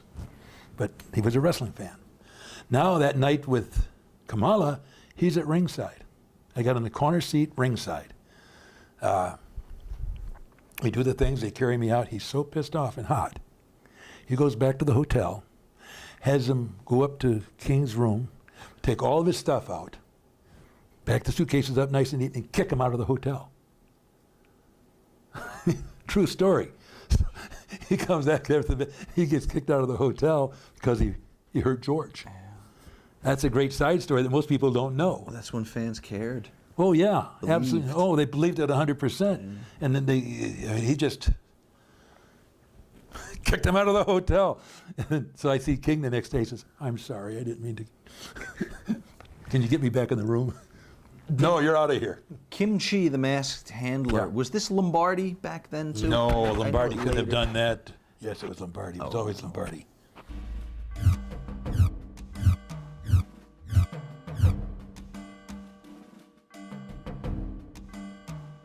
Was he sick? Is this a rib? Is this one of Dynamite's twisted ribs? Or? No, he would have been sick. He would have been in an accident. Okay. He's got twisted ribs, but he's not that good. He can't throw up on a call. But Anything like this ever happened to you? Odd bodily functions with an opponent? the funniest thing I ever saw like that was a rib, and it was Sergeant Slaughter with Ultimate Warrior, and they're in a major arena. It was not the Gardens, but it was a major arena, and Slaughter took a what's the chocolate bar with the peanuts in it? Not a Payday, but Almond Joy? Snickers. So he took a Snickers bar, and as they're working, he slipped it down his pants, his white trunks, and as it melted, it looked like, and he didn't have a clue what was going on. And I'm glad I wasn't the agent that night, but it was quite a show. Yeah. How hot was he when he found out what he had done to him? What's he going to do? He was over his head with Sarge. Oh, no.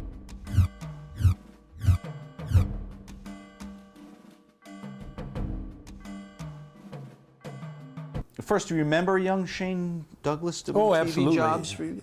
Well, he was a school teacher. So we went right together. We blended right away. He was a pretty good guy, pretty sharp. Never really got the push that he could have had. I think he was talented enough to get a push, but he was there at a time when there was so much talent that you could get lost in the shuffle. They tried, but it just didn't work out. But yeah, I think he was a heck of a worker. Better school teacher.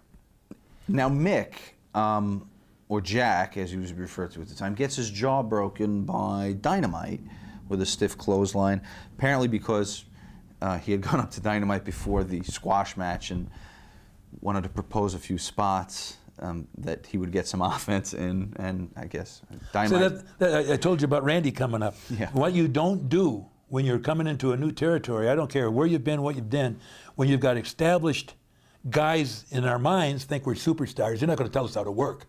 That's an insult. So when you come in, I'm going to tell you how to work. Okay. I just threw it away, and I didn't have to do that because Randy knew that I could if I wanted to. So, it didn't come to that ever. I don't think we ever had a stiff real stiff. You know, I was always stiff. I mean, but you know, where it really laid and went in on anyone, really.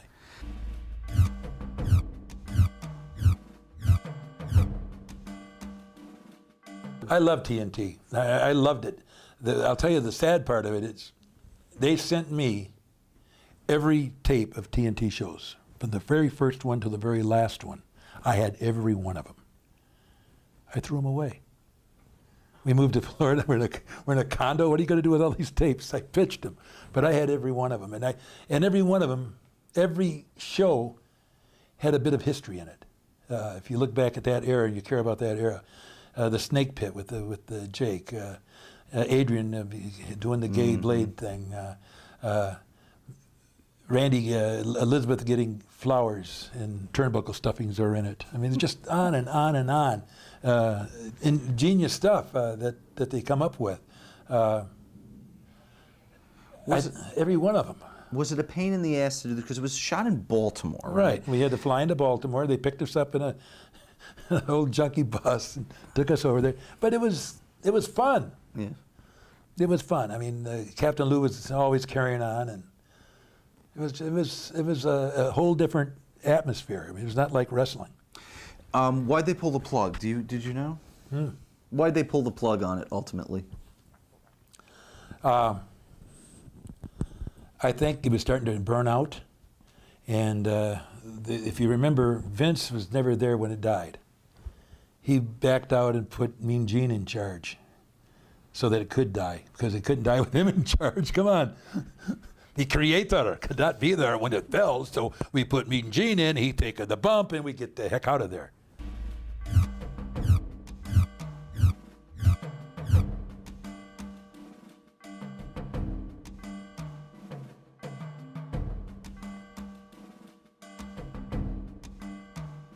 I think that Billy, and I think Billy would tell you this himself, he's pretty straight on things like this, that Billy anticipated another run, championship run. I really think in his mind he thought that because he's a better worker than Hulk. He's got a lot of the same look, not quite as tall and everything, but he's got that color, that boom. He's got everything going for him. And I think in the back of his mind, I don't know if he'd ever tell you this or not, maybe I'll get another push, because at that time Hulk was kind of bouncing in. He was still drawing big time, but he was, who's going to be next down the road? 2 years, 3 years, who's it going to be? We didn't know about Ultimate Warrior, and they had to jam him. He was not really ready for it. He could have been a great champion. He was the one guy that might have been able to follow him, Hulk. And the other guy that could have followed him, you're going to laugh at me, is Sid Vicious. Those are two guys that could have followed Hulk without a big drop-off, in my opinion. And I think in the back of his mind, Billy thought that he was too old. He'd gone by him, but you know, he got the tights on. Yeah. And I think he ended up more being a manager then, didn't he? Well, because the hip had finally knocked him out. Yeah, exactly, exactly.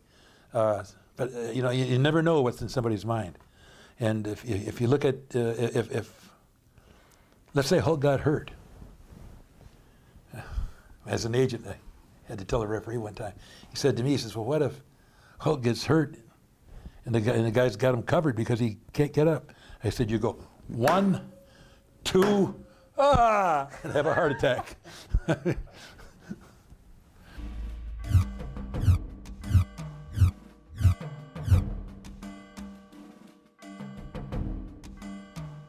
Well, you know what made that really special, though? Ernie and Johnny never got it done. Right. They were just, So if you're going to come in and follow somebody that's on top of the world, it's pretty tough. But if something's pretty flat, ying, and so it was a good launching pad for them. And Ernie's a great friend, and so is Johnny, but just talking business, it was a great launching pad, great timing for them.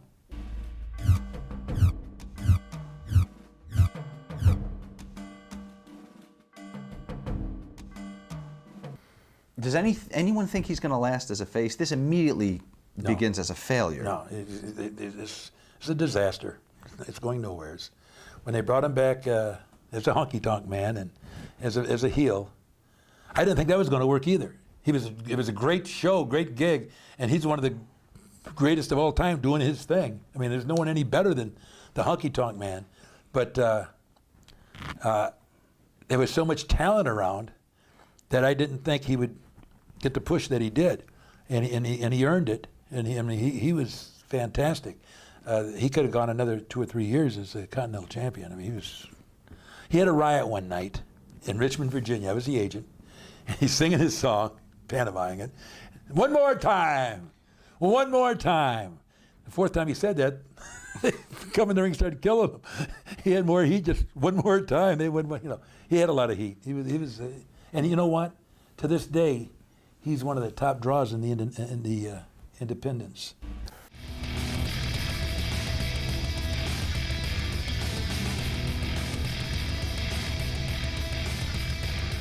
Were you fully healed when you came back? Probably not. I would imagine that it's almost impossible to... You can't breathe or hurt. Exactly. Yeah. To wrestle like that. But was it just, you had to get back at you guys were hot at the time doing the... Jim Crockett, they made a statement. Rock and roll has got to work every night. If not, we'll lose $40,000 if they don't wrestle. Oh, you're kidding. So he pinned that guilt on you. Oh, yeah. And you were back. No. I don't know who took his place, Robert's place. I'm trying to think. They would have lost $40,000 a night that they couldn't spend on fuel for the jet and flying everybody to Las Vegas for the NWA convention. That would be a shame. Now, you wrestled, Ricky, with a number of substitutes for this time. Wahoo, Ronnie Garvin, Brad Armstrong. And Bob Armstrong. Bob Armstrong. Oh, Bob, okay. Go ahead. Was there one that you preferred in Robert's absence? Well, with our gimmick, Brad. Brad, he could do the same thing that we done. Wahoo was the big mean guy and everything else. But Brad, Brad was like us, our size. And Yeah. it could adjust to it a lot. You could do the same stuff with him. Yeah, sure could.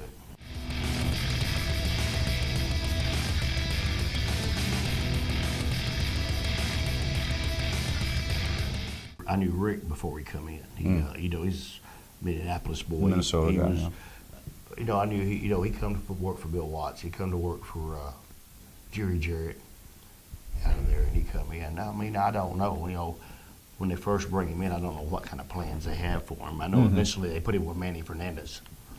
So, but I like Rick. Rick's a guy that I don't know if he ever worked as a babyface. Again, one of these guys that's just a more natural heel. That, and plus when they broke him into the business, they broke him in as a heel. I don't think he ever had an opportunity to work babyface. But no one even ever turned him on. And when you break in as a heel, it's hard to be a babyface. It is, really. It's only very few could really adjust. Yes.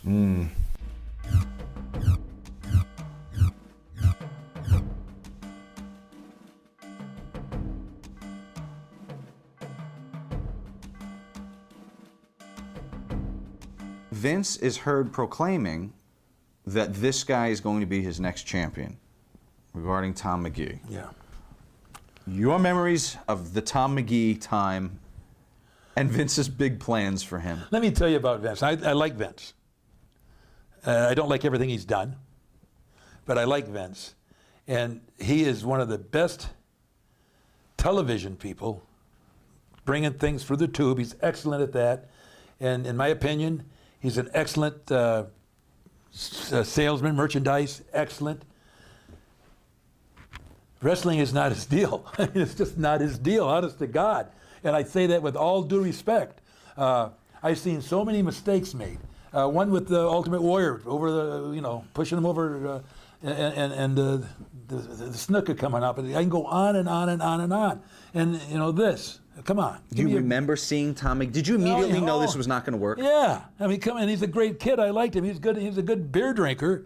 But there's no way he's going to do anything. And then I'm hearing, well, he's going to be the next champion. And I'm thinking, God, is Vince on drugs or what? Because it ain't going to work.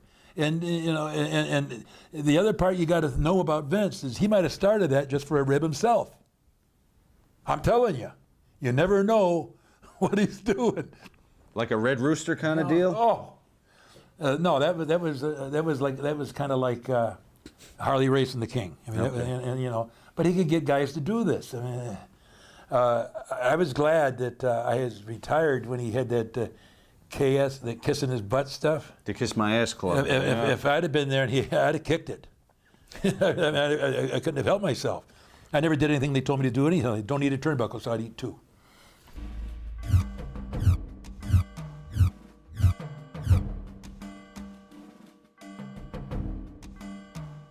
My wife loves telling a story about JYD's wife. We're at WrestleMania, and our wives are there, and Pat and his wife, I can't remember her name now, is talking about JYD. He's got that motel syndrome.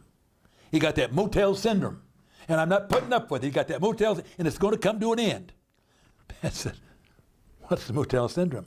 He come home, he takes the towel, he leaves it on the floor, he leaves the television going, he leaves the lights going, he thinks he's in the motel. That's my house, and it's going to come to an end. So, but he was just, he was a great guy. He had a little bit of a problem. And I'm not into the drug thing at all, but we would go to a town together on the plane, and he'd say to me, "See you later, I'm going to the hood." And he'd come back from the hood, he was, he was flying, but he was always able to perform in the ring, and he had a knack about him. I think he was very unique. He was great for me, and I was great for him, because they could take two of the biggest cartoons and put them in the ring together. We very rarely worked as a tag team in a house show, but we could get TV time on both of us, and it was just a way of giving us 3 minutes of a look, and boom, get them out of there. Mm-hmm. And that's why they tagged us for TV, just for giving us. TV was so valuable, giving us a little bit of time.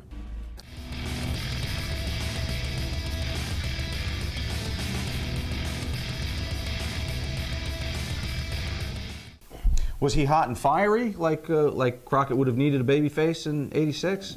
What's going on here, for fuck's sake? He wasn't hot and fire. Did Jimmy smoke weed? Did Crockett smoke weed? Do you know about it? He did get them going. Exactly. You know what, fiery dude? Old bastard. You know what, though, buddy? He was lost in the shuffle. Yeah. And it's good. He was on his last run, I think, anyway. And it was good for him. I mean, they turned him baby face. At least he had another little run before he left. Yeah. That's just, thinking about an old friend. Because Baron's, you have friends in the business. Dusty probably did that to give him a little run to make him feel important. Okay. Instead of just feeling like underneath. Because Baron, in his heyday, he was badass too. Right. Well, it is nice that he did that, but we do need to sell tickets. I don't know if folks. you.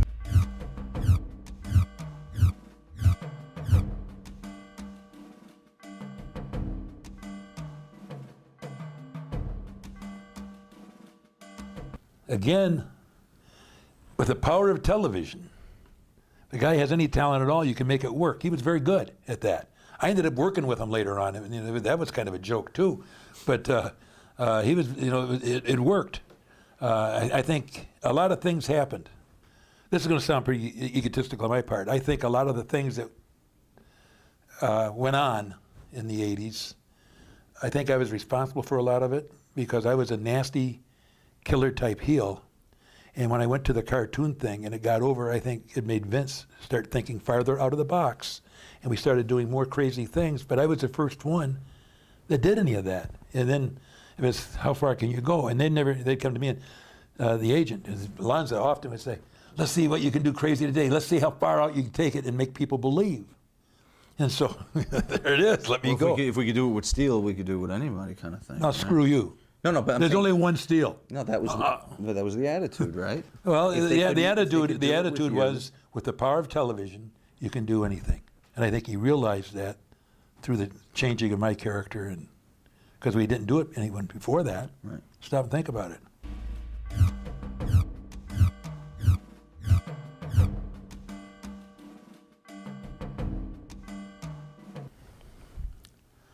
I call it the creep theory. You creep a talent in against another talent. Now think who's the best talent there, really. Steamboat is the better wrestler. So you creep him in against their best, and can put him over, but you've gained respect. How much longer was it before we were running Texas? About a year? Let me tell you a story. So planting a seed. Oh, absolutely. I'm from Detroit, and the Detroit territory was really stumbling and dead in the 80s. The old Sheik was the promoter, and they had brought in, advertised a lot of talent that wasn't going to be there. So it was the hottest territory out there. The Sheik was the first guy that had his own TV truck and did his own TV promotion. It was hot, believe me. We sold out the Cobo Arena every time we opened it. 70s, you're talking. 70s, Right, yeah. Okay. Then he started doing this false advertising, and it died. Vince came up to me, and he said, "Jim, can we get Detroit back?" I said, "Vince, Detroit is one of the hottest wrestling towns in the country. It always has been.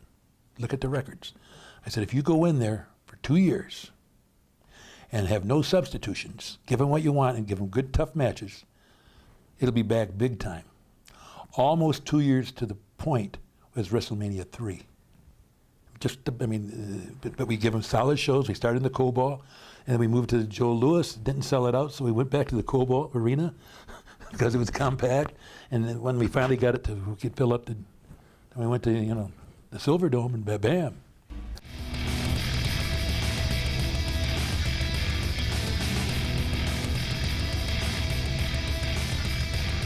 You guys are on the road. You're on the hamster wheel, as they say. You're not stopping. When this happens to a friend, and you don't have an opportunity to go to the hospital and take time off and see them or spend time with them. We were sending him money every week out of our check. Oh, were you? Okay. Well, That's see, first interesting. of all, you have to realize we don't know what his status is. We know he's married. We know he's still got bills coming in, and we know that he's not going to be able to work. We don't have checks. We don't get guaranteed money, but we didn't know. So all the boys had a percentage took out of their checks to send to him until he got better.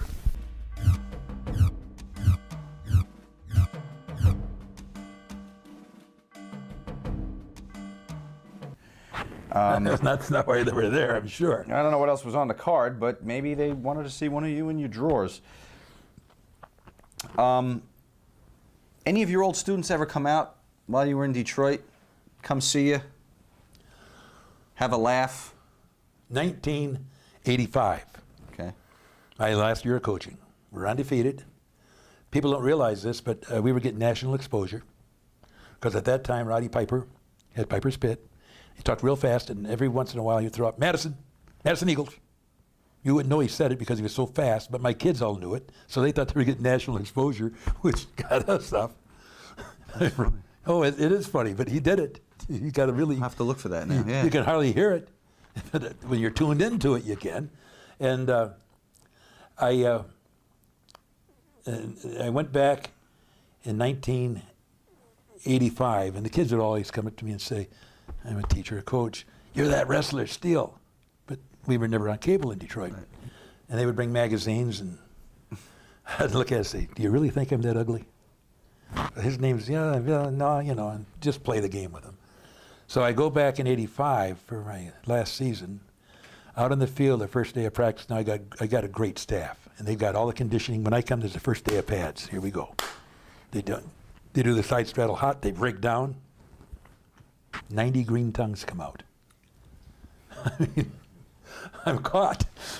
So I call up and I set it up for me to take my team to the Joe Louis, or to it's not the Joe Louis yet, it's the Cobo Arena. So I take my whole team in there, free tickets from Vince, and set them out, and it became a real good thing for us. I think we went to 2 or 3 shows that year, 2 shows, and we were undefeated. We were rated #1 in the state. Roddy's giving us a push, and we're going to the shows. I mean, come on. And they all had green tongues. What can I tell you?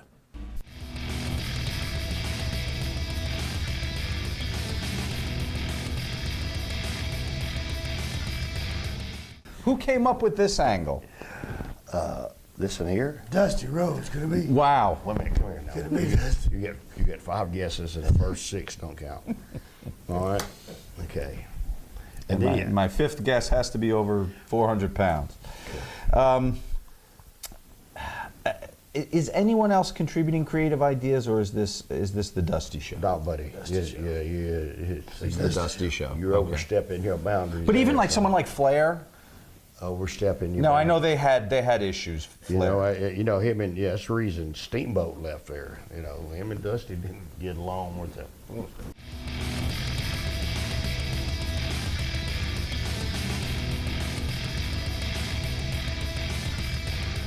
But now, is this a good investment for him? Are there houses that are worth running It's at like that point? It's like investing your money in Preparation H.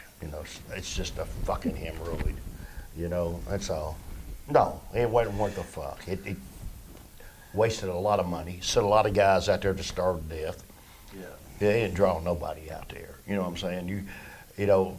Like George South told me one time, I'm out there and I said, damn, George, it's sold out. He said, yeah, because you're here. He said, man, when y'all not here, you throw a hand grenade out there, it wouldn't kill nobody.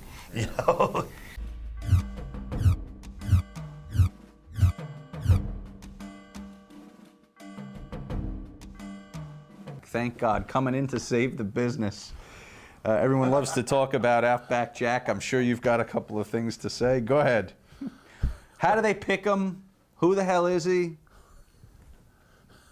Why? Because we're going into Australia. Come on. He's got one broken tooth. He's got a look that's phenomenal, and he's not afraid of alligators. They wouldn't eat him. He's too grimy. But he got over a little bit. He really did. We can laugh about it all we want, but he had about a year run, and some of it he meant a little bit. Nothing, not major, but he was good on the card because the television, and it ate him up pretty quick. But they was trying everybody. We brought everybody in. Part of that is own doing, though. I've been told that he began to puff up a little bit. Well, he Being started. told he was going to get a push. No, he started dating one of the girls in the office. Oh, is that true? Oh yeah, that's very true. Yeah. That was his demise. Started dating her and then it didn't work out, or No, or that was just a no-no. That's just a no-no. I mean, it's business. You don't mix the business. You don't do where you play. And Oh Christ, good-looking guy like that. she was lovely too. It was. I can't imagine the children.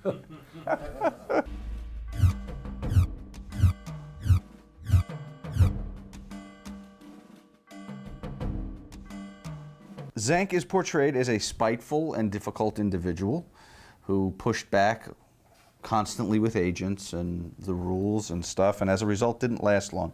Is that consistent with your memories? I never had to deal with him as an agent. He was gone before I became an agent.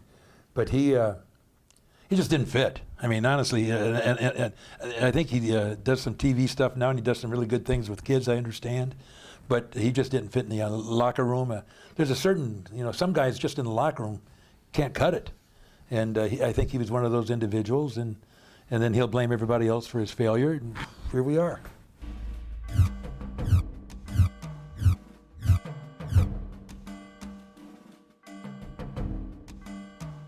Are we exposing the business announcing the start of the vote of confidence and the 8 o'clock hour of a TV taping one night, and then when we're about 10:30 of the taping, we announce the results? Because it's going to air 3 weeks apart. But what about for the 20,000 people that are in the house? Is there any consideration given to that? See, this is the part where old school had a problem. We had, we did a lot of things like that just totally exposed the business. And we're shaking our head, what are we doing, da-da-da. At that point in time, actually, this is where it all started with me. The business was passing me by. It just absolutely, first of all, calling everything in the locker room and everything they were doing, it's no longer the business that I knew. So it had passed me by, and I could see it, and I knew it. But also, I was making a lot of money. And I didn't want to go back and teach, because all my kids had graduated, my football team, and I was on a treadmill because I think there's 87 days I worked in a row, and it was just greed. But it worked out really well. I mean, we've got a great retirement now from that, and the agent part of it. Live in Cocoa Beach because of all this stuff. Right.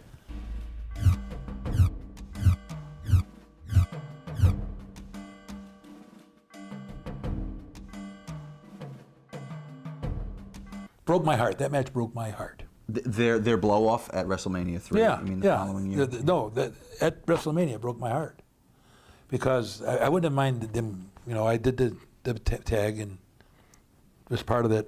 Yeah. Yeah. But Silverdome was 14 miles away from my home. I didn't want to be a manager. I'd have loved to wrestle with somebody, anybody, for my ego trip or whatever. Just anybody. Instead of being there looking, the manager. So I hated it from that standpoint. Right. Now I hear people say that it's the greatest match they ever saw, and I can understand that. It was a competitive looking match. I think that Andre and Hulk drew the crowd, and they sold the crowd. It's that simple. It was a powerful match, but again, it broke my heart because I would have liked to wrestle that night.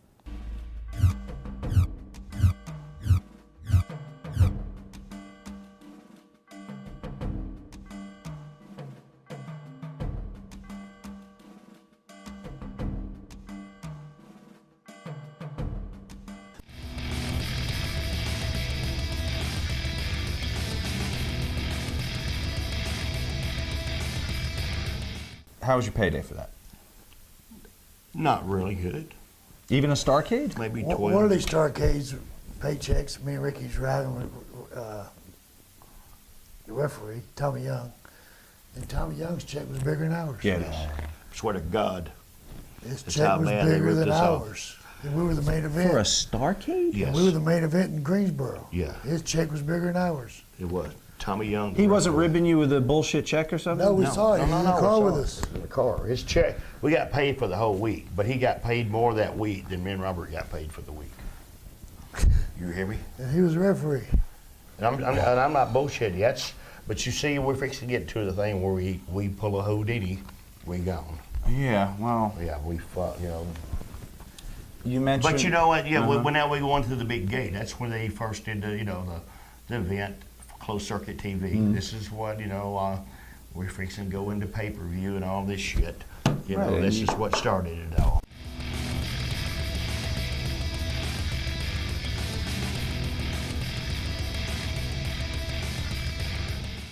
Is there any way to have an entertaining scaffold match? You can't really do anything. The Well, thing's you but know, this wide. I thought And, we had some pretty good ones. well, so, all right, so We tell did. me what's the key. Well, we You're did. always Well- selling the danger. Oh yeah, that was you always sold the fear factor. Right. But understand me, me, Robert. See, he's not scared of heights. Me, I don't even get on top of my house. Fuck that. People, and I'm up there holding. You see me, I'm holding on. I'd get up here and shake and holler, "Stop it, you son of a bitch." Yeah, but he jumped across it and swing off. I didn't do that shit. You hear me? I'm here at the end of one of my supposed to Ricky kick come down Big between my Bubba legs. Rogers in the nuts, stand up and kick him. Shit, I leaned over and hit him in the nuts. I didn't fuck that. You can make it exciting, but it's dangerous as hell. You guys did scaffold matches with the Midnight Express in Mid-South Oh, yeah. for Watts before this. Why didn't they put you in that spot? It was already tested. Well, They knew it would work already. You guys had experience doing it already. There wouldn't be any accidents. It would seem that you guys, plus you were feuding with them all year, it would seem like a natural spot for you. Well, I guess With Midnight, we we did it in Crockett's territory. yeah we did. The following year, okay, right. Oh yeah, we ended up doing them. Yeah, the following year we sure did. But the Road Warriors did it first. Yeah. Because we was thinking that was our shit. But it was all right. See, we were working with the Ole and Arn, and Ole ain't gonna get on no fucking scaffold. Okay, so it's a good thing to put the Road Warriors and the Midnight Express on there. And the Midnight Express were great workers, and they've been on there. They could lead Joe and Mike through it.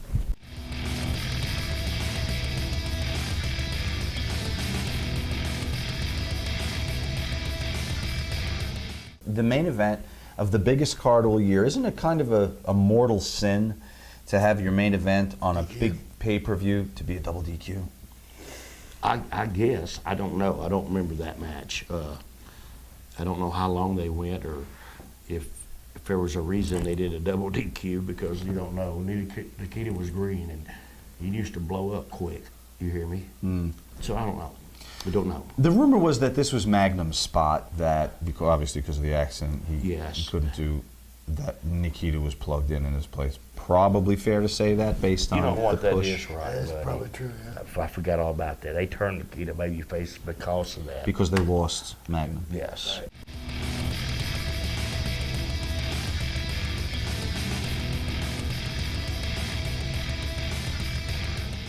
Did you like participating in these kind of battle royals? Not really, because Did Dusty win? Yeah. Okay. But outside of Dusty's participation, battle royals, we've got I hate 2,300-pound guys. I hate battle royals. Right. All right, does that answer your question? You can't do what you guys do. well, and you got that, and then you have younger guys in there that don't have any concept that there's another motherfucker in the ring with you. He'll fall over, knock your knees out from under you, look here, swing around, slap you in the face. You know, just crazy shit. And I don't like. They're looking at each other, and I'm going to jump. I put my finger up so we both jump. But if you want to know the truth, Orndorff beat him. They changed it for TV. Don't tell anybody, but Orndorff beat him. Landed first. Oh yeah, he should have been champion. I bet he'd tell me that too. Absolutely. Was this a Patterson angle? Who would come up with this at the time? 86, doing a Saturday night's main event. Probably Vince and Pat, possibly. Although at that time they'd have 5 or 6 people coming in and talking, and it was usually a conglomeration of ideas. Pat had a lot of cartoonish ideas.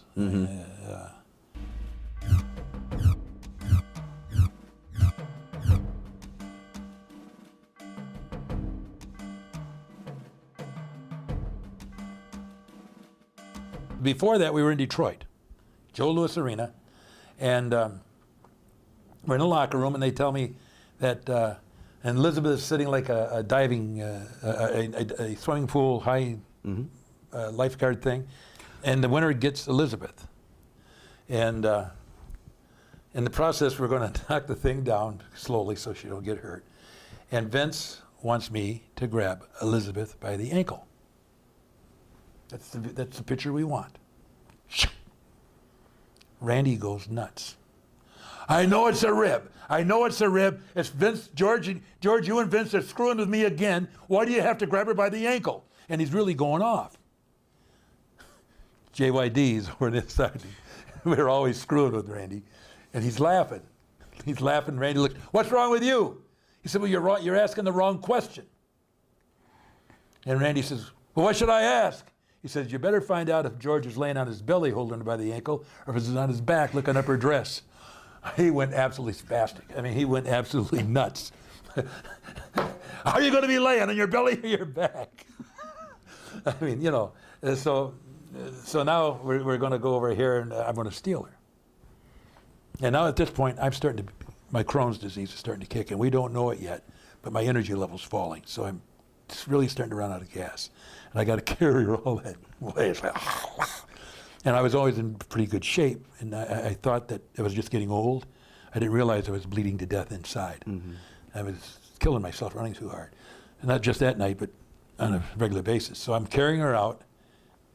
And guess what Randy said? What are they going to think he's doing to her? I mean, it's pretty deep. He was out of control. He was hostile. But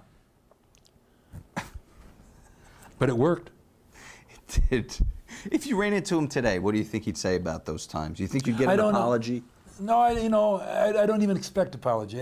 I think he's a real professional. I think he worked hard. I think he bought into the thing. I made a lot of money with him. I respect his ethics, his work ethics. We have a totally different view of the business, but that's age. No, I think he was a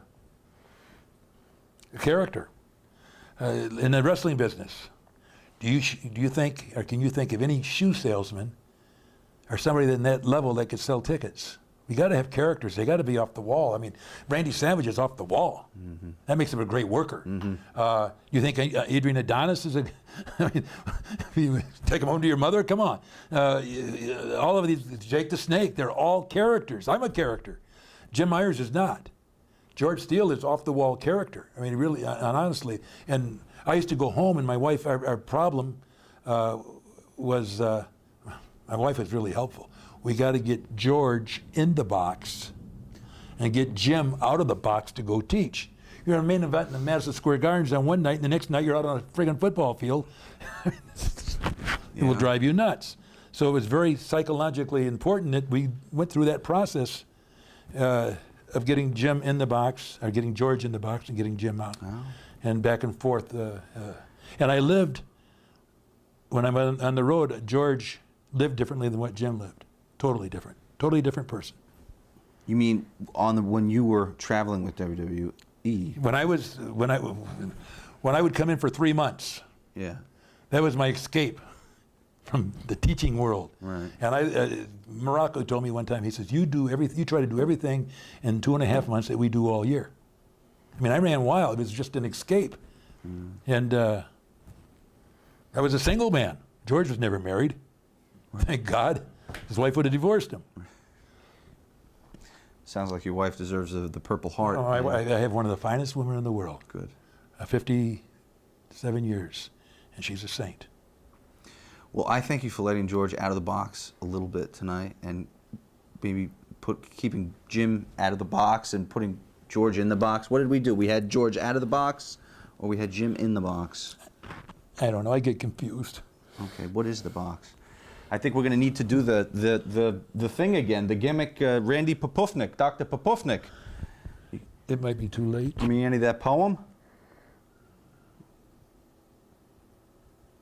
How now? Brown cow?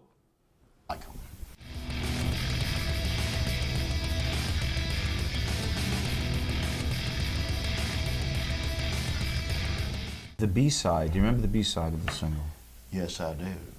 Sometimes you feel like a nut. Yes. Sometimes you don't. And I wanted to sing, sometimes I want to get a nut. Sometimes I don't. No, yeah. It is reported that after the song comes out, some of your male fans start falling off because this is maybe less cool than some of the, they always say the key to being over is that the guys want to be like you and the girls want to fuck you. Yeah. So I'm sure the girls still did, but did the guys want to sing Sometimes You Feel Like a Nut?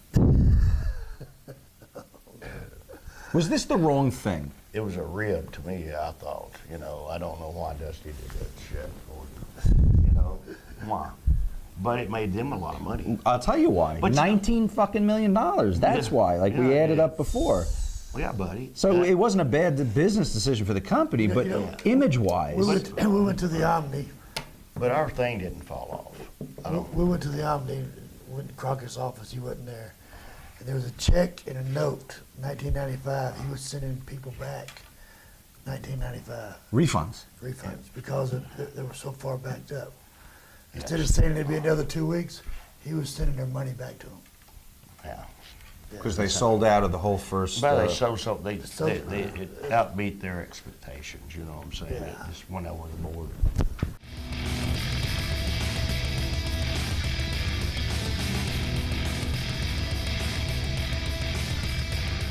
How do you treat these things by the magazines? Is this something you consider an honor, or is this all part of the work? You can say anything you want to about them.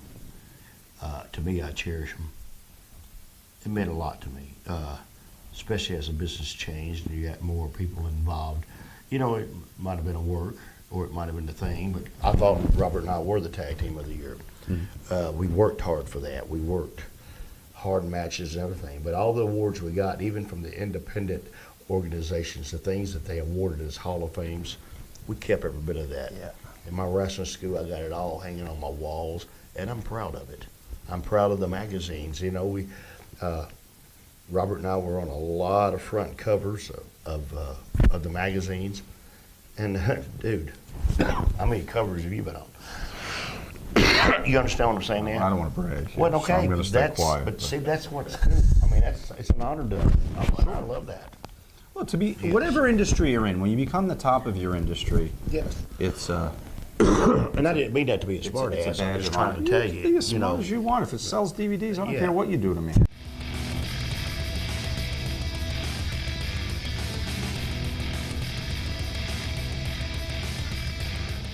When you look back at '86, what do you feel? Was it the height? Would you say that was the height of the Rock and Roll yes, that Express was the popularity? height of the Crockett territory. But what with about the, your popularity? Was that your apex '86? Yes, yes. The it Midnight was. Run, the Andersons run. Yes, you know, because we went in '85 in July and won the belts, but it took us all the way to probably past Christmas to really get the sellout houses going. I mean, every time we went, they got bigger, but then they got to selling out, doing a lot of stuff. I look back, it was probably, you know,